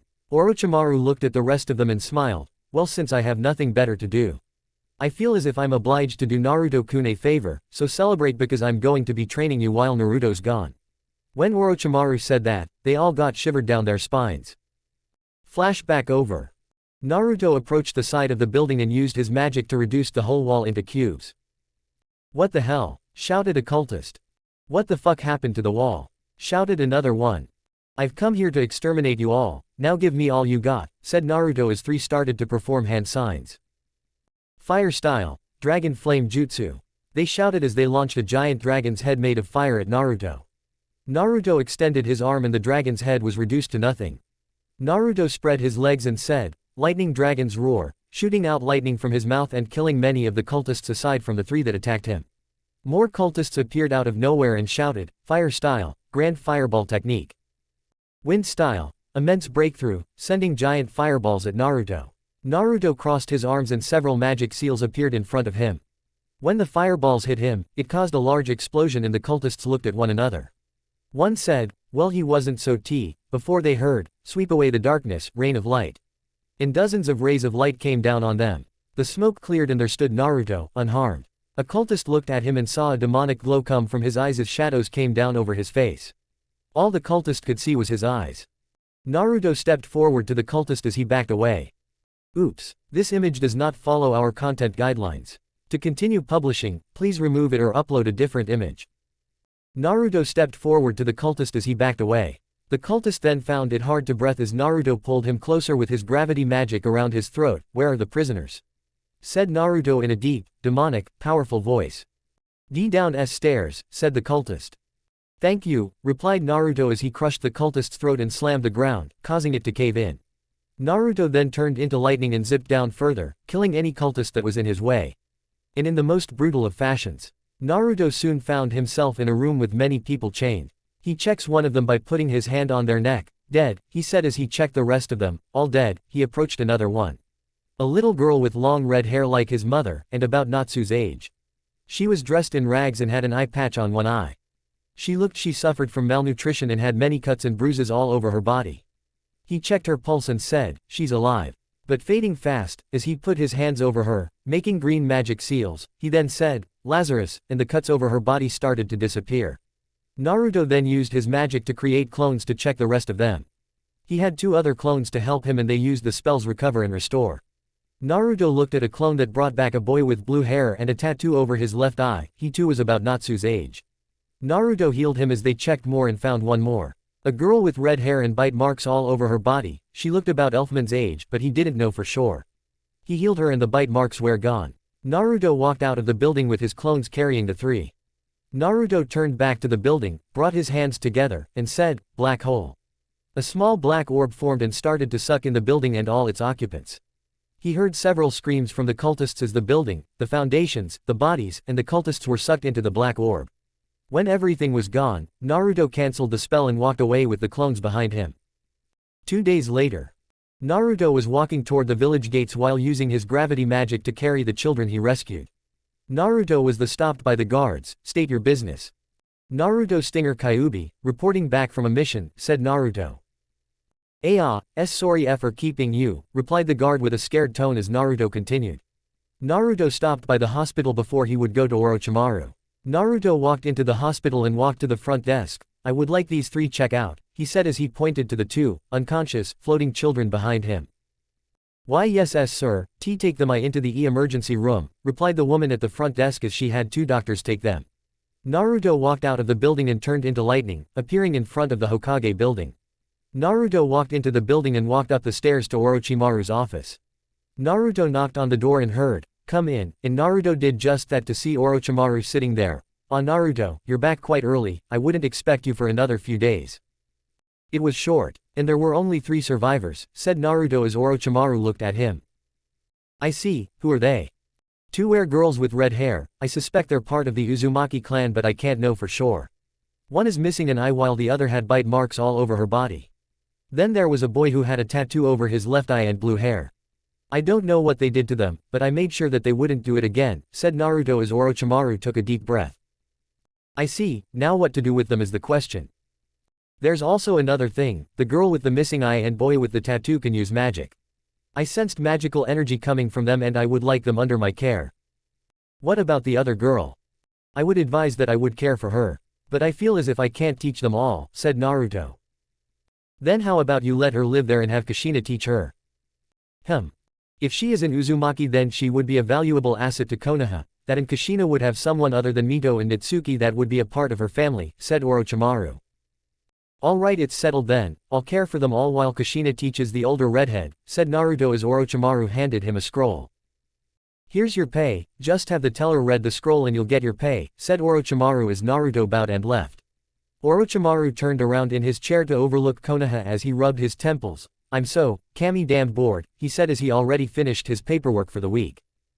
It's been a few days since Naruto found the three from the cult and he visited them on occasion. He was sitting in their room with Natsu, Gajeel, Wendy, Kushina, Mito, and Natsuki. He was helping Natsu and Gajeel with advanced reading techniques while Wendy was playing with Mito and Natsuki. Kushina was inspecting the two redheads in the beds and found something interesting. She used an advanced medical ninjutsu and found that the older redhead was, in fact, an Uzumaki, while the other had some similarities with the Uzumaki clan. As she was watching them, they started to wake up. Mumbled the older Uzumaki. It seems that they're waking up, said Naruto as he walked over to them. Mumbled the younger redhead as they sat up. Once they opened their eyes, they found themselves in a room with medical equipment attached to them. Where are we? Asked the older redhead. You're in Konoha, said Naruto as they looked at him. Who are you? She asked. You can consider me a friend since I did rescue you and these two from the cult, replied Naruto as she looked over to see the younger redhead and the blue-haired kid. Mistogen, she said as the other redhead looked at her. Karen, she said, where are we, and where's Mistogen? He's right next to you, she replied as Urza looked over to see the blue-haired kid still in bed. Still, where are we? How did we get here? I rescued you from the Zirf cult almost a week ago, now how about you introduce yourselves? Why should we? Said Karen with some anger. Fine, my name is Naruto Stinger Kyuubi, I'm also known as the Blue Ace. I'm 14 years old and I have 3 kids, said Naruto. What? Shouted both redheads. Yes, now Kushina, you're next, he said. Okay, my name is Kushina Uzumaki Namikaze, I'm 38 years old and I have 3 children whose names are Mito, Natsuki, and En. I'm not your son and I'll never be. I'll only be an acquaintance, and a friend is pushing it, said Naruto as Kushina flinched. Alright, I have 2 children and their names are Mito and Natsuki Uzumaki Namikaze, I'm also the wife of the 4th Hokage, she said with sadness. Of whom I defeated in battle, said Naruto with a smirk. The 4th Hokage, as in the Yellow Flash Hokage? Asked Karen as Naruto nodded, causing her to shiver. But how? She asked. That's what being Hokage does, all you do is sit in an office without any training and you become slower and slower, said Naruto. Okay, my turn, my name is Natsuki Uzumaki Namikaze, I'm 14 years old and I like ramen, my nephews and niece, and training, said Natsuki. And my name is Mito Uzumaki Namikaze, I'm also 14 years old and I also like ramen, my little mon I mean my nephews, and I like my niece and spending time with her, said Mito. Name's Natsu Dragneel Stinger Kyuubi, and I'm going to beat my old man, believe it. Should Natsu as he pointed at Naruto. You only get to where I'm at with hard training, but you can always try, said Naruto with a smirk as he ruffled his hair. San, whined Natsu as Karen and Urza watched the two fight. Okay, my name's Gajeel Red Fox Stinger Kyuubi, and I'm going to be the strongest person in the elemental nations, said Gajeel as he saw Wendy walk up to him. Gajeel picked her up and put her on his shoulder. Hi, my name's Wendy Marvell Stinger Kyuubi, I'm 4 years old and I like helping people, my dream is to be the best helper in the world. She said with a huge smile. Karen and Urza looked at her and shouted. Kawaii, as they leapt from their beds and tackled her off Gajeel's shoulders, causing both of them to fall to the ground. Wendy was between the both of them as Urza and Karen rubbed their cheeks against hers. Wendy had no idea what was going on as Naruto appeared behind them, and looked down at them with some killer intent. They stopped and slithered back into their beds as Naruto picked up Wendy, brushed her off, and kissed her forehead. "Are you alright, Wendy-chan?" "Yeah, 2-chan," replied Wendy with a smile as Karen looked at her body. "What, where are my bite marks?" she said. "I healed them to the point of no return, not even a scar was left once I was done," said Naruto as Karen looked at him with hope in her eyes. "Are really?" She as Naruto nodded and she started to cry. Thank you, thank you, and you. She cried as Urza cupped her eye. What about my eye?" asked Urza as Naruto looked at her. "When did you lose your eye?" he asked. "A year or two ago," she said. "I see. I'm sorry but I can't do anything. The next best thing would be if Tsunade gave you a functioning glass eye," he said as Urza looked down. "I don't care. Just let me see again," she said with tears. "You'll see out of that eye again, I'll make sure of it. Now introduce yourselves," he said as the older redhead dried her tears. "Okay, my name is Karen Uzumaki. I'm 14 years old and I like reading and studying healing jutsu. My name is Urza Scarlet. I like spending time with Karen and Mistogen and fighting with a sword," said Urza as Karen pointed at the blue-haired kid. "And that is Mistogen, but his real name is Jelil Fernandez. He likes spending time with Urza and reading," she said as Urza blushed. Karen leaned closer to Naruto and whispered, "And they have crushes of each other, but they're too afraid they'll reject each other despite them liking each other," and caused Naruto to chuckle. "What are you laughing about, 2-chan?" asked Wendy. "Oh nothing, now I have to talk about this with you three. So once he wakes up you have to tell him everything," said Naruto as Urza and Karen looked at him. "Okay, what is it?" asked Karen. "Urza, is it true that you and Mistogen can't use chakra?" he asked. I thought I was the only one that knew," said Karen. "Well, you're not the only one," said Naruto as he lifted them up, causing them to go wide-eyed. How are you doing this? Why you're not using chakra?" said Karen as she sensed no chakra coming from Naruto. "That's because I have something else. Magic," he said. "Magic's not real," said Karen. "I beg to differ, how else would Urza and Mistogen be alive if they didn't have magic flowing instead of chakra?" said Naruto. "Oh okay, can you teach me how to use it?" asked Urza as Naruto smiled. "Of course, I'll also be teaching your blue-haired friend. Now there's also another matter I have to ask." "And what would that be?" asked Urza. "Where you three will be living." "Oh yeah, since we don't have anywhere to live since you busted us out of that prison," said Karen. "Now since Urza and Mistogen have magic, they'll be living with me. Now Karen, you can choose between living with Kushina, since she's family, and—" "Wait, family?" asked Karen. "Yes, if you paid attention, she's an Uzumaki like you," said Naruto. But I thought that mom and I were the only ones." "Well it turns out she didn't get out much. You can also live with Urza and Mistogen. Now I have to leave to get something special ready for Natsu and Gajil's training. I'll be leaving now." "Natsu, Gajil, come on, we're going back to training," said Naruto. "Yes, 2-san," chimed both boys as Wendy sat on her father's shoulders as her brothers followed Naruto out of the door. Karen and Urza sat there, looking at Mito, Natsuki, and Kushina. "So, you're my aunt?" asked Kushina. "Yes you can say that, along with you Urza-chan," said Kushina as she scratched the back of her head. "How am I related to you?" asked Urza. "Your red hair, it's a family trait that all Uzumaki follow Datbane," replied Kushina. "Wow, you and Karen share the same verbal tic," said Urza. "No I don't. It's force of habit, ya know," shouted Karen as they laughed. "Alright, since that's out of the way, how about you tell us more about yourself?" asked Mito as Karen leaned back into her bed. "Where to begin?" she mumbled. "How about the beginning?" said Kushina. 1 month later. Naruto was fighting Urza, Mistogen, Karen, Mira, Lisana, Elfman, Mito, Yushi, Natsuki, Natsu, and Gajil, while Kushina was teaching Wendy some tips about medicine in the Forest of Death. Naruto was dodging everything they threw at him and jumping all over the place. He wasn't even using his crush magic as he thought it would be too easy. He needed to learn how to not rely on his magic because he knew that they will fail him one day. Mistogen then started to form hand signs and punch the ground saying, "Ground-shattering wave." And purple energy surrounded Naruto. Naruto jumped, but then heard fire dragons roar, iron dragons roar, and looked to see Natsu and Gajil sending streams of fire and metal at Naruto. Naruto took it head on and was blown back, going through a tree. The giant tree fell over creating a giant dust cloud. Natsu said, "Maybe we overdid it." "I wouldn't be too sure about that." They heard a voice boom as they saw Naruto walk out of the dust cloud, lightning dragons roar. They all heard as Naruto blasted the two with a stream of lightning. They were blown back as Karen, Yushi, Mito, and Natsuki formed hand signs and they shouted, "Lightning Water Dragon Bullet," sending a giant water dragon with lightning at Naruto. The jutsu roared as it rushed toward Naruto, who stared at it as he looked behind him and saw Mira behind him in Satan's soul, Halphus. She then shouted, "Cosmic Beam," and shot a pink-colored beam at him. Naruto saw something that made him smile and stood there. As the attacks were approaching, they all thought, "Why isn't he moving?" As they feared that they were about to kill their sensei. But as the attacks finally reached him, they saw the attacks cancel each other out. Naruto then shouted, "Your attacks cancel each other out," making a safe spot between the two. As he then decided it was time to end this, he stretched out his arms as he used his crush magic to destroy the attacks, and made several magic circles, each pointed at a person.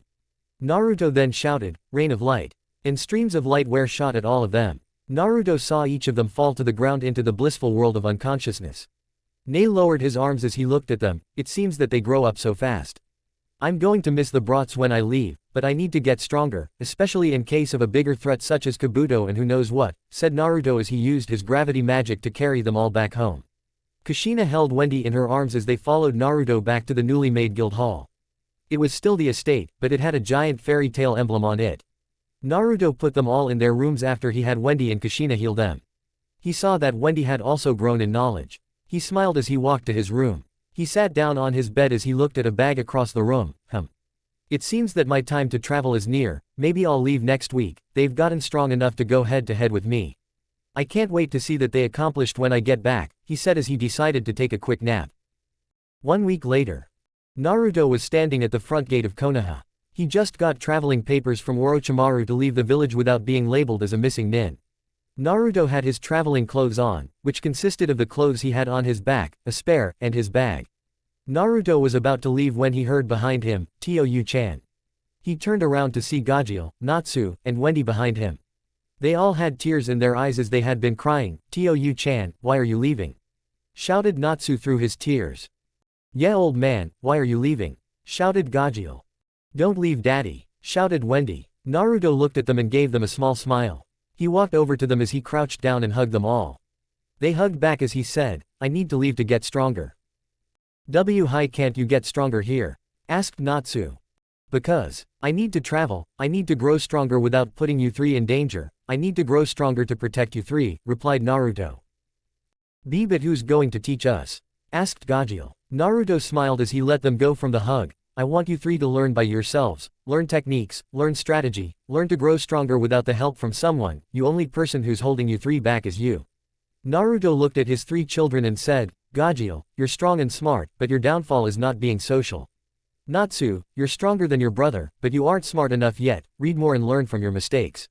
Wendy, you are the youngest of the three, but you have the potential to be the strongest, it's true that you may heal, but with your power you can be unstoppable." They cried after they heard his words, they meant so much to them as they needed to grow stronger. Naruto then stood up as he saw Yushi, Mira, Lisina, Elfman, Karen, Mistogen, Urza, Konohamaru, Moegi, and Udon run toward him. Naruto just smiled as he stood up. He looked at Mira and Yushi and said, "Mira, Yushi, I leave them in your care. I can rely on you two to take care of them, right?" "Hi," the two girls said as he looked at all of them. He put magic into his voice as he spoke with a deeper tone that echoed throughout the village. "Listen to me, I leave today and I see children cry. But when I return I want to see men and women cry. When I return I want you all to have grown. May it be brawn or brains, growth is still growth. May you be big or small, let nothing stand in your way. If there isn't a path to be made then make one. Why is this? It's because you are part of fairy tale." Naruto then made an L sign and stuck it in the air. "When you make this sign in the air, always remember that we are watching over each other. Always remember that someone you love is watching you from above. Always remember that we are family." Naruto then turned away, still making the sign as they all cried tears of joy. When Naruto was far enough away to not see them, he let down his hand as he continued to walk. Naruto looked up at the sky and said, "They will remember this day. The day that they remember that they are family." Naruto then walked further until he couldn't even see Konoha. All the while he thought, "I wonder how strong they'll get." The end. Continuation. Naruto was sitting in the woods. His bag was swung over his left shoulder as he had a black coat with white linings on his shoulders that swayed in the wind. His ponytail was still the same but now held red highlights. Naruto's also wore dark blue baggy pants with a purple polka dot pattern on them. He had bandages around his body and a large blue sash around his waist that held a sword with magic circles drawn on it. Next to him were several people, two of which were chasing each other. One was a young man, about 16, with a slim, yet muscular body with spiky blonde hair, which is kept in strands jutting outwards in every direction. Another is a slim young man of about 16 with rather messy black hair, which almost reaches down to his shoulders, along with some strands pointing upwards on top of his head and a prominent tuft obscuring most of his forehead. His hair is brushed to the right side of his face, covering up his right eye. One next to the blonde is a boy about 15, with blue hair, who was wearing nothing but his underwear, and was being chased by a girl. The girl in question had long brown hair and tan skin, about 15 years of age. The final one was a small girl about 14, hiding behind Naruto. She had slender build, who stands at a rather below average height for her age. Her shoulder-length blue hair, which has eyebrow-length bangs, is tied up with a colorful bandana around her head. These children were, in order, Rogue Cheney, Sting Eucliffe, Gray Fullbuster, Kana Alberona, and Levi McGarden. "When I get my hand on you, pervert, I'm going to tear your throat out," shouted Kana. "Kami, get the hell away from me," shouted Gray. "Naruto-sensei, do something." "Sorry Gray, but this is what you get for taking off your clothes," said Naruto as he took a swig from his drink. "Gah, that's the stuff." "Naruto-sensei, are you sure you should be drinking that this early?" asked Sting. "Yeah, it's nearly lunch, can't you wait till dinner," said Rouge. "I do what I want with my body, and you do what you want with yours. If I drink myself to sleep, then I drink myself to sleep. Now can somebody stop Kana from castrating Gray before we go?" said Naruto as Sting and Rouge sighed. They walked toward Gray and Kana as Naruto watched. "Sensei, are you sure that was a good idea?" asked Levi as she came out from behind Naruto. "Is what a good idea?" "You know, making them stop," said Levi. "Bah, you worry too much. Now if we leave now we'll be back to Konoha in about 3 or 4 hours, Naruto said as he took another swing from his drink. Levu then pouted as she grabbed the bottle from his hands and chucked it. "Ah, my booze." In tears, Levi, "How could you?" In Konoha, Natsu, Gajeel, Wendy, Happy, Panther Lily, and Carla were sitting in the forest of death. More like Wendy, Happy, Panther Lily, and Carla, because Natsu and Gajeel were fighting. Wendy was reading a book, Happy was eating a fish, Lily was sharpening a sword, and Carla was reading a book next to Wendy. All the while Natsu and Gajeel were using dragon force as they clashed around in the forest. Natsu had a sleeveless, gold-trimmed, black waistcoat, often left open and untucked, exposing his bare chest, a gold-trimmed, black cloth around his waist that reaches his knees, held by a leather brown belt with an oval-shaped silver buckle, white knee-length trousers with black ribbon ties, a thick black wristband on his left wrist, black open-toed sandals, and a scale-patterned scarf. He was about 16 and was fairly muscular. Natsu charged an attack and shouted, "Hidden fire form, Crimson Lotus, Phoenix Blade," but Gajeel countered it and shouted back, "Iron Dragon's Roar." The attacks clashed, they hit each other, causing the ground to shake. This went on for about a few minutes before they were both blown back.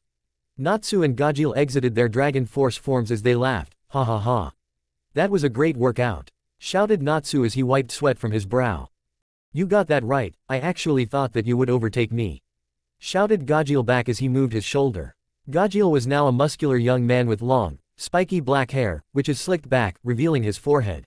He was wearing a dark blue trench coat, whose tail reaching down to his upper calves, with a green short-sleeved shirt worn under it, beige pants tucked inside studded boots, brown gloves paired with similarly studded wristbands, and a studded belt around his waist.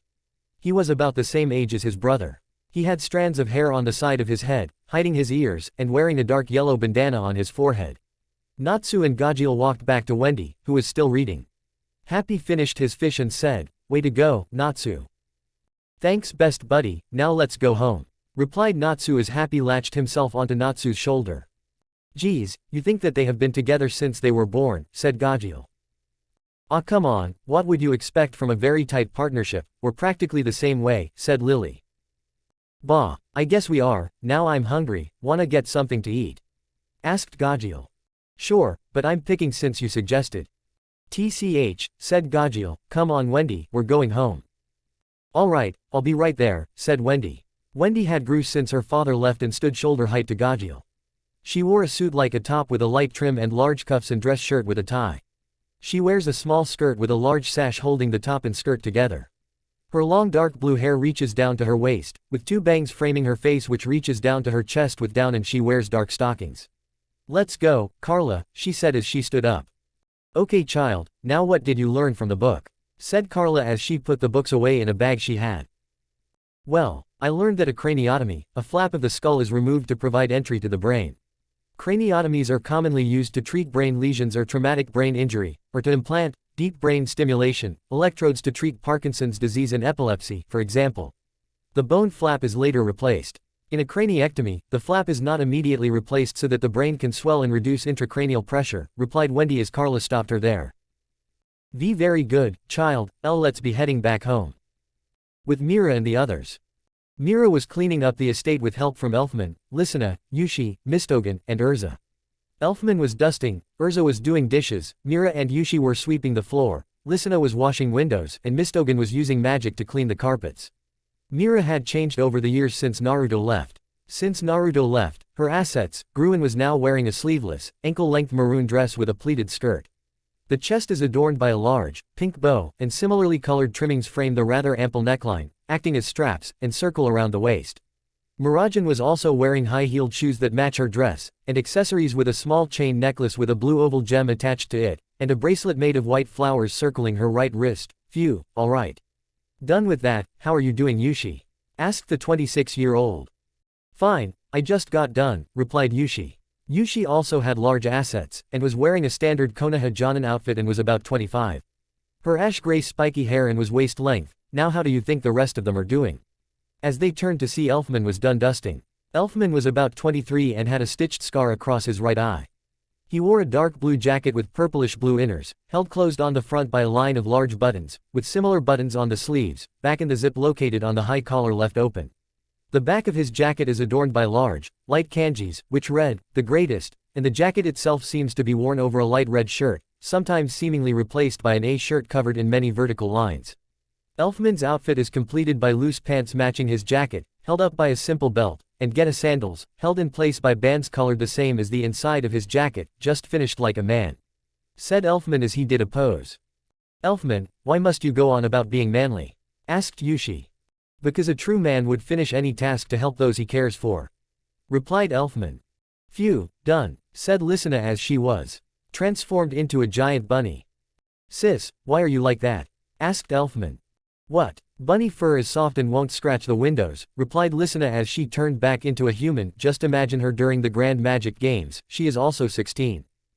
HMPH, I guess it works, replied Elfman as he was hit in the head with a frying pan. They all turned their heads to see Urza looking at Elfman. She's in her canon clothes, and 26 Elfman. If you hadn't noticed, Lisina has been doing it for years, and if you look closely, there isn't a single scratch on the glass. So Lisina has been cleaning them correctly for years. I think you need to apologize, she said menacingly. All right, Urza. Lisina, I'm sorry, said Elfman as Lisina giggled. It's all right, but Urza you didn't have to do that, said Lisina. If he was a man, he would be nicer to a woman, sibling or not, said Urza. Now that's just mean, said Lisina as Urza smirked. I guess you're right. Now where's Natsu, Gajiel, and Wendy? Asked Urza. I just finished with the carpet, and they are returning from the Forest of Death, said Mistogen as he sat down on the couch. He's wearing his clothes from when he came into Fairy Tail for a job. And you know this how? Asked Yushi. I placed special magic seals to track them. I've been watching them since they left the house while I was doing the carpet, replied Mistogen. Fine then, where's Karen? Asked Yushi. With her father, remember? Replied Mistogen. Oh yeah, I know it's been 4 years since he adopted her, but I still can't believe it, replied Yushi. I can't believe it either, but now I think we should wait. Do you feel that? Said Mistogen as Natsu, Gajiel, Wendy, Happy, Carla, and Lily came through the door. We're back, shouted Natsu and Misa inspected him and Gajiel. Look at you two, you're all dirty and we just cleaned the house. Go clean yourselves up, said Mira. UG, yes Mom Tilda, said Natsu and Gajiel and Yushi inspected Wendy. Why were you in the Forest of Death? She asked. I wanted to read somewhere and not be bored, replied Wendy. That's so. Then what did you learn? Asked Yushi. The lungs are the primary organs of the respiratory system in humans and many other animals including a few fish and some snails. In mammals and most other vertebrates, 2 lungs are located near the backbone on either side of the heart. Their function in the respiratory system is to extract oxygen from the atmosphere and transfer it into the bloodstream, and to release carbon dioxide from the bloodstream into the atmosphere, in a process of gas exchange, replied Wendy as they all gave her a look. What? Nothing. But can you say that in stupid people terms? Said Elfman as he was hit in the head again with another pan. What was that for? For being an idiot, shouted Urza. Guys, said Mistogen. You wanna go? Shouted Elfman. Guys, said Mistogen. And ruin the house. We can take this outside, shouted Urza. Guys, said Mistogen with a louder voice. You bet I do, shouted Elfman. Guys, shouted Mistogen. What? Shouted Elfman and Urza. The old man is back, shouted Mistogen as they all stopped. Are you sure? Asked Listener. Oh yeah, I sure. Sensei is back, said Mistogen as Natsu and Gajil appear with towels around their waists. Are you sure? Shouted Gajil and Natsu. I would know that magical energy anywhere, replied Mistogen. Yahoo! Dad is back, shouted Wendy, Natsu, and Gajil. Natsu, Gajil, and Wendy were waiting at the gate for Naruto. They then looked out and saw a group. Hey, I think that's him, said Natsu. You sure? Who's that with him? Asked Gajil. I don't care, it's still Dad, shouted Wendy as she ran toward the group. Dad. With Naruto. Naruto was walking along with his group when Levi asked, Sensei. Yes. What's Natsu, Gajil, and Wendy like? She asked. Yeah, I've been meaning to ask that too, said Gray. Well, Natsu's a bit of a hothead, but he means well. Gajil may have a scary appearance and soft-spoken, but he truly cares about those he sees as family.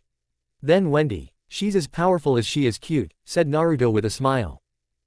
Dad. Hey, who's that? Asked Kana as Naruto looked on. He grew a wide smile on his face as he ran toward the girl, Wendy. He shouted as he picked her up in a hug, look at you, you've grown up so much. I missed you Dad, said Wendy with tears. I missed you too, where are your brothers? Asked Naruto. Right here old man, shouted both boys as they tried to hit him, only to be smacked into trees on opposite directions. Nice try, brats, but I'm better, shouted Naruto with a hearty chuckle. You've gotten soft old man, said Natsu as he walked back. You can say that again, I barely felt that, said Gajil. Ha ha ha ha, you brats surely have grown, said Naruto. Hey, Dad, who are they? Asked Natsu. Oh, these are some more students I've been teaching since I was gone. The one with blue hair is Gray, Bikini is Kana, blonde is Sting, emo is Rogue, and this little one here is Levi, said Naruto. Tilda. Nice to meet you all, said Natsu as Gajil looked down at Levi. Pipsqueak, said Gajil as Levi got mad. I'm not a pipsqueak, said Levi as she tried hitting his stomach, only to be lifted off the ground. If you allow me to pick you off the ground by the scruff of your neck so easily, then you're a pipsqueak, said Gajil. Hey, put me down, said Levi as she struggled. Shouldn't we stop him before he hurts her? Asked Kana. Nah, it's just his way of saying get stronger, said Wendy. Seems a little mean, don't you think? Asked Kana. No, this is pretty normal, said Wendy. Gajil. Natsu. Wendy. Didn't we tell you to wait for us? Shouted Elfman as he ran towards them. Huff, huff, huff man, I'm not used to running. Welcome back, Sensei. It's good to be back, Elfman, man you've grown. You're probably a lady killer, ain't ya? Ha ha ha, said Naruto. HMPH, if anything he pushes them away, and welcome back master, said Urza as she appeared from behind Elfman. Urza, look at you, I can sense the power rolling off of ya, said Naruto with a smile. Damn, Dad, you've gotten more relaxed, haven't ya? Asked Natsu. Well, when you're traveling with brats, you have to be patient, said Naruto. In the bottle, whispered Sting as Naruto started sweating. So what Tilda? Asked Naruto. Well, we think it's going to cause problems with the bills, said Mira as she appeared with Yushi, Mistogen, and Listener. Holy crap, who's the babe? Shouted Sting as he was punched into the ground by Natsu and Gajil. Don't call mom a babe, they shouted as Mira blushed. Well, they're going to get along pretty well. And it's great to see you again, Mira, said Naruto as he opened his arms. And it's good to see you too, Naruto, said Mira as they hugged. I also trust that you and Yushi took care of Natsu, Wendy, and Gajil. Asked Naruto as they separated. They were no trouble at all, said Yushi. Even though I'm the one that knew where they were, said Mistogen. Yeah, that's sorta true, but they took care of them with help from us, said Listener. Good, good, now I think a celebration is called for, said Naruto. Really? Asked Natsu. What kind of a celebration? Asked Gajil.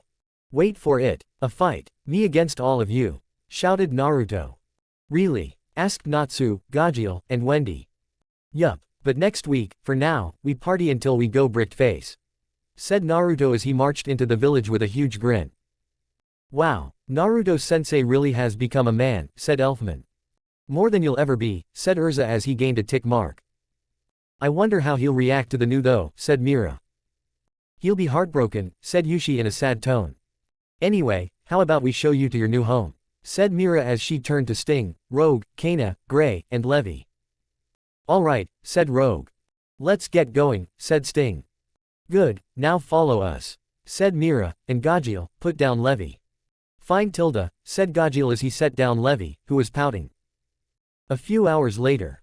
Naruto was walking through the village, taking in the sight that was there to be seen. Things really changed as he saw his uncle's face on the Hokage monument. Wow, I wonder how long it took for them to make that. Naruto? Asked a voice as Naruto turned around. Yeah, who's asking? Asked Naruto as he saw two women. One had long, bright red hair and large, pupilless eyes. She wore an elaborate, high-collared kimono with the Uzumaki symbol on the back of the obi which was tied around her waist. Her hair was arranged in buns with hairpins in them and 3 clips in the front. She also wore a dark shade of red lipstick and had a rhombus making reminiscent of the strength of 100 seal on her forehead. The other had blonde hair that reached her ankles. She wore a black uniform jacket with an orange zipper and buttons on the waist and sleeves with orange pants and black sandals. Both had large breasts and Konoha headbands around their necks. Naruto looked at them as they looked at him. Do I know you two from somewhere? Asked Naruto. Naruto. Ni-san, said the bun-haired woman. It's us, Mito and Natsuki. Said the blonde. I know it's been a while, and when did you get back? Asked Mito. Just a few hours ago actually, I was looking for a bar to celebrate. Said Naruto with a smile. A bar, they shouted in surprise. Yup, ha ha ha. Why a bar? Asked Mito. To get brick-faced, of course, it's a time for celebration. I've been gone for how many years, and I want to get drunk. Ha ha ha ha ha, said Naruto. Man, who knew Ni-chan would have fallen as low as to go to the bottle on his travels. Whispered Natsuki. It's not that nice to talk about someone right behind their backs, especially when they're right in front of you, said Naruto with rage emitting off of him. Sorry, Ni-chan. Said Natsuki. Bah, who cares? Anyway, there's going to be a fight between me and everyone later next week, and you're going to fight me as well. If you want to, said Naruto. Really? Asked Natsuki. Only a week after you just got back. Asked Mito. Yeah, anyway, wanna join me? Asked Naruto. No, we need to get back home, Ka-chan is waiting for us, said Natsuki. Hey, how is Kushina-san anyway? Asked Naruto as they looked at each other. What's wrong? Ka-chan is. Started Natsuki. Kushina-san is. Asked Naruto. She's blind, said Mito. Blind, how? I thought Uzumaki's were incapable of being sick, let alone blind. Shouted Naruto. We don't know how either, said Mito. She suddenly started becoming blind a year after you left. She started to improve a few months later after that, but she won't be as nearly as strong as she was before, said Natsuki. I see. Anyway, I'm off, said Naruto with a somber look. See, could please come with us? Asked Natsuki. Why? Asked Naruto.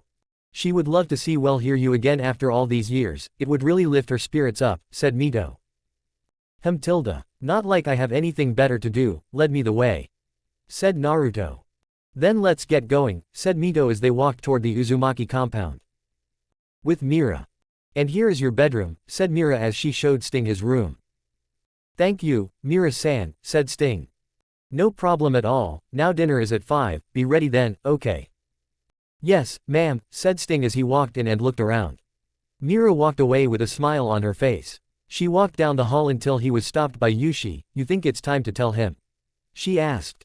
When he gets back, I'm going to let him have his fun, she replied. You truly do love him, don't ya? Asked Yushi as Mira blushed. Why yes, I do, she said. Well, step 1 has been complete for years, now on to step 2, said Yushi. Which is? Asked Mira. You proposing his love to him. Are you sure? What if he doesn't live me back? Asked Mira. Then you make him love you, said Yushi with a devilish grin. You're scary sometimes, you know that right? Asked Mira. I was taught by Anko-sensei when Naruto-sensei was gone, Yushi shrugged. Sigh the things I do for love, said Mira as she walked with Yushi by her side. Naruto followed Mito and Natsuki to the Uzumaki compound. Mito knocked on the door as they heard a muffled, "Come in," and they opened the door to see Kushina sitting on the couch. Naruto had a soft smile as they approached her. "Ka-chan, we have someone here to visit you," said Natsuki. Who is it?" asked Kushina as she looked up, showing milky violet eyes. Naruto kneeled down in front of her and grabbed one of her hands and put it on his face. Who my god d, said Kushina as tears started to form. This H had better and not be A. "Oh, I'm real, Kushina-san, I'm back," said Naruto as Kushina cried and wrapped her arms around Naruto. Hey, cut the waterworks. "Why you've gotten as softer," cried Kushina as she hugged him even tighter. "Yeah, I had to, I've been training a little over half a dozen brats while I was gone," said Naruto. "You were teaching while you were gone?" asked Mito with surprise. "Yeah, seems training alone wasn't enough for me after I defeated Mom, Gildarts, and Dad with both hands tied behind my back. I got bored out of my mind and stumbled upon some brats with magic," said Naruto as Kushina was still saddened by the thought of not being called his mother. Even after all these years, she still held that grudge against Kurumi for taking her little boy's place as his mother. But she was happy that he was happy. "Oh Naruto-kun, how I wish I could take all those years back," Kushina thought. "So, where are they?" asked Natsuki. "Mira took them to the estate and placed them in rooms," said Naruto as he sat in a chair and leaned his head back. He looked at the clock and said, "Well, I got time to spare, wanna tell me what's happened while I was gone?" "Well, a lot has happened while you were gone, like Orochimaru-sama's head being finished, and Natsuki being promoted to Jonin," said Mito while Natsuki grinned. "Yeah, it's nothing big," said Natsuki as Naruto smiled. "Bah, that's nonsense, besides, just because you're Jonin doesn't mean squat. What really makes you strong is how you are on the battlefield. Remember Might Dai and Kosuke Maruboshi. One defeated a majority of the 7 ninja swordsmen while the other has a variety of techniques that should have gotten him to Anbu," said Naruto. "Ah, I remember Might Dai, he was a nice man, always trying to make guys strive to become stronger," said Kushina, but his fashion was poor. "Ha ha ha ha. Sigh, it's good to be back," said Naruto as he leaned back in the chair further. He looked up at the ceiling as they heard a knock on the door. "I'll get it," said Mito as she went to open the door. "Hello, Mito-san," said a familiar voice. "Hello, Mito-san," said another voice, but was a girl. "Nice to see you, Mito-san," said the final voice. "Konohamaru, Moegi, Udon, it's good to see you," said Mito. "Would you like to come in?" "We would love tea sensei," said Konohamaru as he burst into the building and looked at Naruto. He grew taller as he was standing just a head below Naruto. His clothes hadn't changed and the tattoos had gotten bigger. Moegi followed behind him as she wore a standard Junin outfit and her pigtails wear down. Udon was behind her as he now had rectangular glasses and got a haircut. He too wore a Junin vest and had his headband worn as a belt. "Sensei, is that really you?" asked Konohamaru. "You bet it's me, brat," said Naruto as they dogpiled him. "Sensei. You're back. We missed you," they shouted as Naruto struggled to escape. Kushina couldn't see what was going on, but she sure could hear it. She giggled quietly as did Mito and Natsuki. When everything was said and done, Konohamaru, Moegi, and Udon stood in front of him with smiles on their faces. "Wow, you lot grew up, so how ya been?" said Naruto. "Things have been fine, but they could be better," said Udon. "Such as?" asked Naruto. "Well, Udon here got a job teaching, I'm an Anbu captain, and Konohamaru is in the demolitions department," said Moegi with a smile. "Huh, I never took Konohamaru to be in the demolitions department," said Naruto as they all face-faulted. "Well, other than that, things are great," said Udon. "Huh, well I best be going, I gotta visit Gigi before anything else," said Naruto as they all gave him a sad look. "What's wrong?" "Danzo-san," said Konohamaru. "What of him?" asked Naruto. "Follow us," said Moegi. A few minutes later, Mira approached the Uzumaki household as she knocked on the door. She then heard a muffled, "coming," as the door opened to show Kushina. "Hello, Kushina-san," said Mira. "Ah, Mira-chan, how have you been?" asked Kushina. "I've been fine, have you heard that Naruto is back?" asked Mira. "Why yes, he was just here a few minutes ago," said Kushina in a sad tone. "Do you know where I can find him?" asked Mira as Kushina sighed. "Sadly, Konohamaru, Moegi, and Udon went to take him there," said Kushina as Mira's eyes showed sadness. "I see, well I better catch up with them, it's been nice talking to you," said Mira. "Yes it has, later," said Kushina as Mira left. A few hours later. Mira was slowly approaching Naruto, who was looking down. Konohamaru, Moegi, and Udon were gone from what Mira could see. So, Mira had a sad smile on her face as she said, "You know, I never thought he would have done something too reckless." Asked Naruto. "He loved this village and gave his life for it, but he loved the people even more," she continued. I guess he did," said Naruto as tears formed in his eyes. "I know it's a lot to take in, Naruto-kun, but remember. He always loved you," said Mira as she stood beside him and looked down at the memorial stone and looked at one name. Danzo Shimura. Naruto wiped some tears from his eyes as Mira grabbed his hand. "You're not alone, Naruto-kun, you have a family now, and more importantly," started Mira as she pulled him in and kissed him. Naruto was surprised at this action as they pulled away. "You have me," she finished as Naruto was still in shock. Mira, I don't know. "Don't, just remember that you're not alone, now come on, they're waiting for us," said Mira as an Anbu with a blank mask appeared in front of them. "Are you Naruto QB Stinger?" he asked. "Yes, who are you?" asked Naruto as the Anbu pulled out a scroll. "It was from Danzo-sama, he wanted you to have it," said the Anbu as he left. Naruto opened the scroll and read it. Tears fell from his eyes as he fell to the ground crying. "What did it say?" asked Mira as Naruto rolled up the scroll and looked up at her. Mira expected only tears of sadness but saw a combination of joy and sadness. Naruto then stood up as he said, I'm the new L leader O of Root." "Really?" Mira asked as Naruto stood up. "Why yes, I never thought he would give me something like this," Naruto said as he wiped away his tears. "Who knew he would give you Root?" "Yeah, who knew? Well, this calls for a celebration. I'm going to order a seat at the best restaurant in the village. Today is the day I've returned and the day I've taken my grandfather figure's place as Root leader," Naruto said with a smile as he hugged Mira. Mira hugged him back as she was happy for him and said, "And the day that we got together." "As if I would ever forget that, Mira-chan, now let's be off," Naruto said with a grin. "You really want to celebrate, don't you, Naruto-kun? Sigh, but that's why I love you," Mira whispered as Naruto bounded away with her in his arms.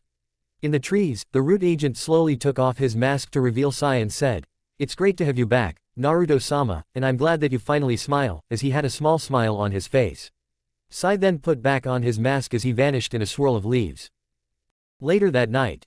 Another round. Ha ha ha, Naruto shouted with a hearty chuckle as he downed a large mug of alcohol. "Damn, I've never seen anyone drink this much," Natsu whispered to Gajeel.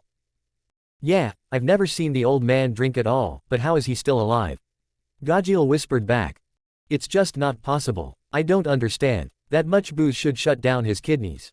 Wendy pouted as she sat on her grandmother's lap. She was a tall woman, about 5 feet 10 inches, with long flowing orange hair in a red-orange kimono. My, Wendy-chan, you really care about your two-chan's health, don't you?" Kurumi said as she patted Wendy's head. I just don't understand," Wendy mumbled. "I sorta gave up about how much he can drink, he beat me every time I challenged him," said Gildarts. "That's a man for ya, he downs his booze like water," Elfman said as he was chugging a mug of his own. "I wouldn't advise it, he has Kurumi-san to thank for that along with Kushina-san's blood of the Uzumakis. The only true way to kill him is to take out his heart or chop off his head," Blue Note said as he was slowly drinking his own mug. What? Wendy asked as suddenly a bag of candy appeared in front of her face. "Don't worry about it, sweetheart, your two-chan won't die. Now eat this candy and don't worry so much," Kurumi said with a smile as Wendy took the bag and ate it, even though she looked worriedly at her father. "Hey, what about us?" Natsu and Gajeel shouted as they got hit with crates. Kurumi had a wicked smile on her face as they popped out of piles of candy. "Enjoy," she said as they dug in. "Hey, Mom, what the HEPLL uoding feeding my children CABNDY before the TY's. Hick, Naruto asked as he looked at her. "What? I haven't seen them in years. Can't I spoil them a little?" Kurumi asked with a shrug and grin as Naruto smiled. "Bah, Zezus, so why the hell not? But considering they're almost adults, I really shouldn't be faking for THPEM. Or except for Wendy, she will always be BMY little girl ANXD, I don't care if she doenst like it," Naruto said with a smile as he downed more of his drink. As Naruto was downing his mug, Natsu and Gajeel were shoving candy down their throats. Wendy was looking around from her grandmother's lap, Urza was eating cake, Elfman and Lysina were arm wrestling. With Lysina winning, Levi was reading with Kana, while Rogue, Sting, and Gray were pigging out. "Man, I think they're going to go into a sugar coma," Gray said as he looked at Gajeel and Natsu. Yeah, but for some reason. I don't feel bad for them, Sting said. What do you think, Rouge? I don't honestly care, Rouge said as he continued eating while the other two sweat dropped. Geez, can't you show a little care at least? Said a voice behind them as they turned around to see a small black cat. Who said that? Gray asked. Down here, I'm the cat, said the black cat. Gah, talking cat, the three shouted. Really? That surprises you. Sigh, I can see why the master took you under his wing. Aside from the fact that you can only use magic, but the name's Panther Lily, but just call me Lily, said Panther Lily as he extended his hand for a handshake. I think we've met before. But, name's Sting, Sting said as he reached down to shake his hand. Sting, huh? Just by looking at you I can tell you're a dragon slayer, along with you, Emo, Panther Lily said as Rouge grew a small tick mark. Don't call me that. Fine, but I am wondering something though, Panther Lily asked as he looked at Gray. Yeah, what's wrong? He asked. Where are your clothes? Gah. Pervert, Kana shouted as she charged at Gray. Rouge, Sting, help me, Gray begged as the two went back to eating. Sorry, this food won't eat itself. The two chanted as Kana chased Gray around. Naruto looked at the two with a small smile as he looked up at the ceiling. Man, even when I'm brick-faced drunk, my thoughts are as clear as day. Now let's see here, I got the boys, the girls, Mira and her siblings, Urza. Now where are Kushina, Mito, Natsuki, Orochimaru Oji, said, and Karen-san? He thought as the latter entered through the door. Sorry we're late, I had to have Mito and Natsuki help me get dressed, Kushina said as she had Orochimaru help her around. I sorta had the same problem, now where would you like to sit? Orochimaru asked as he guided Kushina around, who was wearing a red and golden kimono.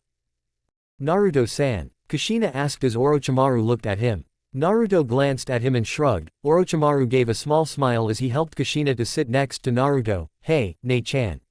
Wow, you stink, Natsuki said as Naruto gave a grin. Well, it helps when you're a drunk. Bahahaha, Naruto replied. Naruto-s.